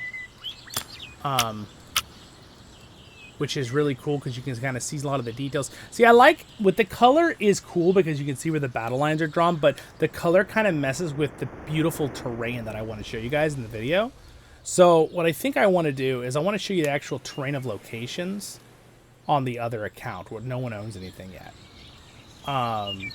Just so I can really show you the terrain that they did. But I could show you some things that are like, you know, capitals and stuff, which is cool. So again, I can zoom back in like this to the normal level. Okay, so there we go. We're back at like the more normal level, but it's higher up. So if I zoom in a little bit more, you'll notice trees will show up and then units will show up, right? Units and mobs through these, right? And then zoom in a little bit more. I don't think I can zoom in more than that. So that's zoomed in all the way. So anyway, I just think that's kind of cool. The different zoomings of the map. So there's like different levels within the regular map here. And then like, see, we can actually, there actually is like a difference in the regular positioning of looking around. And then there's this coordination thing. And then there's the regular level map. Next level, right?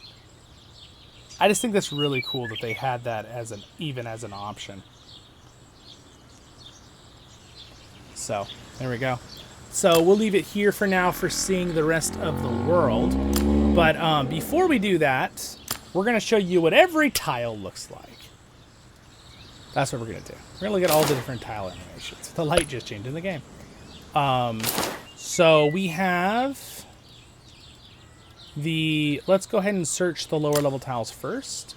So let's do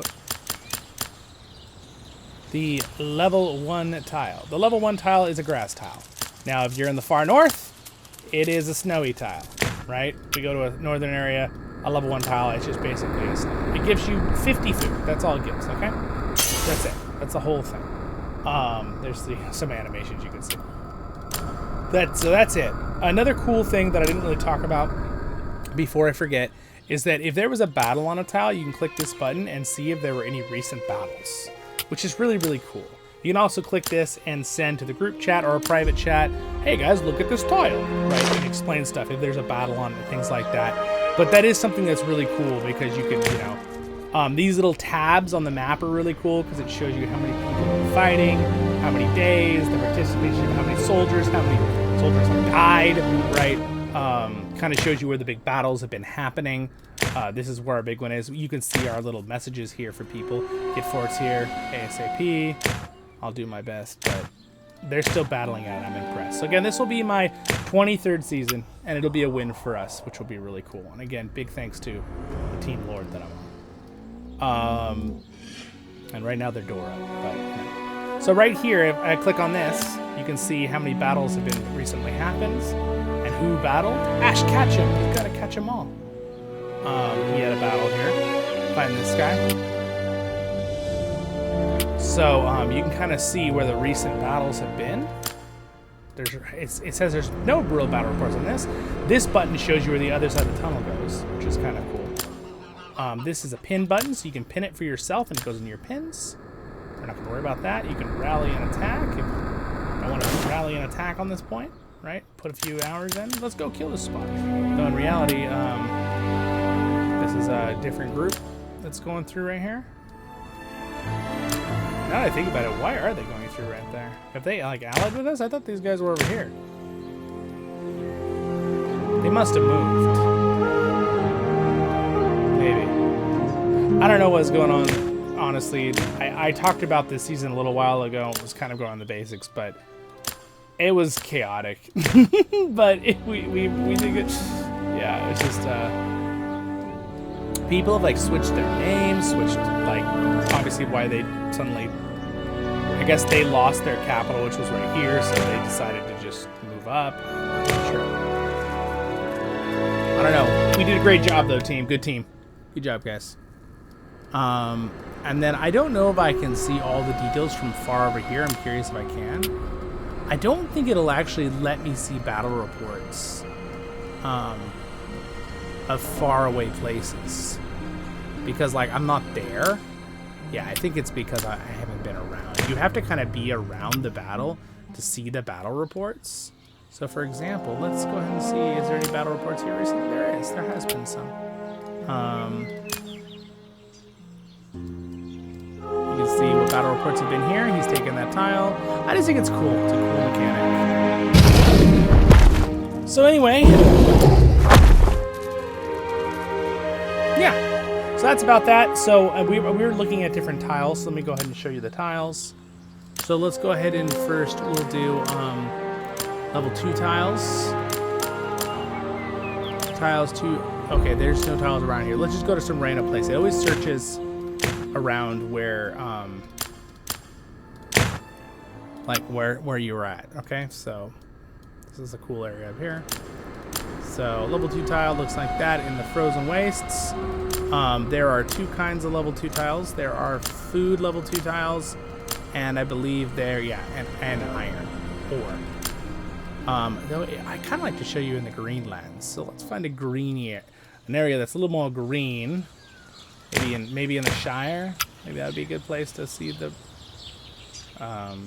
search for the 2 tiles. So there we go. There's sheep here. Obviously a little different. And there's level 2 iron tiles. You notice that the numbers are kind of fading away there. Level display I'll go ahead and leave on for now.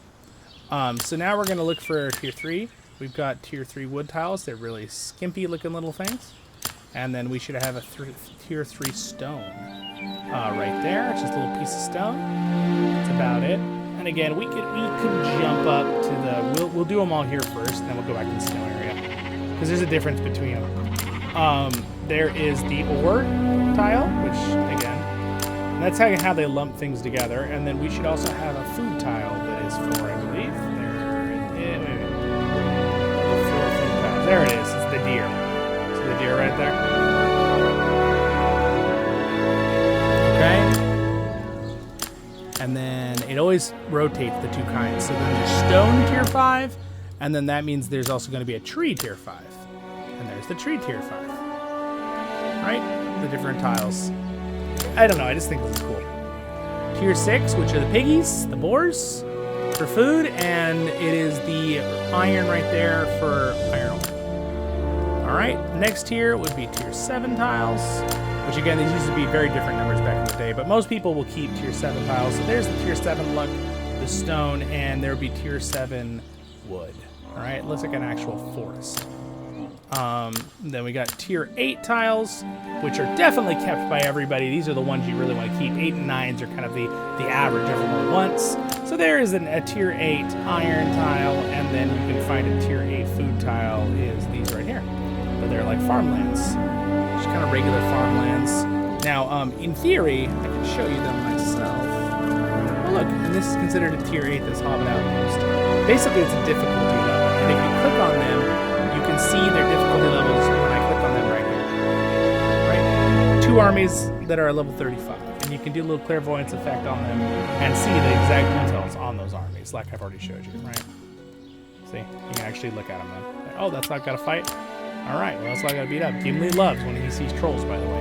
Everybody moans in this game when there's trolls, except for me. I'm like, yes, trolls! Because my Gimli just destroys trolls. I love it. Now we've got level 9 stone tiles, and we have level 9 forests, which are pretty iconic when you see them. There they are.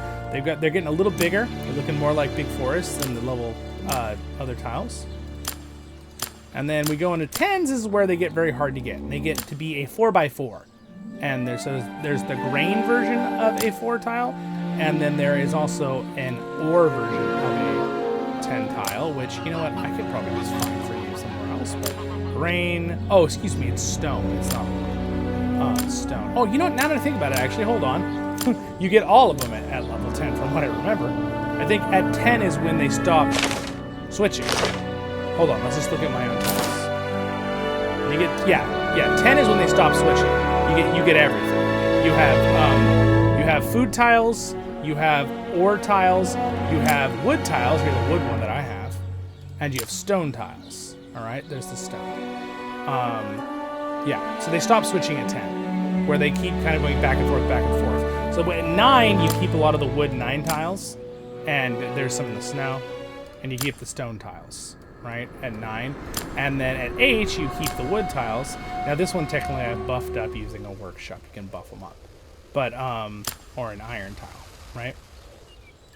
So there's those. And then if we go into the final level, which are 11, 12, and 13. 13 are very rare. They really got rid of, used to be that 13 would be like the 300 tile. You guys remember if you played. But that is what an 11 iron tile looks like.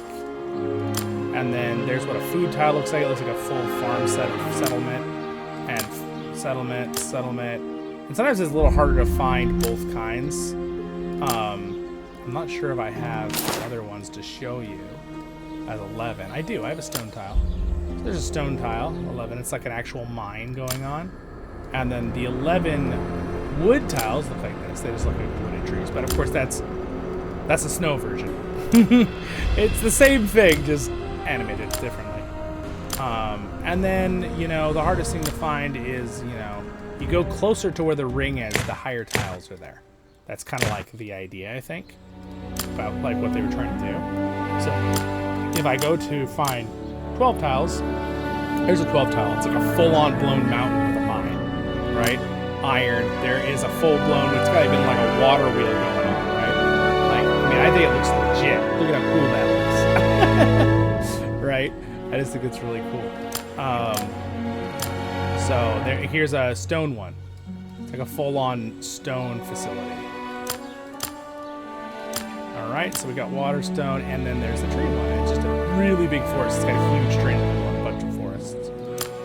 So that's like a full. That's all four of the 12 ones, and then it's really, really, really rare to find the 13s, but they are around. So there it is. It's like a full-on town. It's a farm, and then you got. There's a full-on like industry happening on this mountain. That's a 13 stone tile. It's convenient. Let's see, can we find anything else besides those? There's a 13 tree tile. Has a bunch of the giant trees. It's just massive. All right, and then to finish up, and oh, there we go. How convenient. It's an iron one. Full-on working mine. So anyway, that is, and there's one of our leaders. It's his 13 tile. But anyway, that's about it with all the different tiles. Now, again, we can obviously go into the north, right? And we could find all the different levels of, you know, there's the same elk, right? And the same iron for those. And then you got the lower levels, which just basically just covered in snow, the trees. And then there's deer, and there's the iron. They're kind of all in one spot usually. There's a 5, there's a tree. It's some boars, but they're snowy boars. They look a little covered in gold. And the iron. The stone, 7 stone. It's gonna be, there's a 7 tree right there. You go into 8, they're good. They're pretty much look the same. They just basically have a little snow on them. There's not really like any huge differences to show you guys.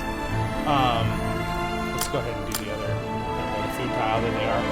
Pretty much the same thing, with just a little snow effect on them. And then 9, we got stone tiles. Again, just a little bit snowier. Not really a huge difference there. And a 9 tree tile in the snow. And then, of course, the there's all 4 kinds of it up here, but a lot of them are stone. It's kind of hard to find. There we go. There's a plantation one, and then let's see if we can find there's a woody one, right? And that's how you search with the search engine too. If you're, it's basic. I'm looking for any lands, not just you can make it where it's unclaimed, but for now I'm just basically doing like any lands. There's the tree snow in 11. Stone, and there is the 11. So you can kind of just go through. It's pretty fun. There are no 12s up here, no 13s. It's hard to find 12s and 13s in the snow areas. Like, it's really, it's hard. There's not a lot. They really moved most of them into... There might be some up here, possibly. It only searches in like 100 radius area, so we're not going to probably find any good snow ones, unfortunately. There's not a whole lot of areas up there. And the same thing goes for down here in the Scary Lands. It is a different look, absolutely. The music changes drastically too. But pretty much there's there's the iron, there's the little deer. It's pretty much the same. There is a difference, though, when it comes to some of the wildlife. So the stone looks the same, but if you notice, it's really hard to find trees. There's a really pitiful tree. If we look at 4s, you'll notice that they are no longer deer, but they are wargs, which is kind of cool. Or some kind of hyena wolf thing going on. I'm not exactly sure what's going on there. And then if we look for, let's see. There's the iron. So it's kind of fun to see the differences, right? Stone, 5. Okay, what is there? There's no other tree around. There's a tree. There's the 5 tree. Just looks kind of sad and dying. All right, iron looks pretty much the same no matter where you go. All right, this is kind of cool. Instead of the boars, it's like some kind of cool looking, like, I don't know, cow elk thing. I don't even know what that's supposed to be. What is that thing supposed to be? Pretty legit looking, actually.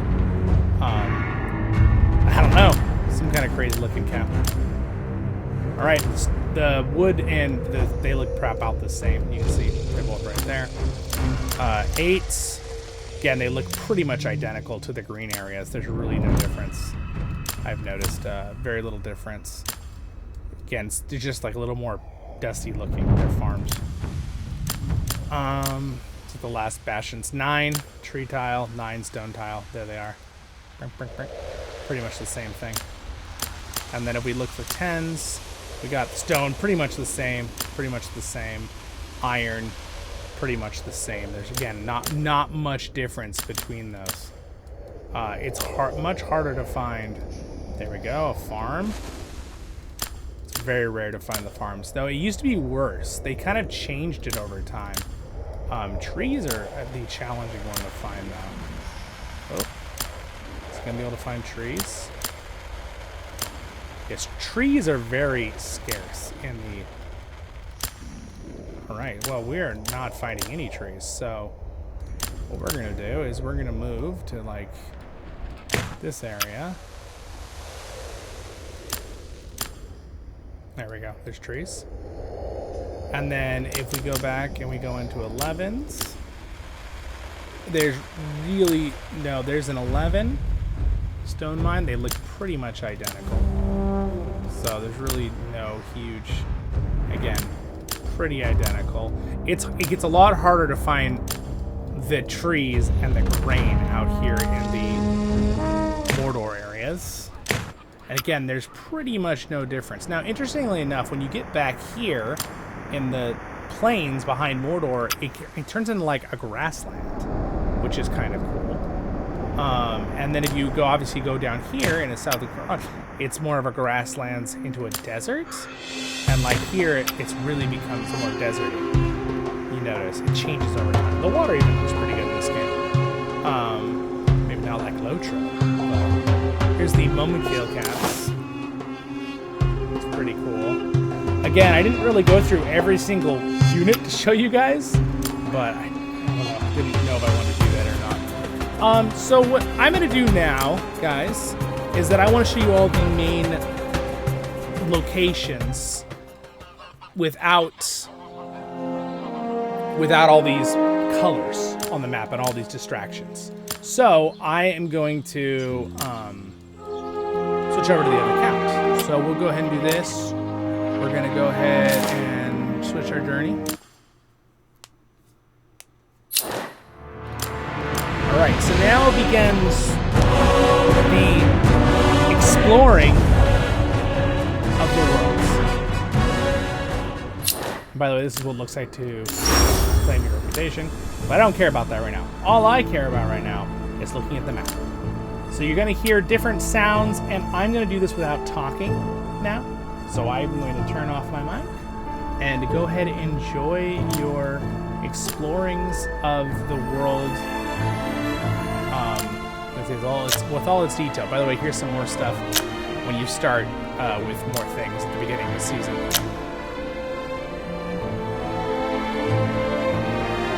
it's kind of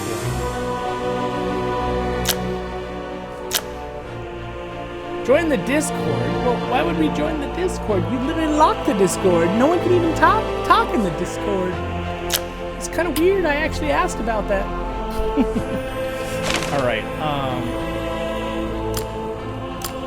Poor people. I don't even know. Like, I'm trying to invite people to join fellowships. That's what it looks like, by the way, if you were joining a fellowship, if you weren't in one. Join a fellowship now. Well, it doesn't give me any benefits because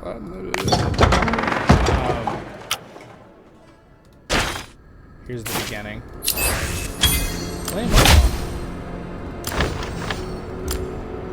A little bit more detail right here, isn't there? Look at that. Here's how you start the story. This is normally what you do to get to the game. You've all seen me do this when I start a season. That's nothing new. So, map time. I'm muting. Here we go. I'm going to go through, basically what I'm going to do is I'm going to go through all the main points on the map over here, okay? That's what I'm going to do. Because these two are for kingdoms. You saw there were so many for my other game. So pretty much you can see where I am. We're going to look through the whole map and go through all of these main points right here. All right, on the realms. And I might stop occasionally so you can listen to the sound effect and the music there. All right, so here we go. Let's begin.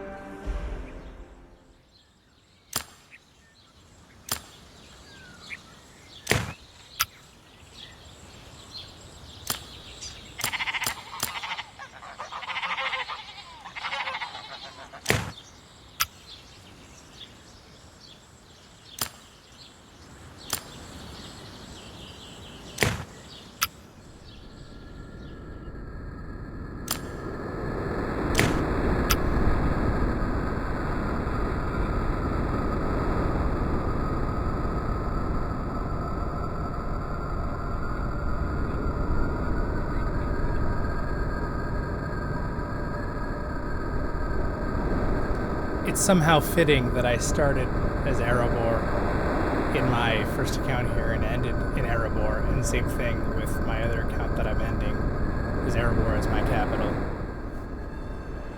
Now, there were a couple things that were taken out during this. I noticed that some of the music has been changed slightly too, but there were, like, the Varangs had a cool capital, and I noticed that some of they give those generic Numenorian castles too, and they just changed it. So that definitely changed over time. But, like, for example, see how this is like the generic Numenorian look? Most of them were, but a couple of them that weren't, they changed back to this, and I'm not sure why. But, yeah, so we're getting through it though. It's kind of fun to jump around, see the different terrains. Go ahead and keep going.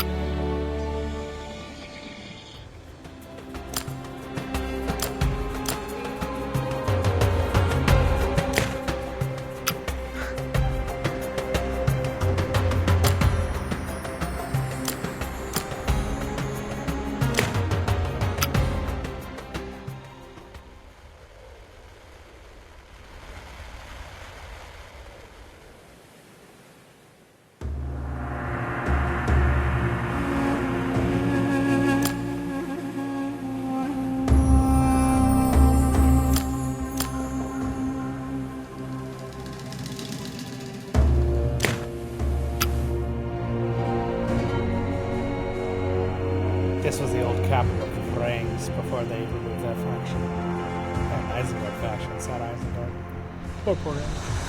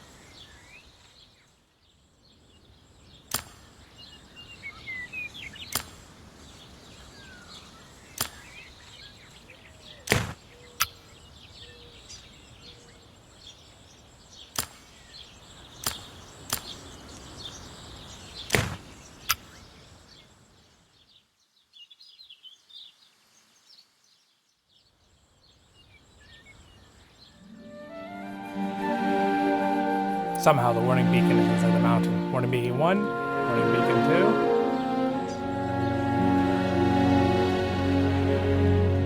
2. It's cool they did that though.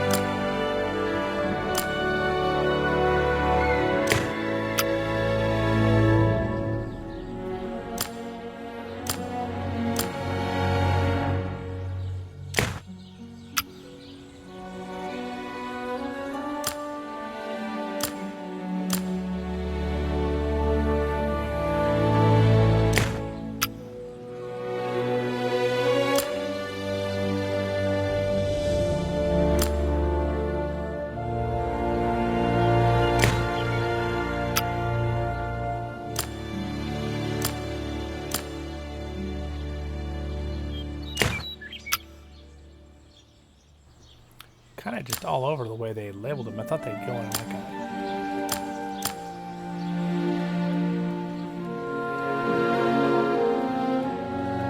Seven, eight. All right, they're just kind of all over the place. It's cool that they're there, I guess. All right, well. The White Mountains.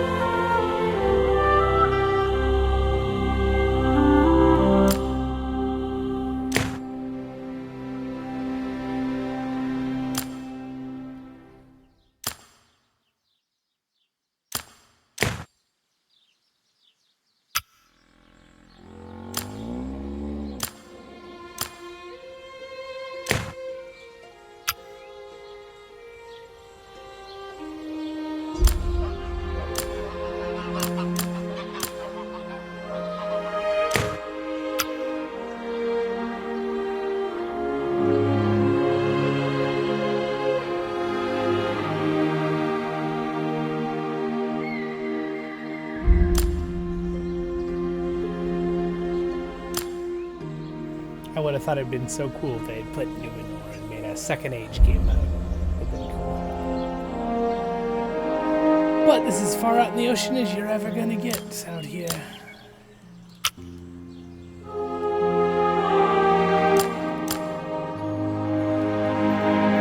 The Bay of Belfast. I don't know why he keeps opening up the iron one.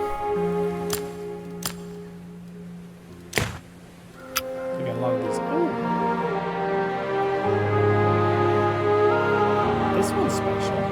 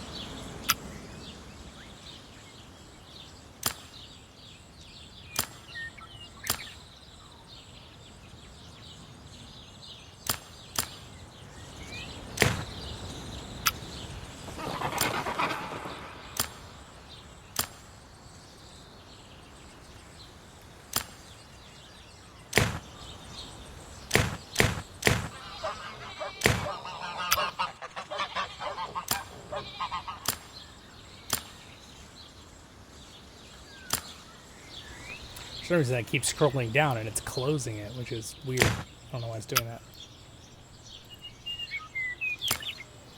Anyway, it's peaceful looking through all of these. I'm just going to each one. I'm only spending time on the ones that are not copies. Kind of just fun to see where they all are actually located.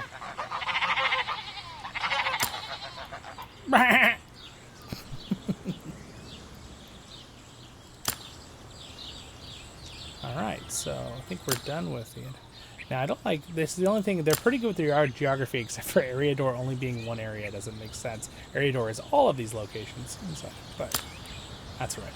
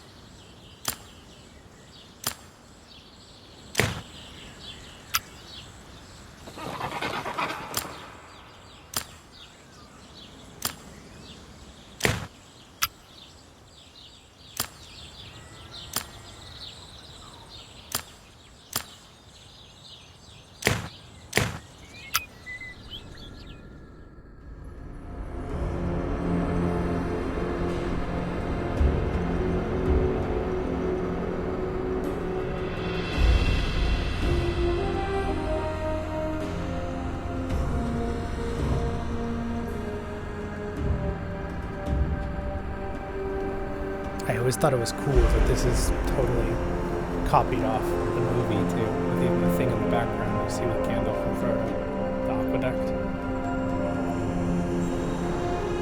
Or maybe it's a road.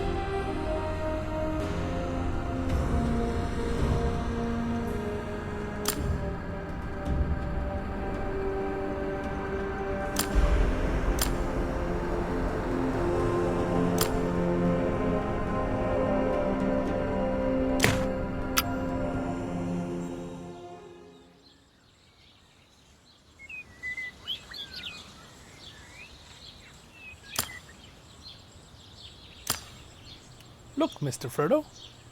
It's Mr. Bilbo's Trolls. Alright, well, we're getting pretty far here, guys. We're in the last 3 little regions. It's not much in these.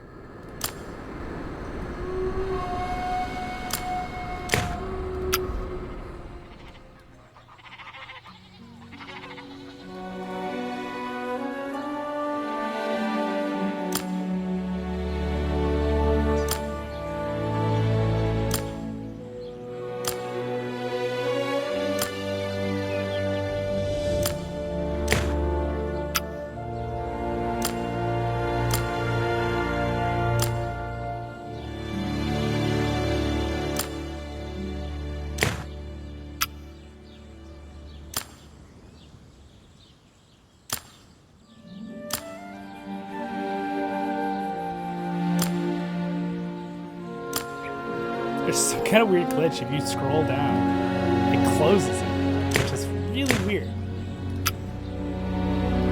That's what keeps happening, if you're wondering. We're pretty much here at the end, though, guys, of our tale today. There it goes again. I scroll down and it just closes it. It's so weird.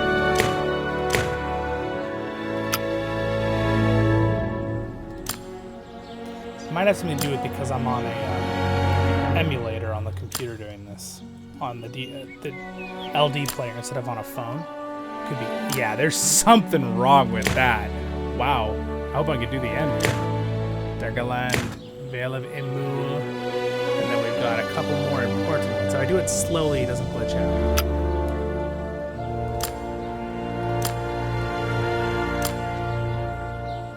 Wow, yeah, if I do it too quickly, it just closes it so quick. I got a pass here. And then one of the most important iconic things in the game. The Argonath. Modeled after the movie. Oh!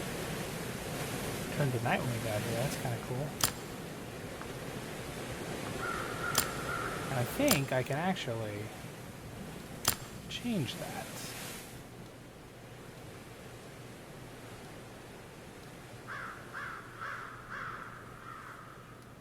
Thought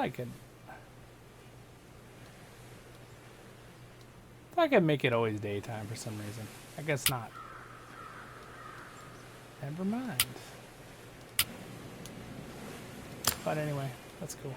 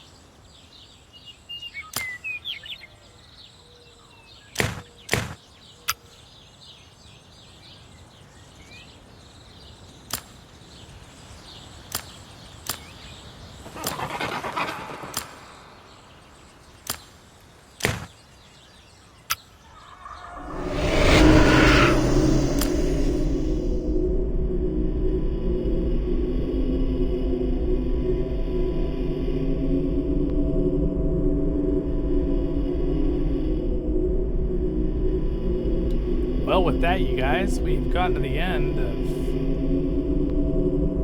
looking at all the different locations. That's it. We've done it all. You can see there's no one here because the game just started. So the goal of the game obviously is to reach Dumbledore and get the Ring of Power. That's like the reason they put it in the middle, because it's like a risk board, right? Everybody starts on the outsides and moves in. And as you noticed, these passes get stronger and stronger as you go.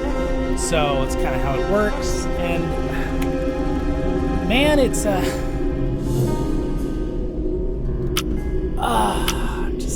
just such a I'm trying to get past the feeling of it's the end of the game forever. You know, it's a hard feeling. How many battles we had here in streams I did with videos of us all taking this with thousands of players fighting. It's a strange feeling. Well, now here's the thing. We don't want to get crazy about it. I obviously wish I could kind of like travel around more. Now what I could do is do the trick of the zoom out just to there. You can kind of see the terrain, but we lose a lot of detail.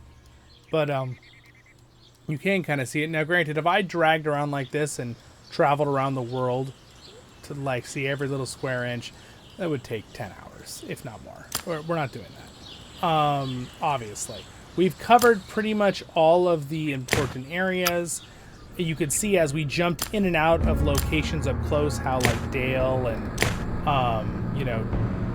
Dale, Lake Down, and they're all kind of close like Erebor. So again, there's Erebor. And again, I don't like being zoomed that far out. You lose textures, right? There's what it looks like when it's not captured by the big gray on that. But really, we got to come all the way back here to get textures again.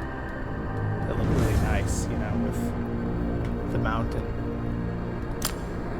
Erebor. Now, one thing that I was realizing, did I forget to take a screenshot or look at the lore? Scrolled down. It didn't look like any of these scrolled, so I didn't worry about it. But I realized after a little while, I'm like, did any of these scroll? I didn't notice. Like, scroll down. It didn't look like it. I think we're good. I think I noticed. I noticed partway through. I'm like, oh, I need to scroll down when I look at the lore. Yeah, okay, good. I think I noticed. I don't think I missed anything. All right. Well, my friends, here, I'll build one thing for fun. There. We're at the point that I think we're good. I think we did like an hour and 40 minutes just now looking at all these points of interest. It's neat too because a lot of these rivers you see, if I just kind of move around the map here, just to enjoy the map one last time without any colors on it. A lot of these rivers actually correspond correctly to the map. So for example, if I go right here and zoom in, there should be a river in this spot. And there is a river in this spot. Same thing with like a crossing, like, oh, we got to get from here to here in this Durin's Vale, in this river. This crossing should cross a river from this side to this side. So it's really well done. Even the indent of the river there, if you notice, indents right here. I just think that's really cool that they thought about that. I obviously love the Moria area. If we travel around, this area is actually not snowy normally, or I think it is, but I've had battles here. Here is one of the camp. This is actually a level 13 camp. It's actually 50 units, sort of like a 13 tile to actually capture this. Wow, the depth defenders. One thing I really would like to do is kind of look at all the units for you guys a little bit before we finish the video. I didn't really look at every group of units. We did kind of go through that list of units, but like there are some units I could still look at, for sure. And I'm trying to think how I can do that. I think we go into. Also, I never even looked. And what items does this guy have?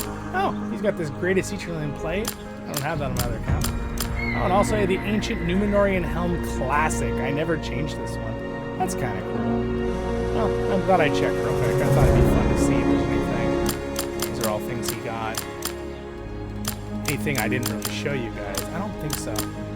Shield, Urukai.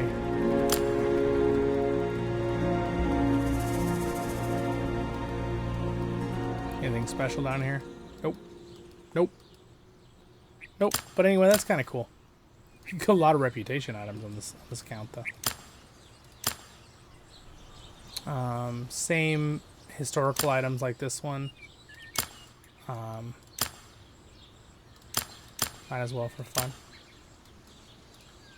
Aha! Aha! Switch item.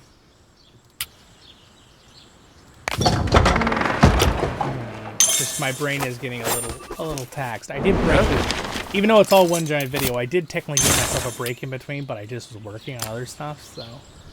But I'm definitely getting to the point in this video where my brain is like making sure. I will try to do it all in one day because I want to forget what I left off on.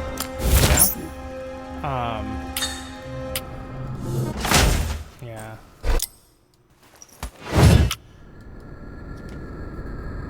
Yeah, I don't really think there's anything I'm really forgetting here.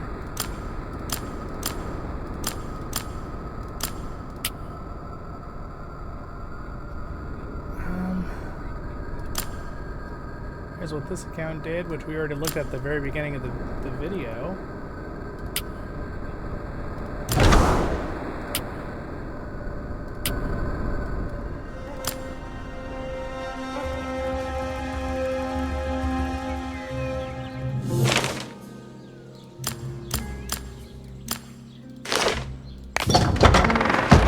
Don't forget this message. Well, guys, thanks for the game. We'll still be LOTR and Lord of the Rings content, games on YouTube channel. My YouTube channel, Voice of the Rings. This was slowly it is to us. Yes, it was. They should never have closed this game. Super dumb.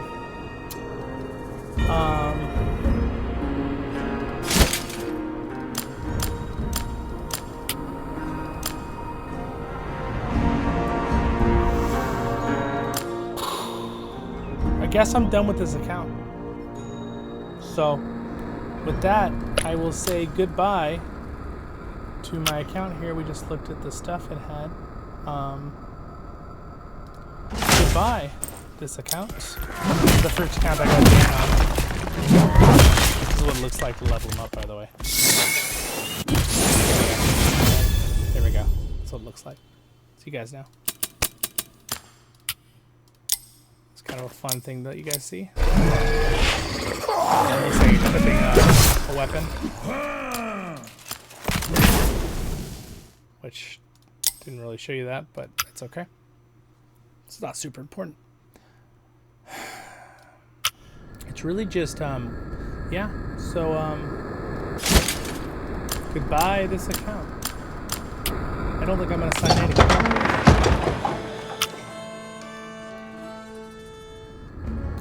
My first official account, the Voice of the Rings. Alright, goodbye to this account. Switching over to our other one.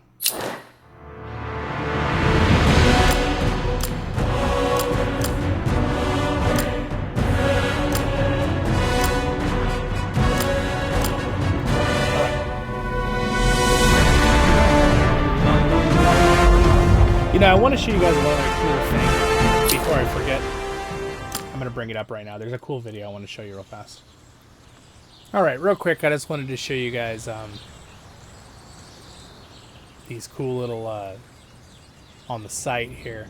They actually have some videos. I don't know if I can show you guys the audio. Let me see if I can do it.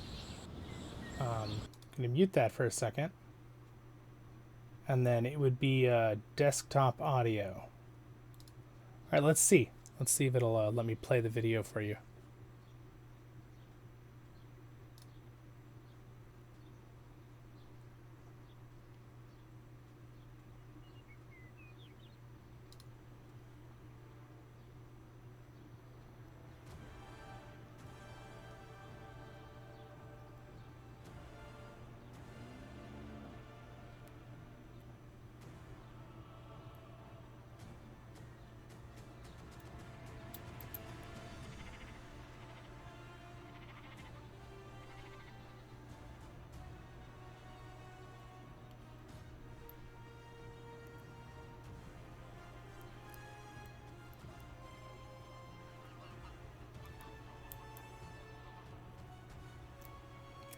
See, these are the kind of videos that were cool. They're like models.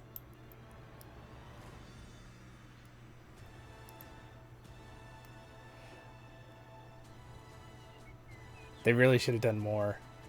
This is the kind of advertising the game really needed too, you know? I know it's a little bit quiet because the video is really quiet on the internet here, but... And it's cool, and I just thought this was really cool. Just this like little intro thing. These animations. Like, look how cool these animations are.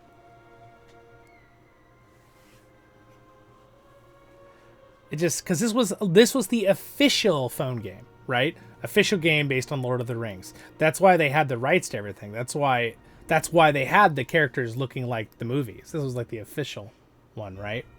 And that's why it's just such a bummer.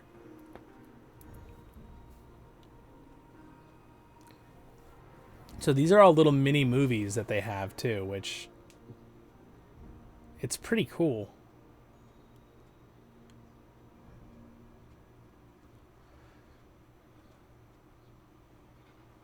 Like, I'd love an animated series that looked like this, you know? It's really cool looking.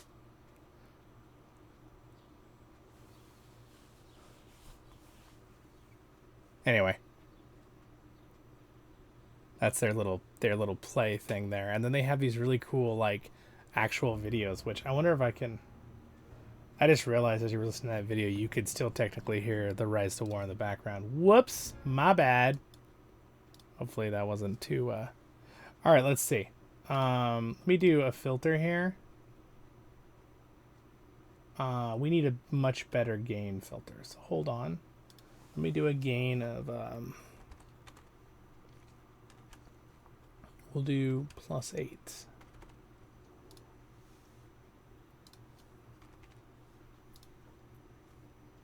We'll turn off the 5. Okay. There we go. So let's go ahead and see what this is for fun.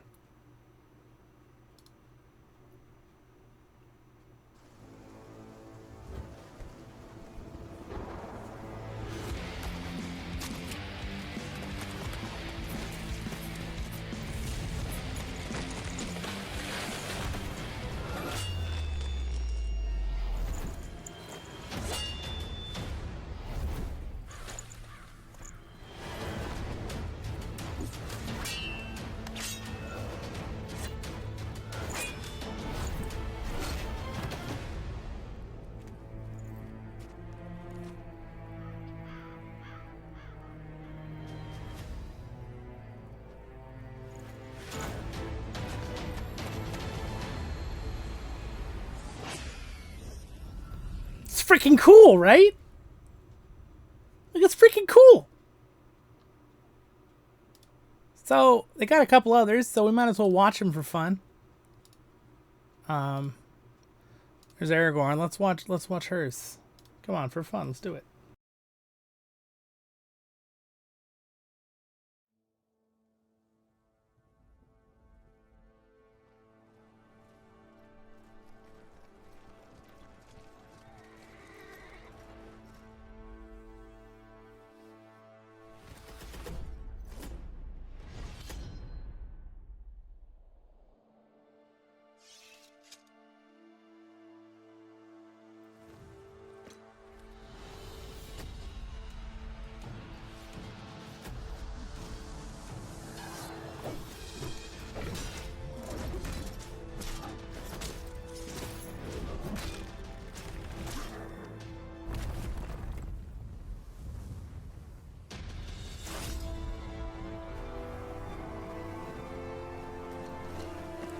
I am no man.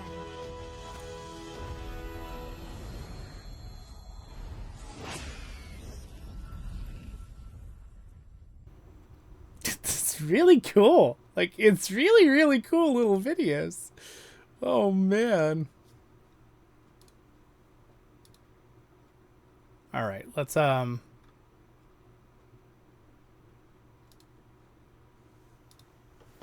doesn't...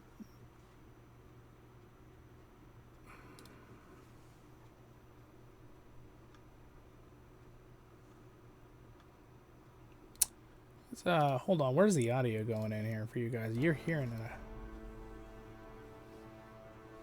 Oh, good. It is. Okay. All right. I'm just making sure you guys can actually hear it. I'm like, hold on. Hold on a second here. I think we can bump this up more. We're going to do this. I'm going to turn it up for you guys more.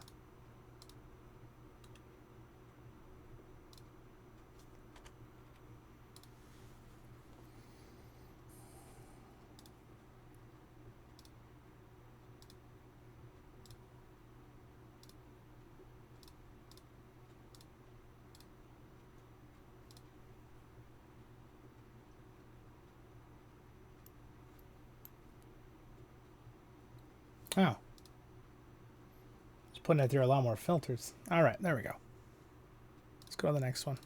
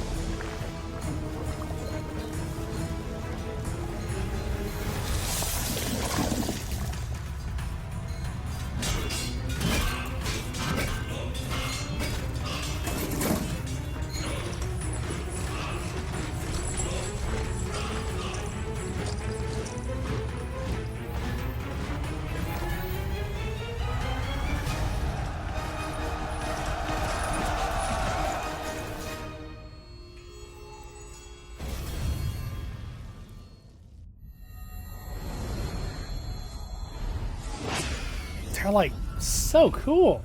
They're so cool. Hopefully the other ones weren't too quiet. I could replay them, but it seemed kind of weird to replay them. Let's go.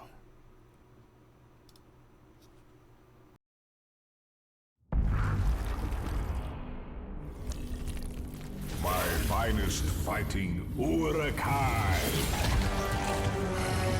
A ruined and terrible form of life. You do not know pain, you do not know fear. You shall fight for me until the enemies die.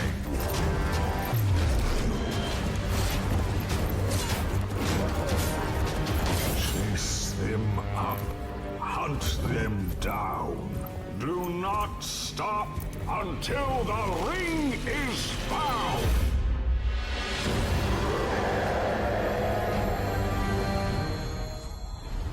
That was a pretty cool little rhyme he had going on there. Wow, these are so cool, aren't they? Aren't these cool? So I wanted to show you here in the video.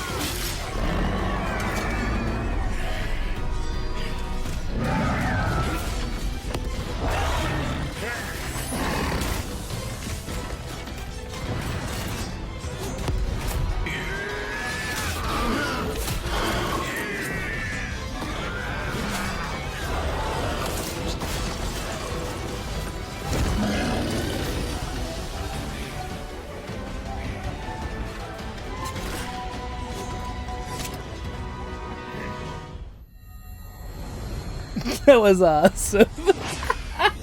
That was so good. Oh, they're so good, you guys. That's why I wanted to share these with you real fast in the video here.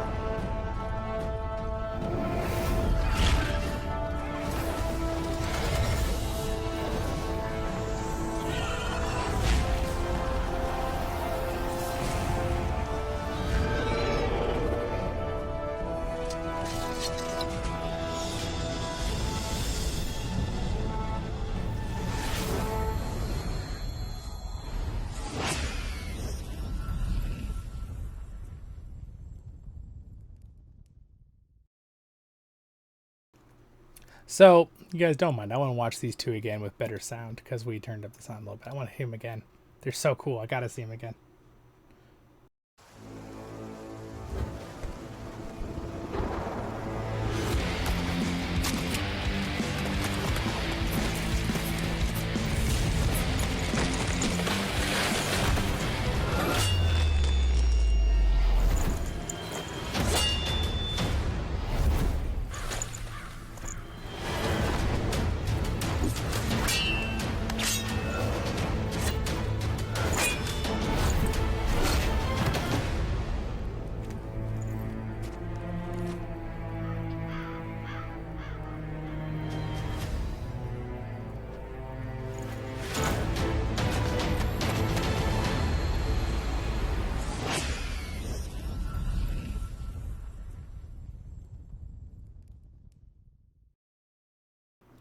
I feel like there's a cross between like anime and like speed of fighting right in that. It's really cool.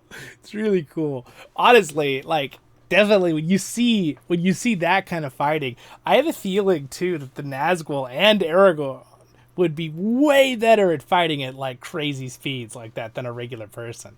Because they're both like, you know, I mean Aragorn's a Dunedain. He's a human, but he's probably lot more agile and strong than the average human from his blessings. So let's watch this one more time. We'll be done with these.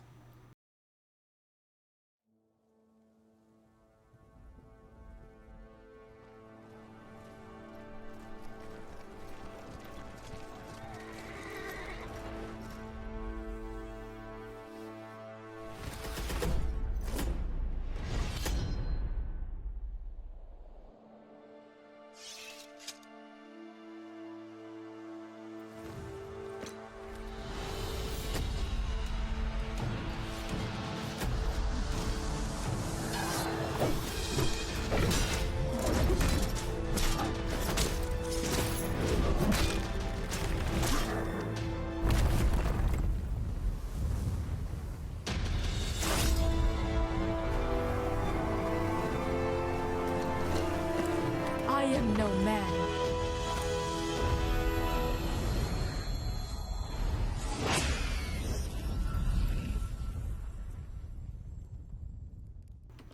Gosh, that's so cool. All right, so anyway, those are those videos, and then of course we watched the very first one here, didn't we? I can watch it again just because the sound's a lot better now. It was cool. It's really quiet, the video itself.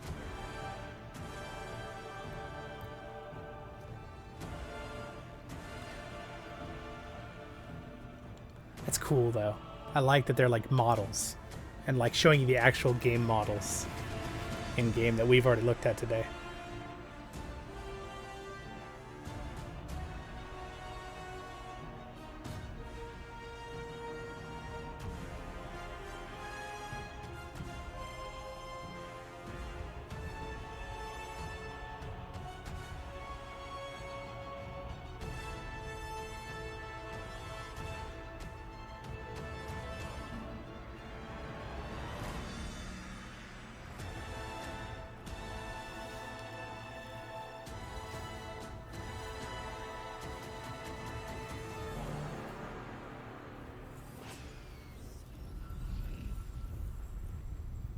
Pretty cool. So those are just really cool. And then they even have some of like the different factions, and I think that's all the videos they have, but we got to watch these too. Gondor, shield of the world of men, rise up against darkness and doom once again, with glittering banners as wide as the sea, and guards of the citadel by the white tree. And swan knights of radiant valor and might, we once again spearhead the forces of light. For the ring has returned, and we must prove our worth. For Gondor, for glory, for all Middle-earth!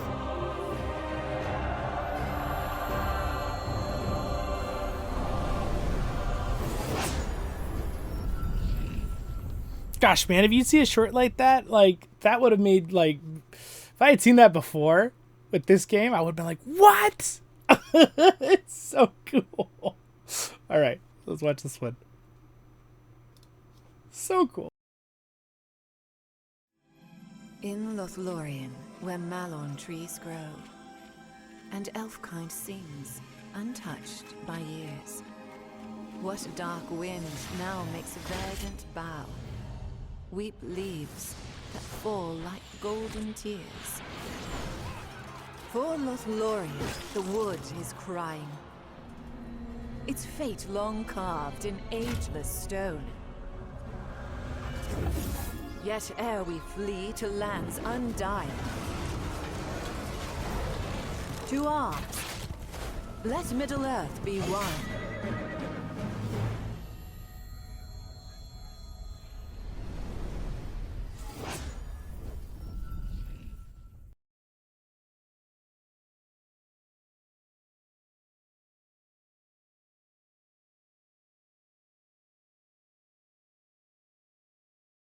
Arise, ye riders of Rohan! Arise, brave men of the Horse! Arise and answer the call of your king! Arise to the sounding of horn!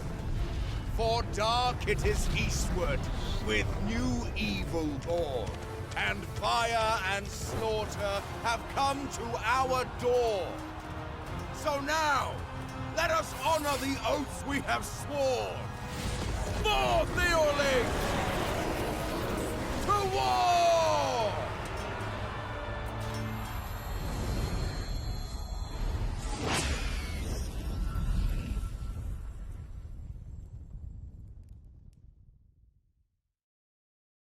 It's legit. They're so cool, aren't they? Erebor.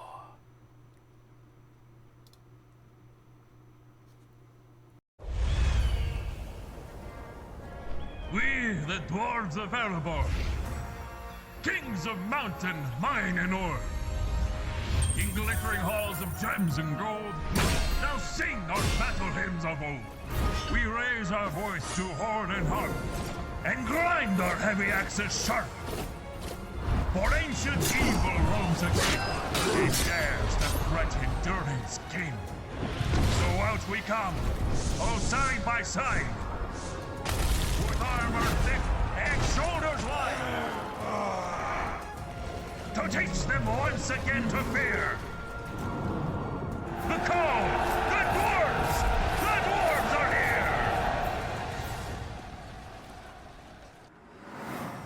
Marukazad! Goes on the menu.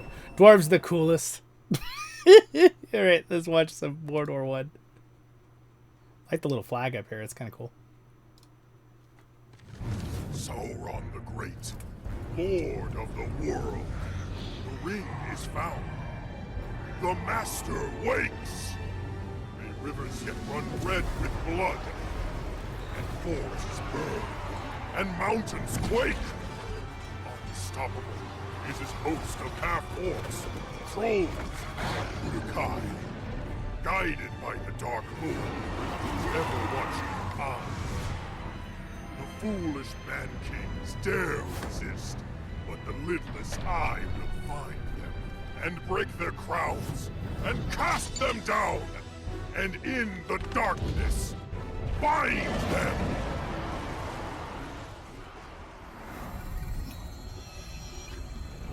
Dang! That was cool too, what the heck? Really cool. Last one. Isengard. Saruman! Saruman! For Isengard and Saruman! Men will grovel, elves will weep, dwarves will cower in the deep. But Uruk-hai will drink their blood! For Saruman! Saruman!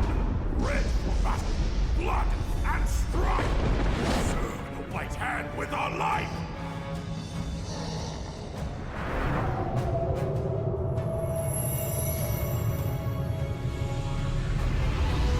Lord of the Ring!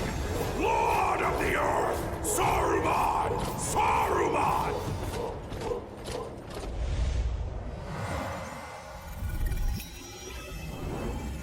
It's a really cool twist on some of these storytelling too. So anyway, that is about it. And then they've got their messages where I read it to you guys the other day. But yeah, so that I just thought that was really cool to kind of show you guys that. The factions, commanders, and stuff. And yeah, that's about it there. Close that. Let me bring the sound back up for this for you guys real fast. All right, so we're back here with the main game, and we've pretty much looked over everything pretty intensely. I mean, there technically are a couple other videos like the Bard and the Eagle video, but I've showed you those on the channel before. And their YouTube channel has some videos as well you can kind of check out. I don't know if they'll still have a YouTube video channel up, so, and their site, so that's why I want to show you those, because they were cool and worth seeing here on the channel first. The last one is we wanted to see if we could see any units. I wanted to show you any units that I could show you. So let me go to my units, and I should be able to show you through. Obviously, I can click on these guys and show you this way the ones that I have here, but I was hoping I could bring up a list and show. So I guess these technically are a bunch of the ones I could show you a bunch of these real quick. So basically I could just click here. There you go. There's the units. Technically they have a little informational thing too there. So we'll just do that. We'll do a little order of these real quick. This, click this. There we go.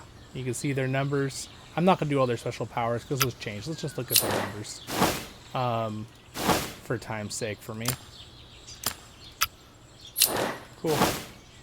Now, this is not every unit in the game. Because technically I could switch some of my barracks.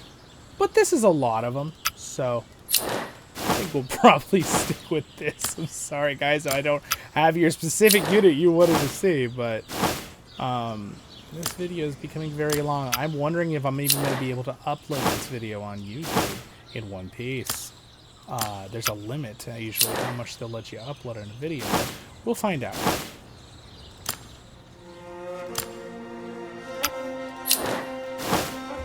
This is a lot of the units we can see here. I'm glad that they're here, actually, that I'm even able to have a list to go through like this. I was trying to think what I could use as a list for this particular thing. I'll just try to keep a few seconds in between every click so that you guys can take the moment to pause, kind of look at something if you want to read something.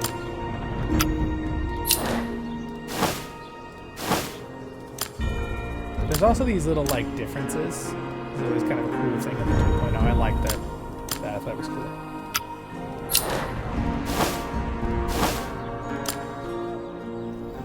The Dunedain. So after I do this, I've pretty much done everything. Like, we've like, looked at everything. Oh, maybe this is the list of every unit. Because some of them I can't get to.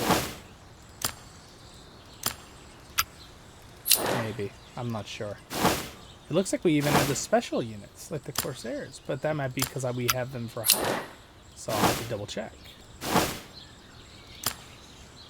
The Cataphracts. The Ravager Trolls. The joy of crushing many foes as they can. That's their pastime. Crushing people.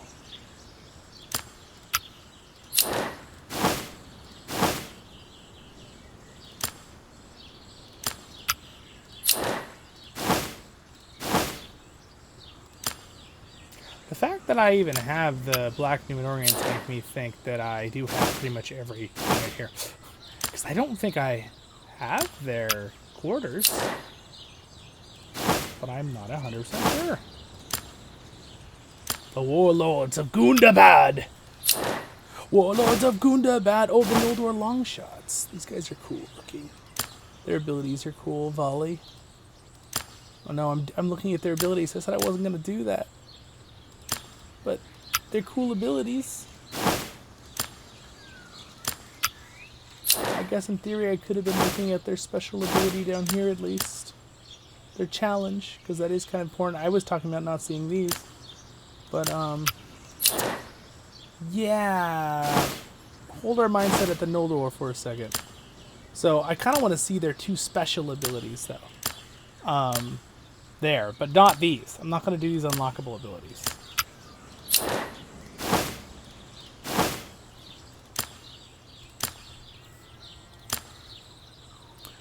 Top of the orcish food chain. Oh, what a description.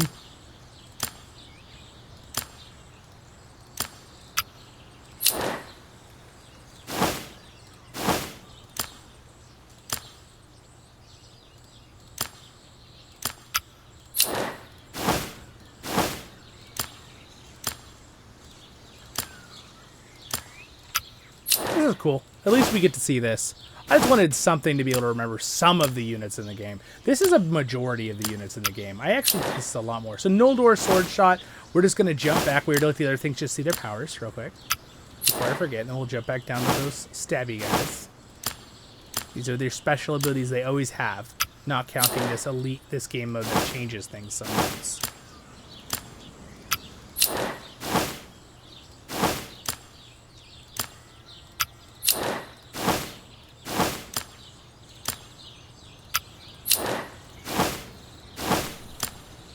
The ones you train for are these top abilities, and they're pretty much the same couple for everybody. These don't really change. They're kind of the same for certain kind of horse units and things like that. But these bottom ones do stick to the unit all the time. That's always their special thing.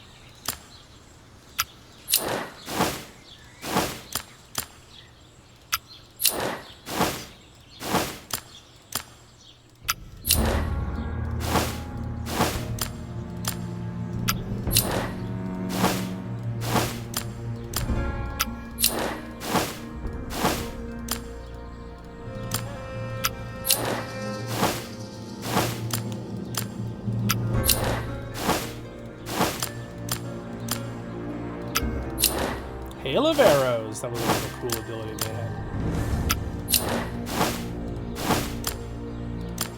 That's a cool one too, Swiftness.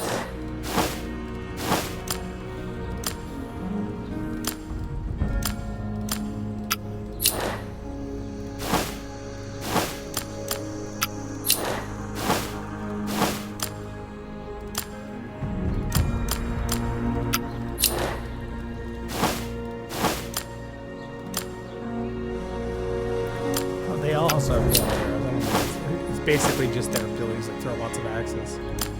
Ah, yes.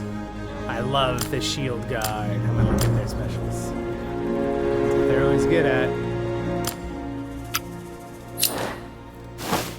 You can kind of see their abilities over here too, what their special ones are. Trample, heat proof. All the dwarves have heat resistance, which is always cool. Cool.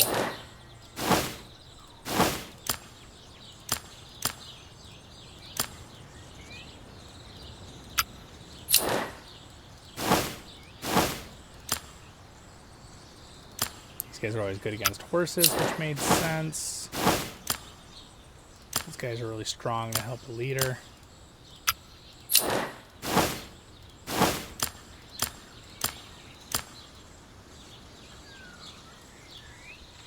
Realistically, I probably want to have, yeah, damage received is really good. 5% damage reduction is just really good. These guys were so good at being tanks. The Swan Knights are just so good. Alright, jump back down to the Reaper we looked at, so now we're going into the neutral units. It kind of looks like these are all the tier 3s and tier 4 units that can be evolved. That's why we don't have any of the lower, like, tier. So this looks like most, it's not all of them. It's really not, but that's a good amount. Use their specials. Swoop! That's a flying thing they added after the update.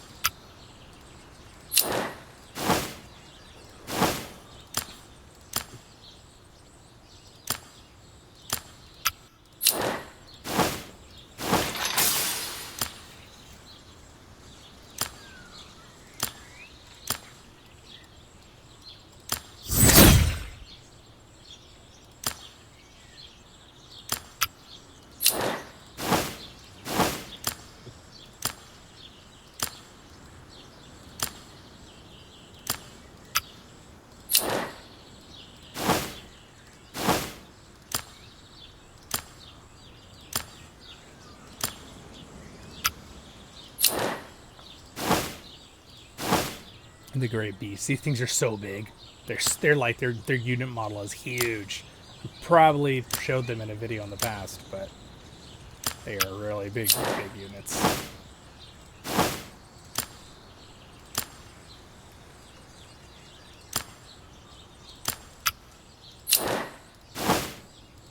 Dale Watchman. Dragon warfare. Yeah, I wonder why. They're all trained to shoot at dragons. I wonder why. What famous person led Dale? I like that. The drums of Moria, Mordor, something like that. These guys had a lot of abilities. It's kind of crazy. Shire Protectors were always like a strong unit. Really, really strong unit.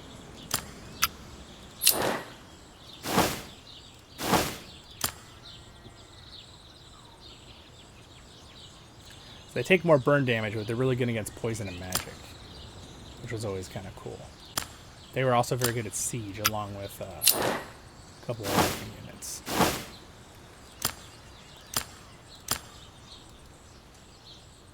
Pretty cool. They were Colossus unit. That was a special type of unit. Like, you can see here, there's large, small, and medium. Well, Colossus was like a special category size. There's only like them and the Drakes, I think, which might be in here somewhere.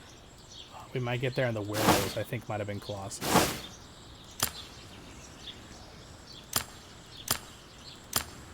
I guess the Ents count as Colossus as well. Why? Oh, and these are Entings. And these are Ents. Got it. Okay, so they're like different. The Vanguard. These guys look so cool. They always looked so cool. Undead allies. They're black Numenorians, and they'd get bonuses if they had undead with them. And then we've got the Entwives. Spirits of the Wood, which are basically just Entwives. I always thought that, at least. Werewolves. Yeah, so these guys are actually supposed to be giant. And technically, when Sauron turns into a werewolf in the books, he's massive. So those are all their abilities. See, he's got the Colossus thing too. And then the Cold Drakes. These things were awesome, huge models. These are their abilities. I only got to use Drakes a few times, the Cold Drakes, but they were Colossus giant units too. They took up a lot of room, but they had crazy damage and health too by themselves.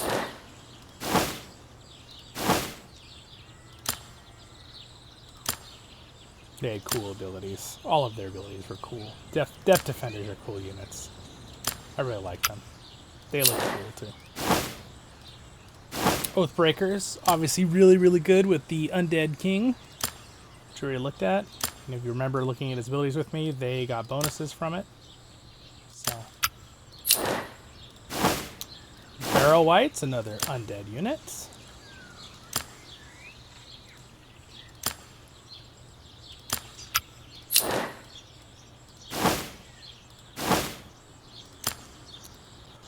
Siege. These guys are actually pretty darn good at Siege, even though they were only B. They changed how Siege worked, and it was weird. Nobody really liked how they changed Siege. It made it like less complicated, but it also was more complicated because most units were not good at Siege then. So the numbers got weird. They made it like rating on who was like the best with Siege. See? It was just weird how they did that.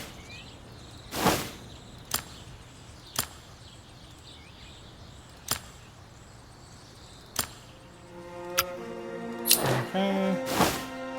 The Wraiths.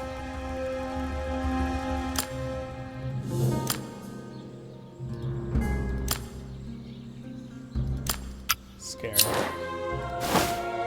Hill Trolls.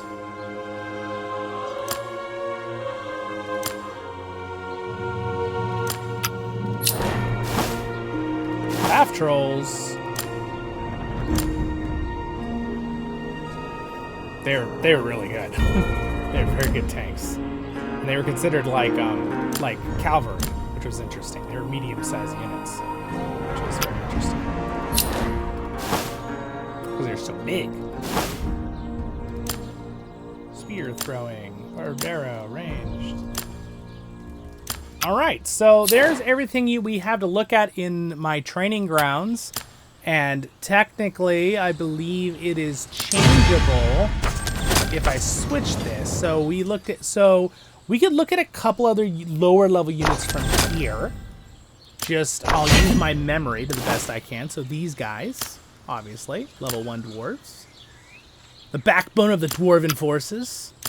And then we got these guys, and they get Battle Bane. And they got their thing.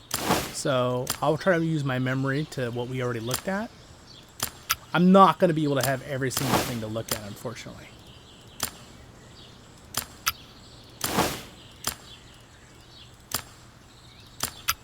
Alright, all of those were already looked at. Jumping over to the next group here.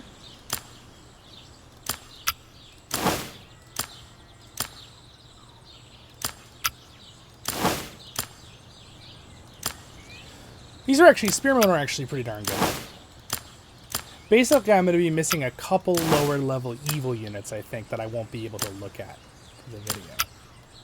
But I'll have some. Okay, so we looked at them already.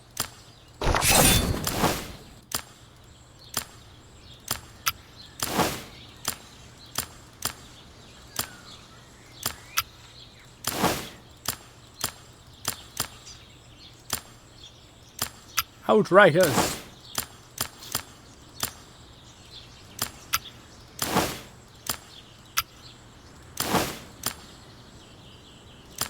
Rangers. Okay, all of those we looked at.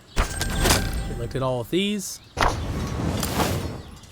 Here's a few evil units that I have. Bazookas.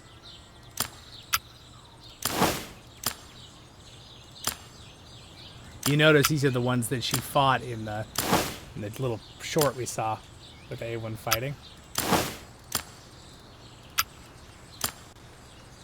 Well, this is definitely giving me the feeling that I feel like I have fully covered the game. To an extent. And I'm like, okay, I think I could let go now. I can come back and see every little detail I want to see.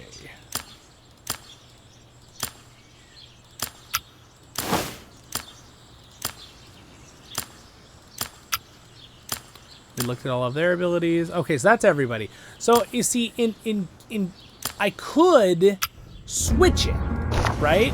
So like in 14 hours, I could convert to like there's like 3 others because we have Uruks. So I have dwarves, Normanorian men, Rohirrim men, and elves, which I think are all the human factions, and I have the one for the big creatures. But there is a Mordor, this is the Uruk Isengard one. There's a Mordor one and an Angmar one and another one. So that means we're missing a couple, three other ones, I believe, that I don't really know how I can show you guys. I can go into the search here and go into these and anything we missed here. Now I will do a quick memory check to see if there's anything we didn't already look at. I'm pretty sure anything tier 3 and up we looked at. So yes, I think we did all of those. So I don't think there are any. Oh, there's some level 1 neutral camps though that we didn't quite see. So we didn't get to see these guys. So we didn't look at these guys. Here's their sure-footed hobbit powers. All right, so there's that one, and then the slingshot guys we didn't look at. And I think that is all the neutral, all the level 3 units we looked at in the upgrade place. So, yeah, I mean, the only other place I could look, just so we can kind of see which ones we didn't see, is I know we can go in here. And I know we can go over to... Nothing. The gallery is kind of cool, by the way. They've got some cool footage in here. It's kind of hard to see it all, but that's kind of cool they have that. Units. All right. So we know we looked at all the tier 4 units. We know we looked at all the tier 3 units, right? The thing is, when I click on these, they don't actually show you that page that I wanted to show you, right? So we did all those. And though I do not remember Urukai Pikemen or Sand Wanderers as an option, but that's probably because I don't have the, that's because I don't have the other places. So yeah. The Urukai Pikemen is weird. They must be an independent unit, and so must the Sand Wardens, because it's saying that they're... Anything else we didn't look at? I'm trying to remember which ones we didn't look at just now in the last few minutes. So we looked at all of these except for the Urukai Pikemen and the Sand Warden stats. Maybe it's not in my options. And it looks like we did look at all of these as well. So we covered all of those. Tier 3. Tier 4, we covered all of those tier 4. We looked at everything here. Did we look at Rangers of the North? Not sure I had Rangers of the North. I don't remember looking at that one. Maybe we did. I don't know. But we covered all the rest. Tier 2. So we have the humans. We looked at those. So as you can see. So yeah, the brutes, trackers, pikemen. Yeah, so it's from the other faction. That's why I don't have it. We must look at Rangers of the North. But I don't have the Evil Men faction option. And I also don't have the Orc Mordor faction. So we can't see brutes, trackers, pikemen, marauders. Those are other units. The ward unit, the stalker unit. And we looked at stalkers, but the ward unit. We saw all these other ones. Pirates are from Evil Men, so I didn't have that as an option to look at. The Hobbit Archer we looked at. Yeah, so everything else we looked at. So we're missing those, and we're missing the Scout, the Grunt from the Mordor faction to look at. Bruiser we did have. We had those to look at. Mercenaries from the Evil Men, I couldn't look at that one. Bowman, everything else we looked at. So we're not really missing out on a whole lot. It's just basically the Evil Men and the Mortal Orcs is the ones I couldn't really show you with their stats and their little lore page. But that's, I mean, I showed you 85%. So I think we're good on units. I think we're set. Again, here's all the commanders. Did a nice little lineup. You can see them all, the good commanders. and all the bad commanders with their little icons. Which is kind of cool. I don't know, I think it's just kind of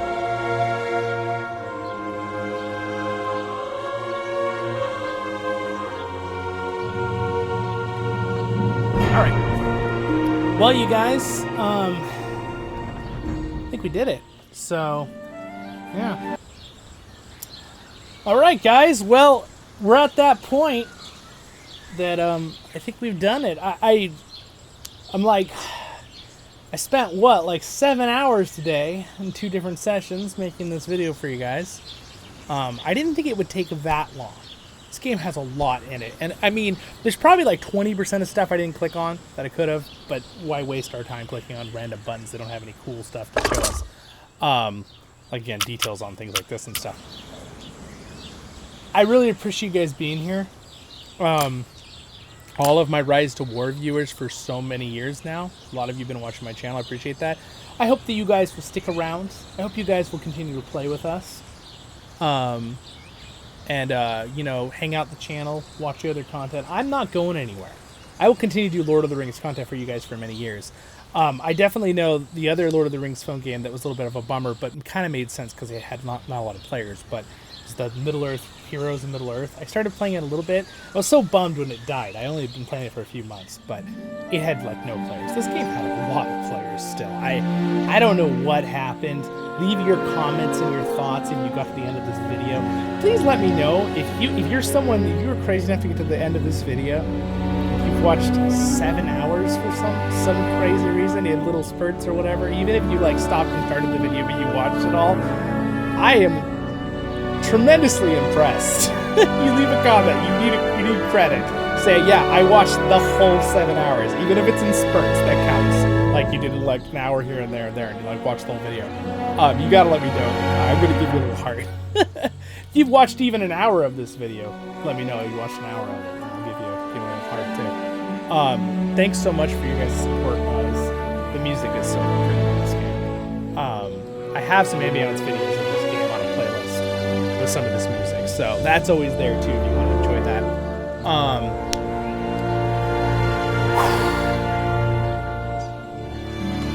I mean, there's not really anything to do now but say goodbye to this game. We've gone through everything. We've gone through, you know, it's just like,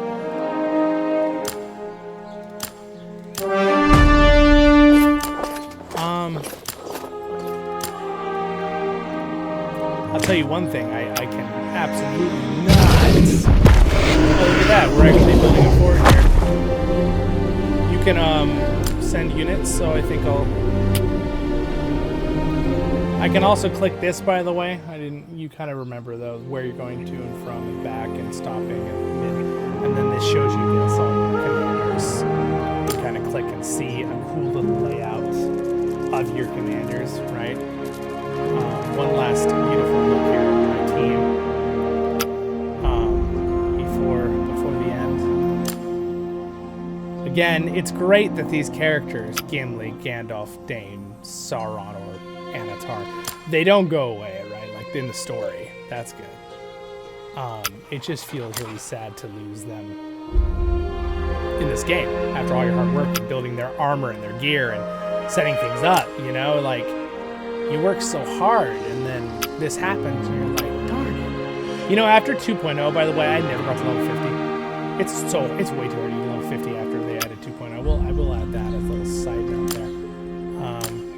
But again, these are a lot of my teams. I'm just gonna have all my teams make sure they're out here. We're gonna have a little goodbye party, everybody. Everybody out. Everybody out of the fortress. He's got just a backup team. Alright, again, one of my other squads here. Guess it's the last thing I didn't do is show like my teams. This one was a little bit of a weaker team, honestly, but they were still like, I mean, it's that week. I put a lot of work into this one too. And then of course we got like, this is kind of a mismatched team. I didn't really do much with this team, but you know, like I will miss all of these things. So much work. So much time. Gandalf just got blue gear. Oh, might as well look at this. This is my backup dwarf team. This was my dwarf team that was led, basically, my leader team. Was kind of the point of this team setup. I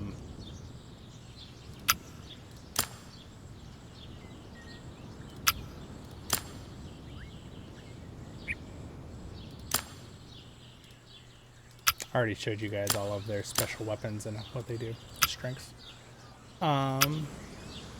This team wasn't really, like, special. These guys just have random gear. They were for helping me take a tile. But then, Quahir and stuff, this team, this is like my nature team. They didn't really have very good, like, actual, like, gear, though.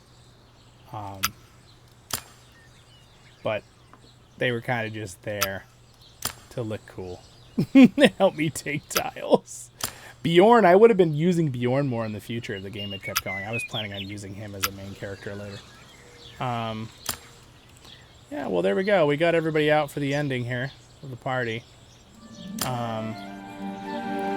the goodbye team.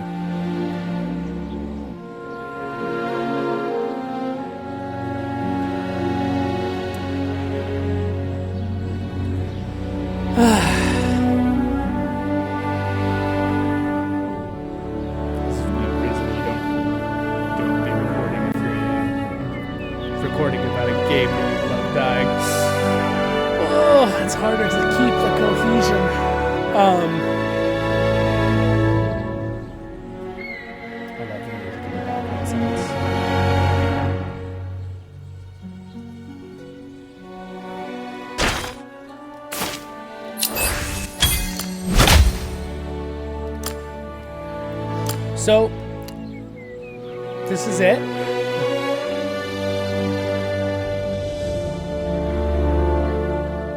I'll probably still play a couple more times on my phone, just to help my team. So I'll turn the game on a few more times on the phone. I don't think I'm going to turn it much on ever again with my LD player on my PC here. Yeah, and again, I hope it was okay that I recorded it on the LD player. I think it was fine. I think it was way better quality than it would have been from recording from the phone. I have a couple videos from the phone recording. You can tell it's just not as nice. It looks good on the phone, but when you record it and then put it online, it doesn't look so good. Yeah, so we're at this time, everyone. The queues are empty. Middle Earth. We won 23rd season, my 375th video of Rise to War. And again, I hope that you guys will play with us in the future.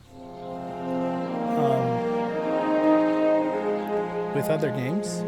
Definitely check it out. And I'm not going anywhere. God willing, Voice of the Rings will be here. Far into the future. I'll continue to make all sorts of Lord of the Rings content. Whether it be my voiceover series, my replica reviews, my lore videos, my gaming guides, my LOTR stuff with the kinship, all of the stuff, I'll be here still. And again, if there another Lord of the Rings game like this comes out from the same genre, I will check it out on the phone games. But I don't think I'll ever quite commit to a phone game like this again. I don't think we'll quite have a phone game like this ever again. It definitely seemed that the devs for this particular one really were enjoying it. I noticed near the end, it felt like it was getting a little bit more with some of the updates. I'm not talking about 2.0 update. I'm talking about near the end the last couple of months. That it felt like they were doing more and more things that were a little bit more like the classic phone game of getting money. I was like, oh. But again, I had no idea because there's so many people who played still and so much money coming into the game. It's got to be a copyright thing. Give me your, if you've heard different theories, leave a comment. But I don't feel at all the theory people are like, oh, it just wasn't making enough money, blah, blah, blah. Nah, I don't think it was that. I played enough and I knew enough people in the community to realize there were thousands of people that still put a lot of money in this on a daily basis. There's no way that was the problem. It must have been they couldn't get the rights from New Line Cinema, Warner Brothers, or Middle Earth Enterprises. It had to have been one of the three, or one of them was way too expensive and it just wasn't worth it. I can understand that reason for a money thing. Where they're like, oh, well, we want 50%. It's like, that would be hard for a game company. But, or maybe it was something the game company did stupid. Maybe they made a mistake. Maybe they were dumb about something. Who knows? I don't think they're ever going to tell us. I don't think we'll ever really know unless one of the devs secretly gets a message out to us. But yeah, it would have been nice if they had told us the reason. I would have liked that. Like, that's the... You notice, you see game companies that do that when their game crashes or turns off or something. They tell the community this is why. Like, we did this wrong. Or, you know, we couldn't get the rights back. Or, you know, we weren't making enough money. Just say it. Just tell the people why. And, like, it's not like they're worried that they can't make another game. Their mother company is these games. Like, they run Marvel Rivals. Like, they run like 160 games around the world. They're a huge company. So granted, the devs were underneath them, right? But they were like the head people above. And, you know, sometimes there's a real reason and they just don't want to say and just bad communication. Or sometimes maybe there's a stupid reason. And it's some high up guy who doesn't have any idea what he's doing. And he's just like, nope, cancel it. And they're like, don't, you know, who knows? I don't want to give them like random credit. Credit might not be due, but yeah. So anyway, it's kind of a weird spot by this rock wall to end, but it's basically the pathway into there's this opening, and this leads us into hold on, where'd it go? Right here, and this pathway leads you into this Undeep's end of the battle, and that wall actually opens at two different spots. It opens down here and goes south, and there's a wall opening above me that goes to the north. See where these mountains, see, it goes this way. It's like a pass, so I kind of like hiding in the pass. That's where my base is here. But our main capital is still the great dwarven kingdom of Erebor. I really wish they could have done something where you could still log in and at least like take tiles for fun and like just play in the world, you know? Just be like, oh, here, you can like play in the world. Now granted, if the server has a lot of the data on the other end, but the game still has to download all the basic info of how things work. It just would have been cool if they would have given some download for people to be able to still play in the future. You guys could still do that. But it's very unrealistic. They're not going to do that. But it would be cool if they would do that, all right? It'd be really nice if more game companies thought about the maybe, you know, maybe it'll help people just to be able to, like, get on and just hear the music and see the world a little bit and just have fun, like, building their own little base and taking tiles. Just to have the memory, right, with the gear that they bought. They just get to at least use all their gear they bought, right, over time. That would be cool, right? And even, you know, make it even more fun for them. Make it where they automatically can get gems and whatever they want and just be able to roll the chest automated all they want and make gear. You know, just make it fun for them at that point. But anyway, you guys, with that, we're going to end here with definitely one of the longest videos I've made over time. Usually my streams are this long. Yeah, and I hope I can get this on YouTube. I hope it's not too big or file. We'll find out. Might have to split it. If I split it, it's going to be, you'll see it too. It's going to be like episode 375, part 1 and part 2. 376. Yeah, doesn't matter. Well, anyway, with that, my friends, I really can't think of anything that I missed in my information.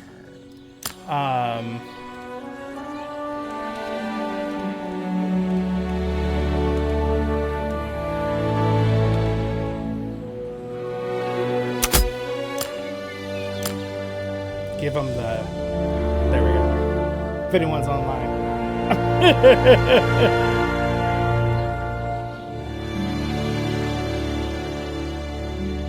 Last video for this game, guys. For this game.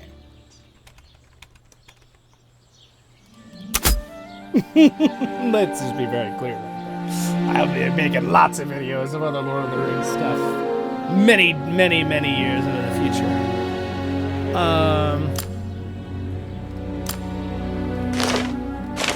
So, anyway, with that, I've said with that like 5 times because I don't want to leave the game. I kind of, once I'm done here, this video was a little bit therapeutic for me myself too, because I was able to kind of like let it go, you know, making it. So I hope that helps you guys. Hope it just helps you to always know you can kind of come watch this video. You're feeling nostalgic for the game, enjoy yourself, that kind of stuff.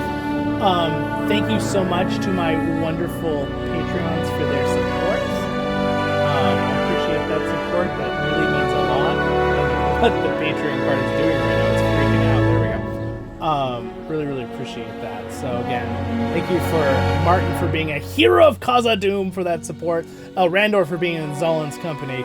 Reb for being a royal guardian. And all my other patrons. I do the channel full time, so I appreciate that support greatly. And I appreciate you guys liking, watching, subscribing, following, all that free stuff as well. You guys are all the best. Thank you for that support, everybody. But yeah, with that, guys, I will see you in the next episodes of Voice of the Rings. I'm your hosting guide, Zollin Ironshield. Stay happy, my friends. Even with this sad thing that we're losing this game, we have lots of other cool Lord of the Rings games, lots of cool expansions coming out right now for Lord of the Rings Online and for Return to Moria, right at the time of us losing this game. So there's a lot of cool and fun stuff to look forward to, including the Lord of the Rings Gollum movie by Peter Jackson. So cool stuff coming, lots of fun stuff here on this channel, so look forward to it. I tried not to be a downer in this video, but no matter what, it's the sunset nostalgia video, last video I ever make of this game, so it's hard not to be perfect on that. Anyway, stay happy, guys. Have a great day, and I'm going to leave you with this, all right? Because I think it's cool.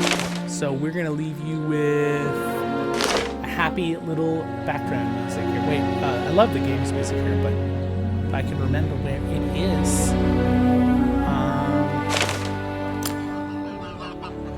Let's see.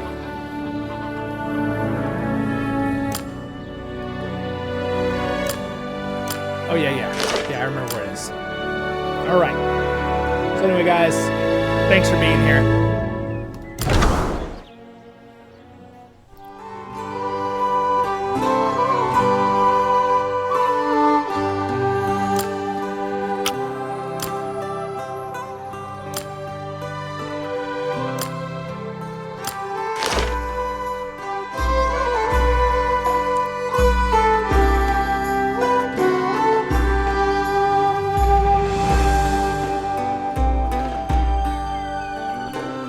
See you guys in the next videos.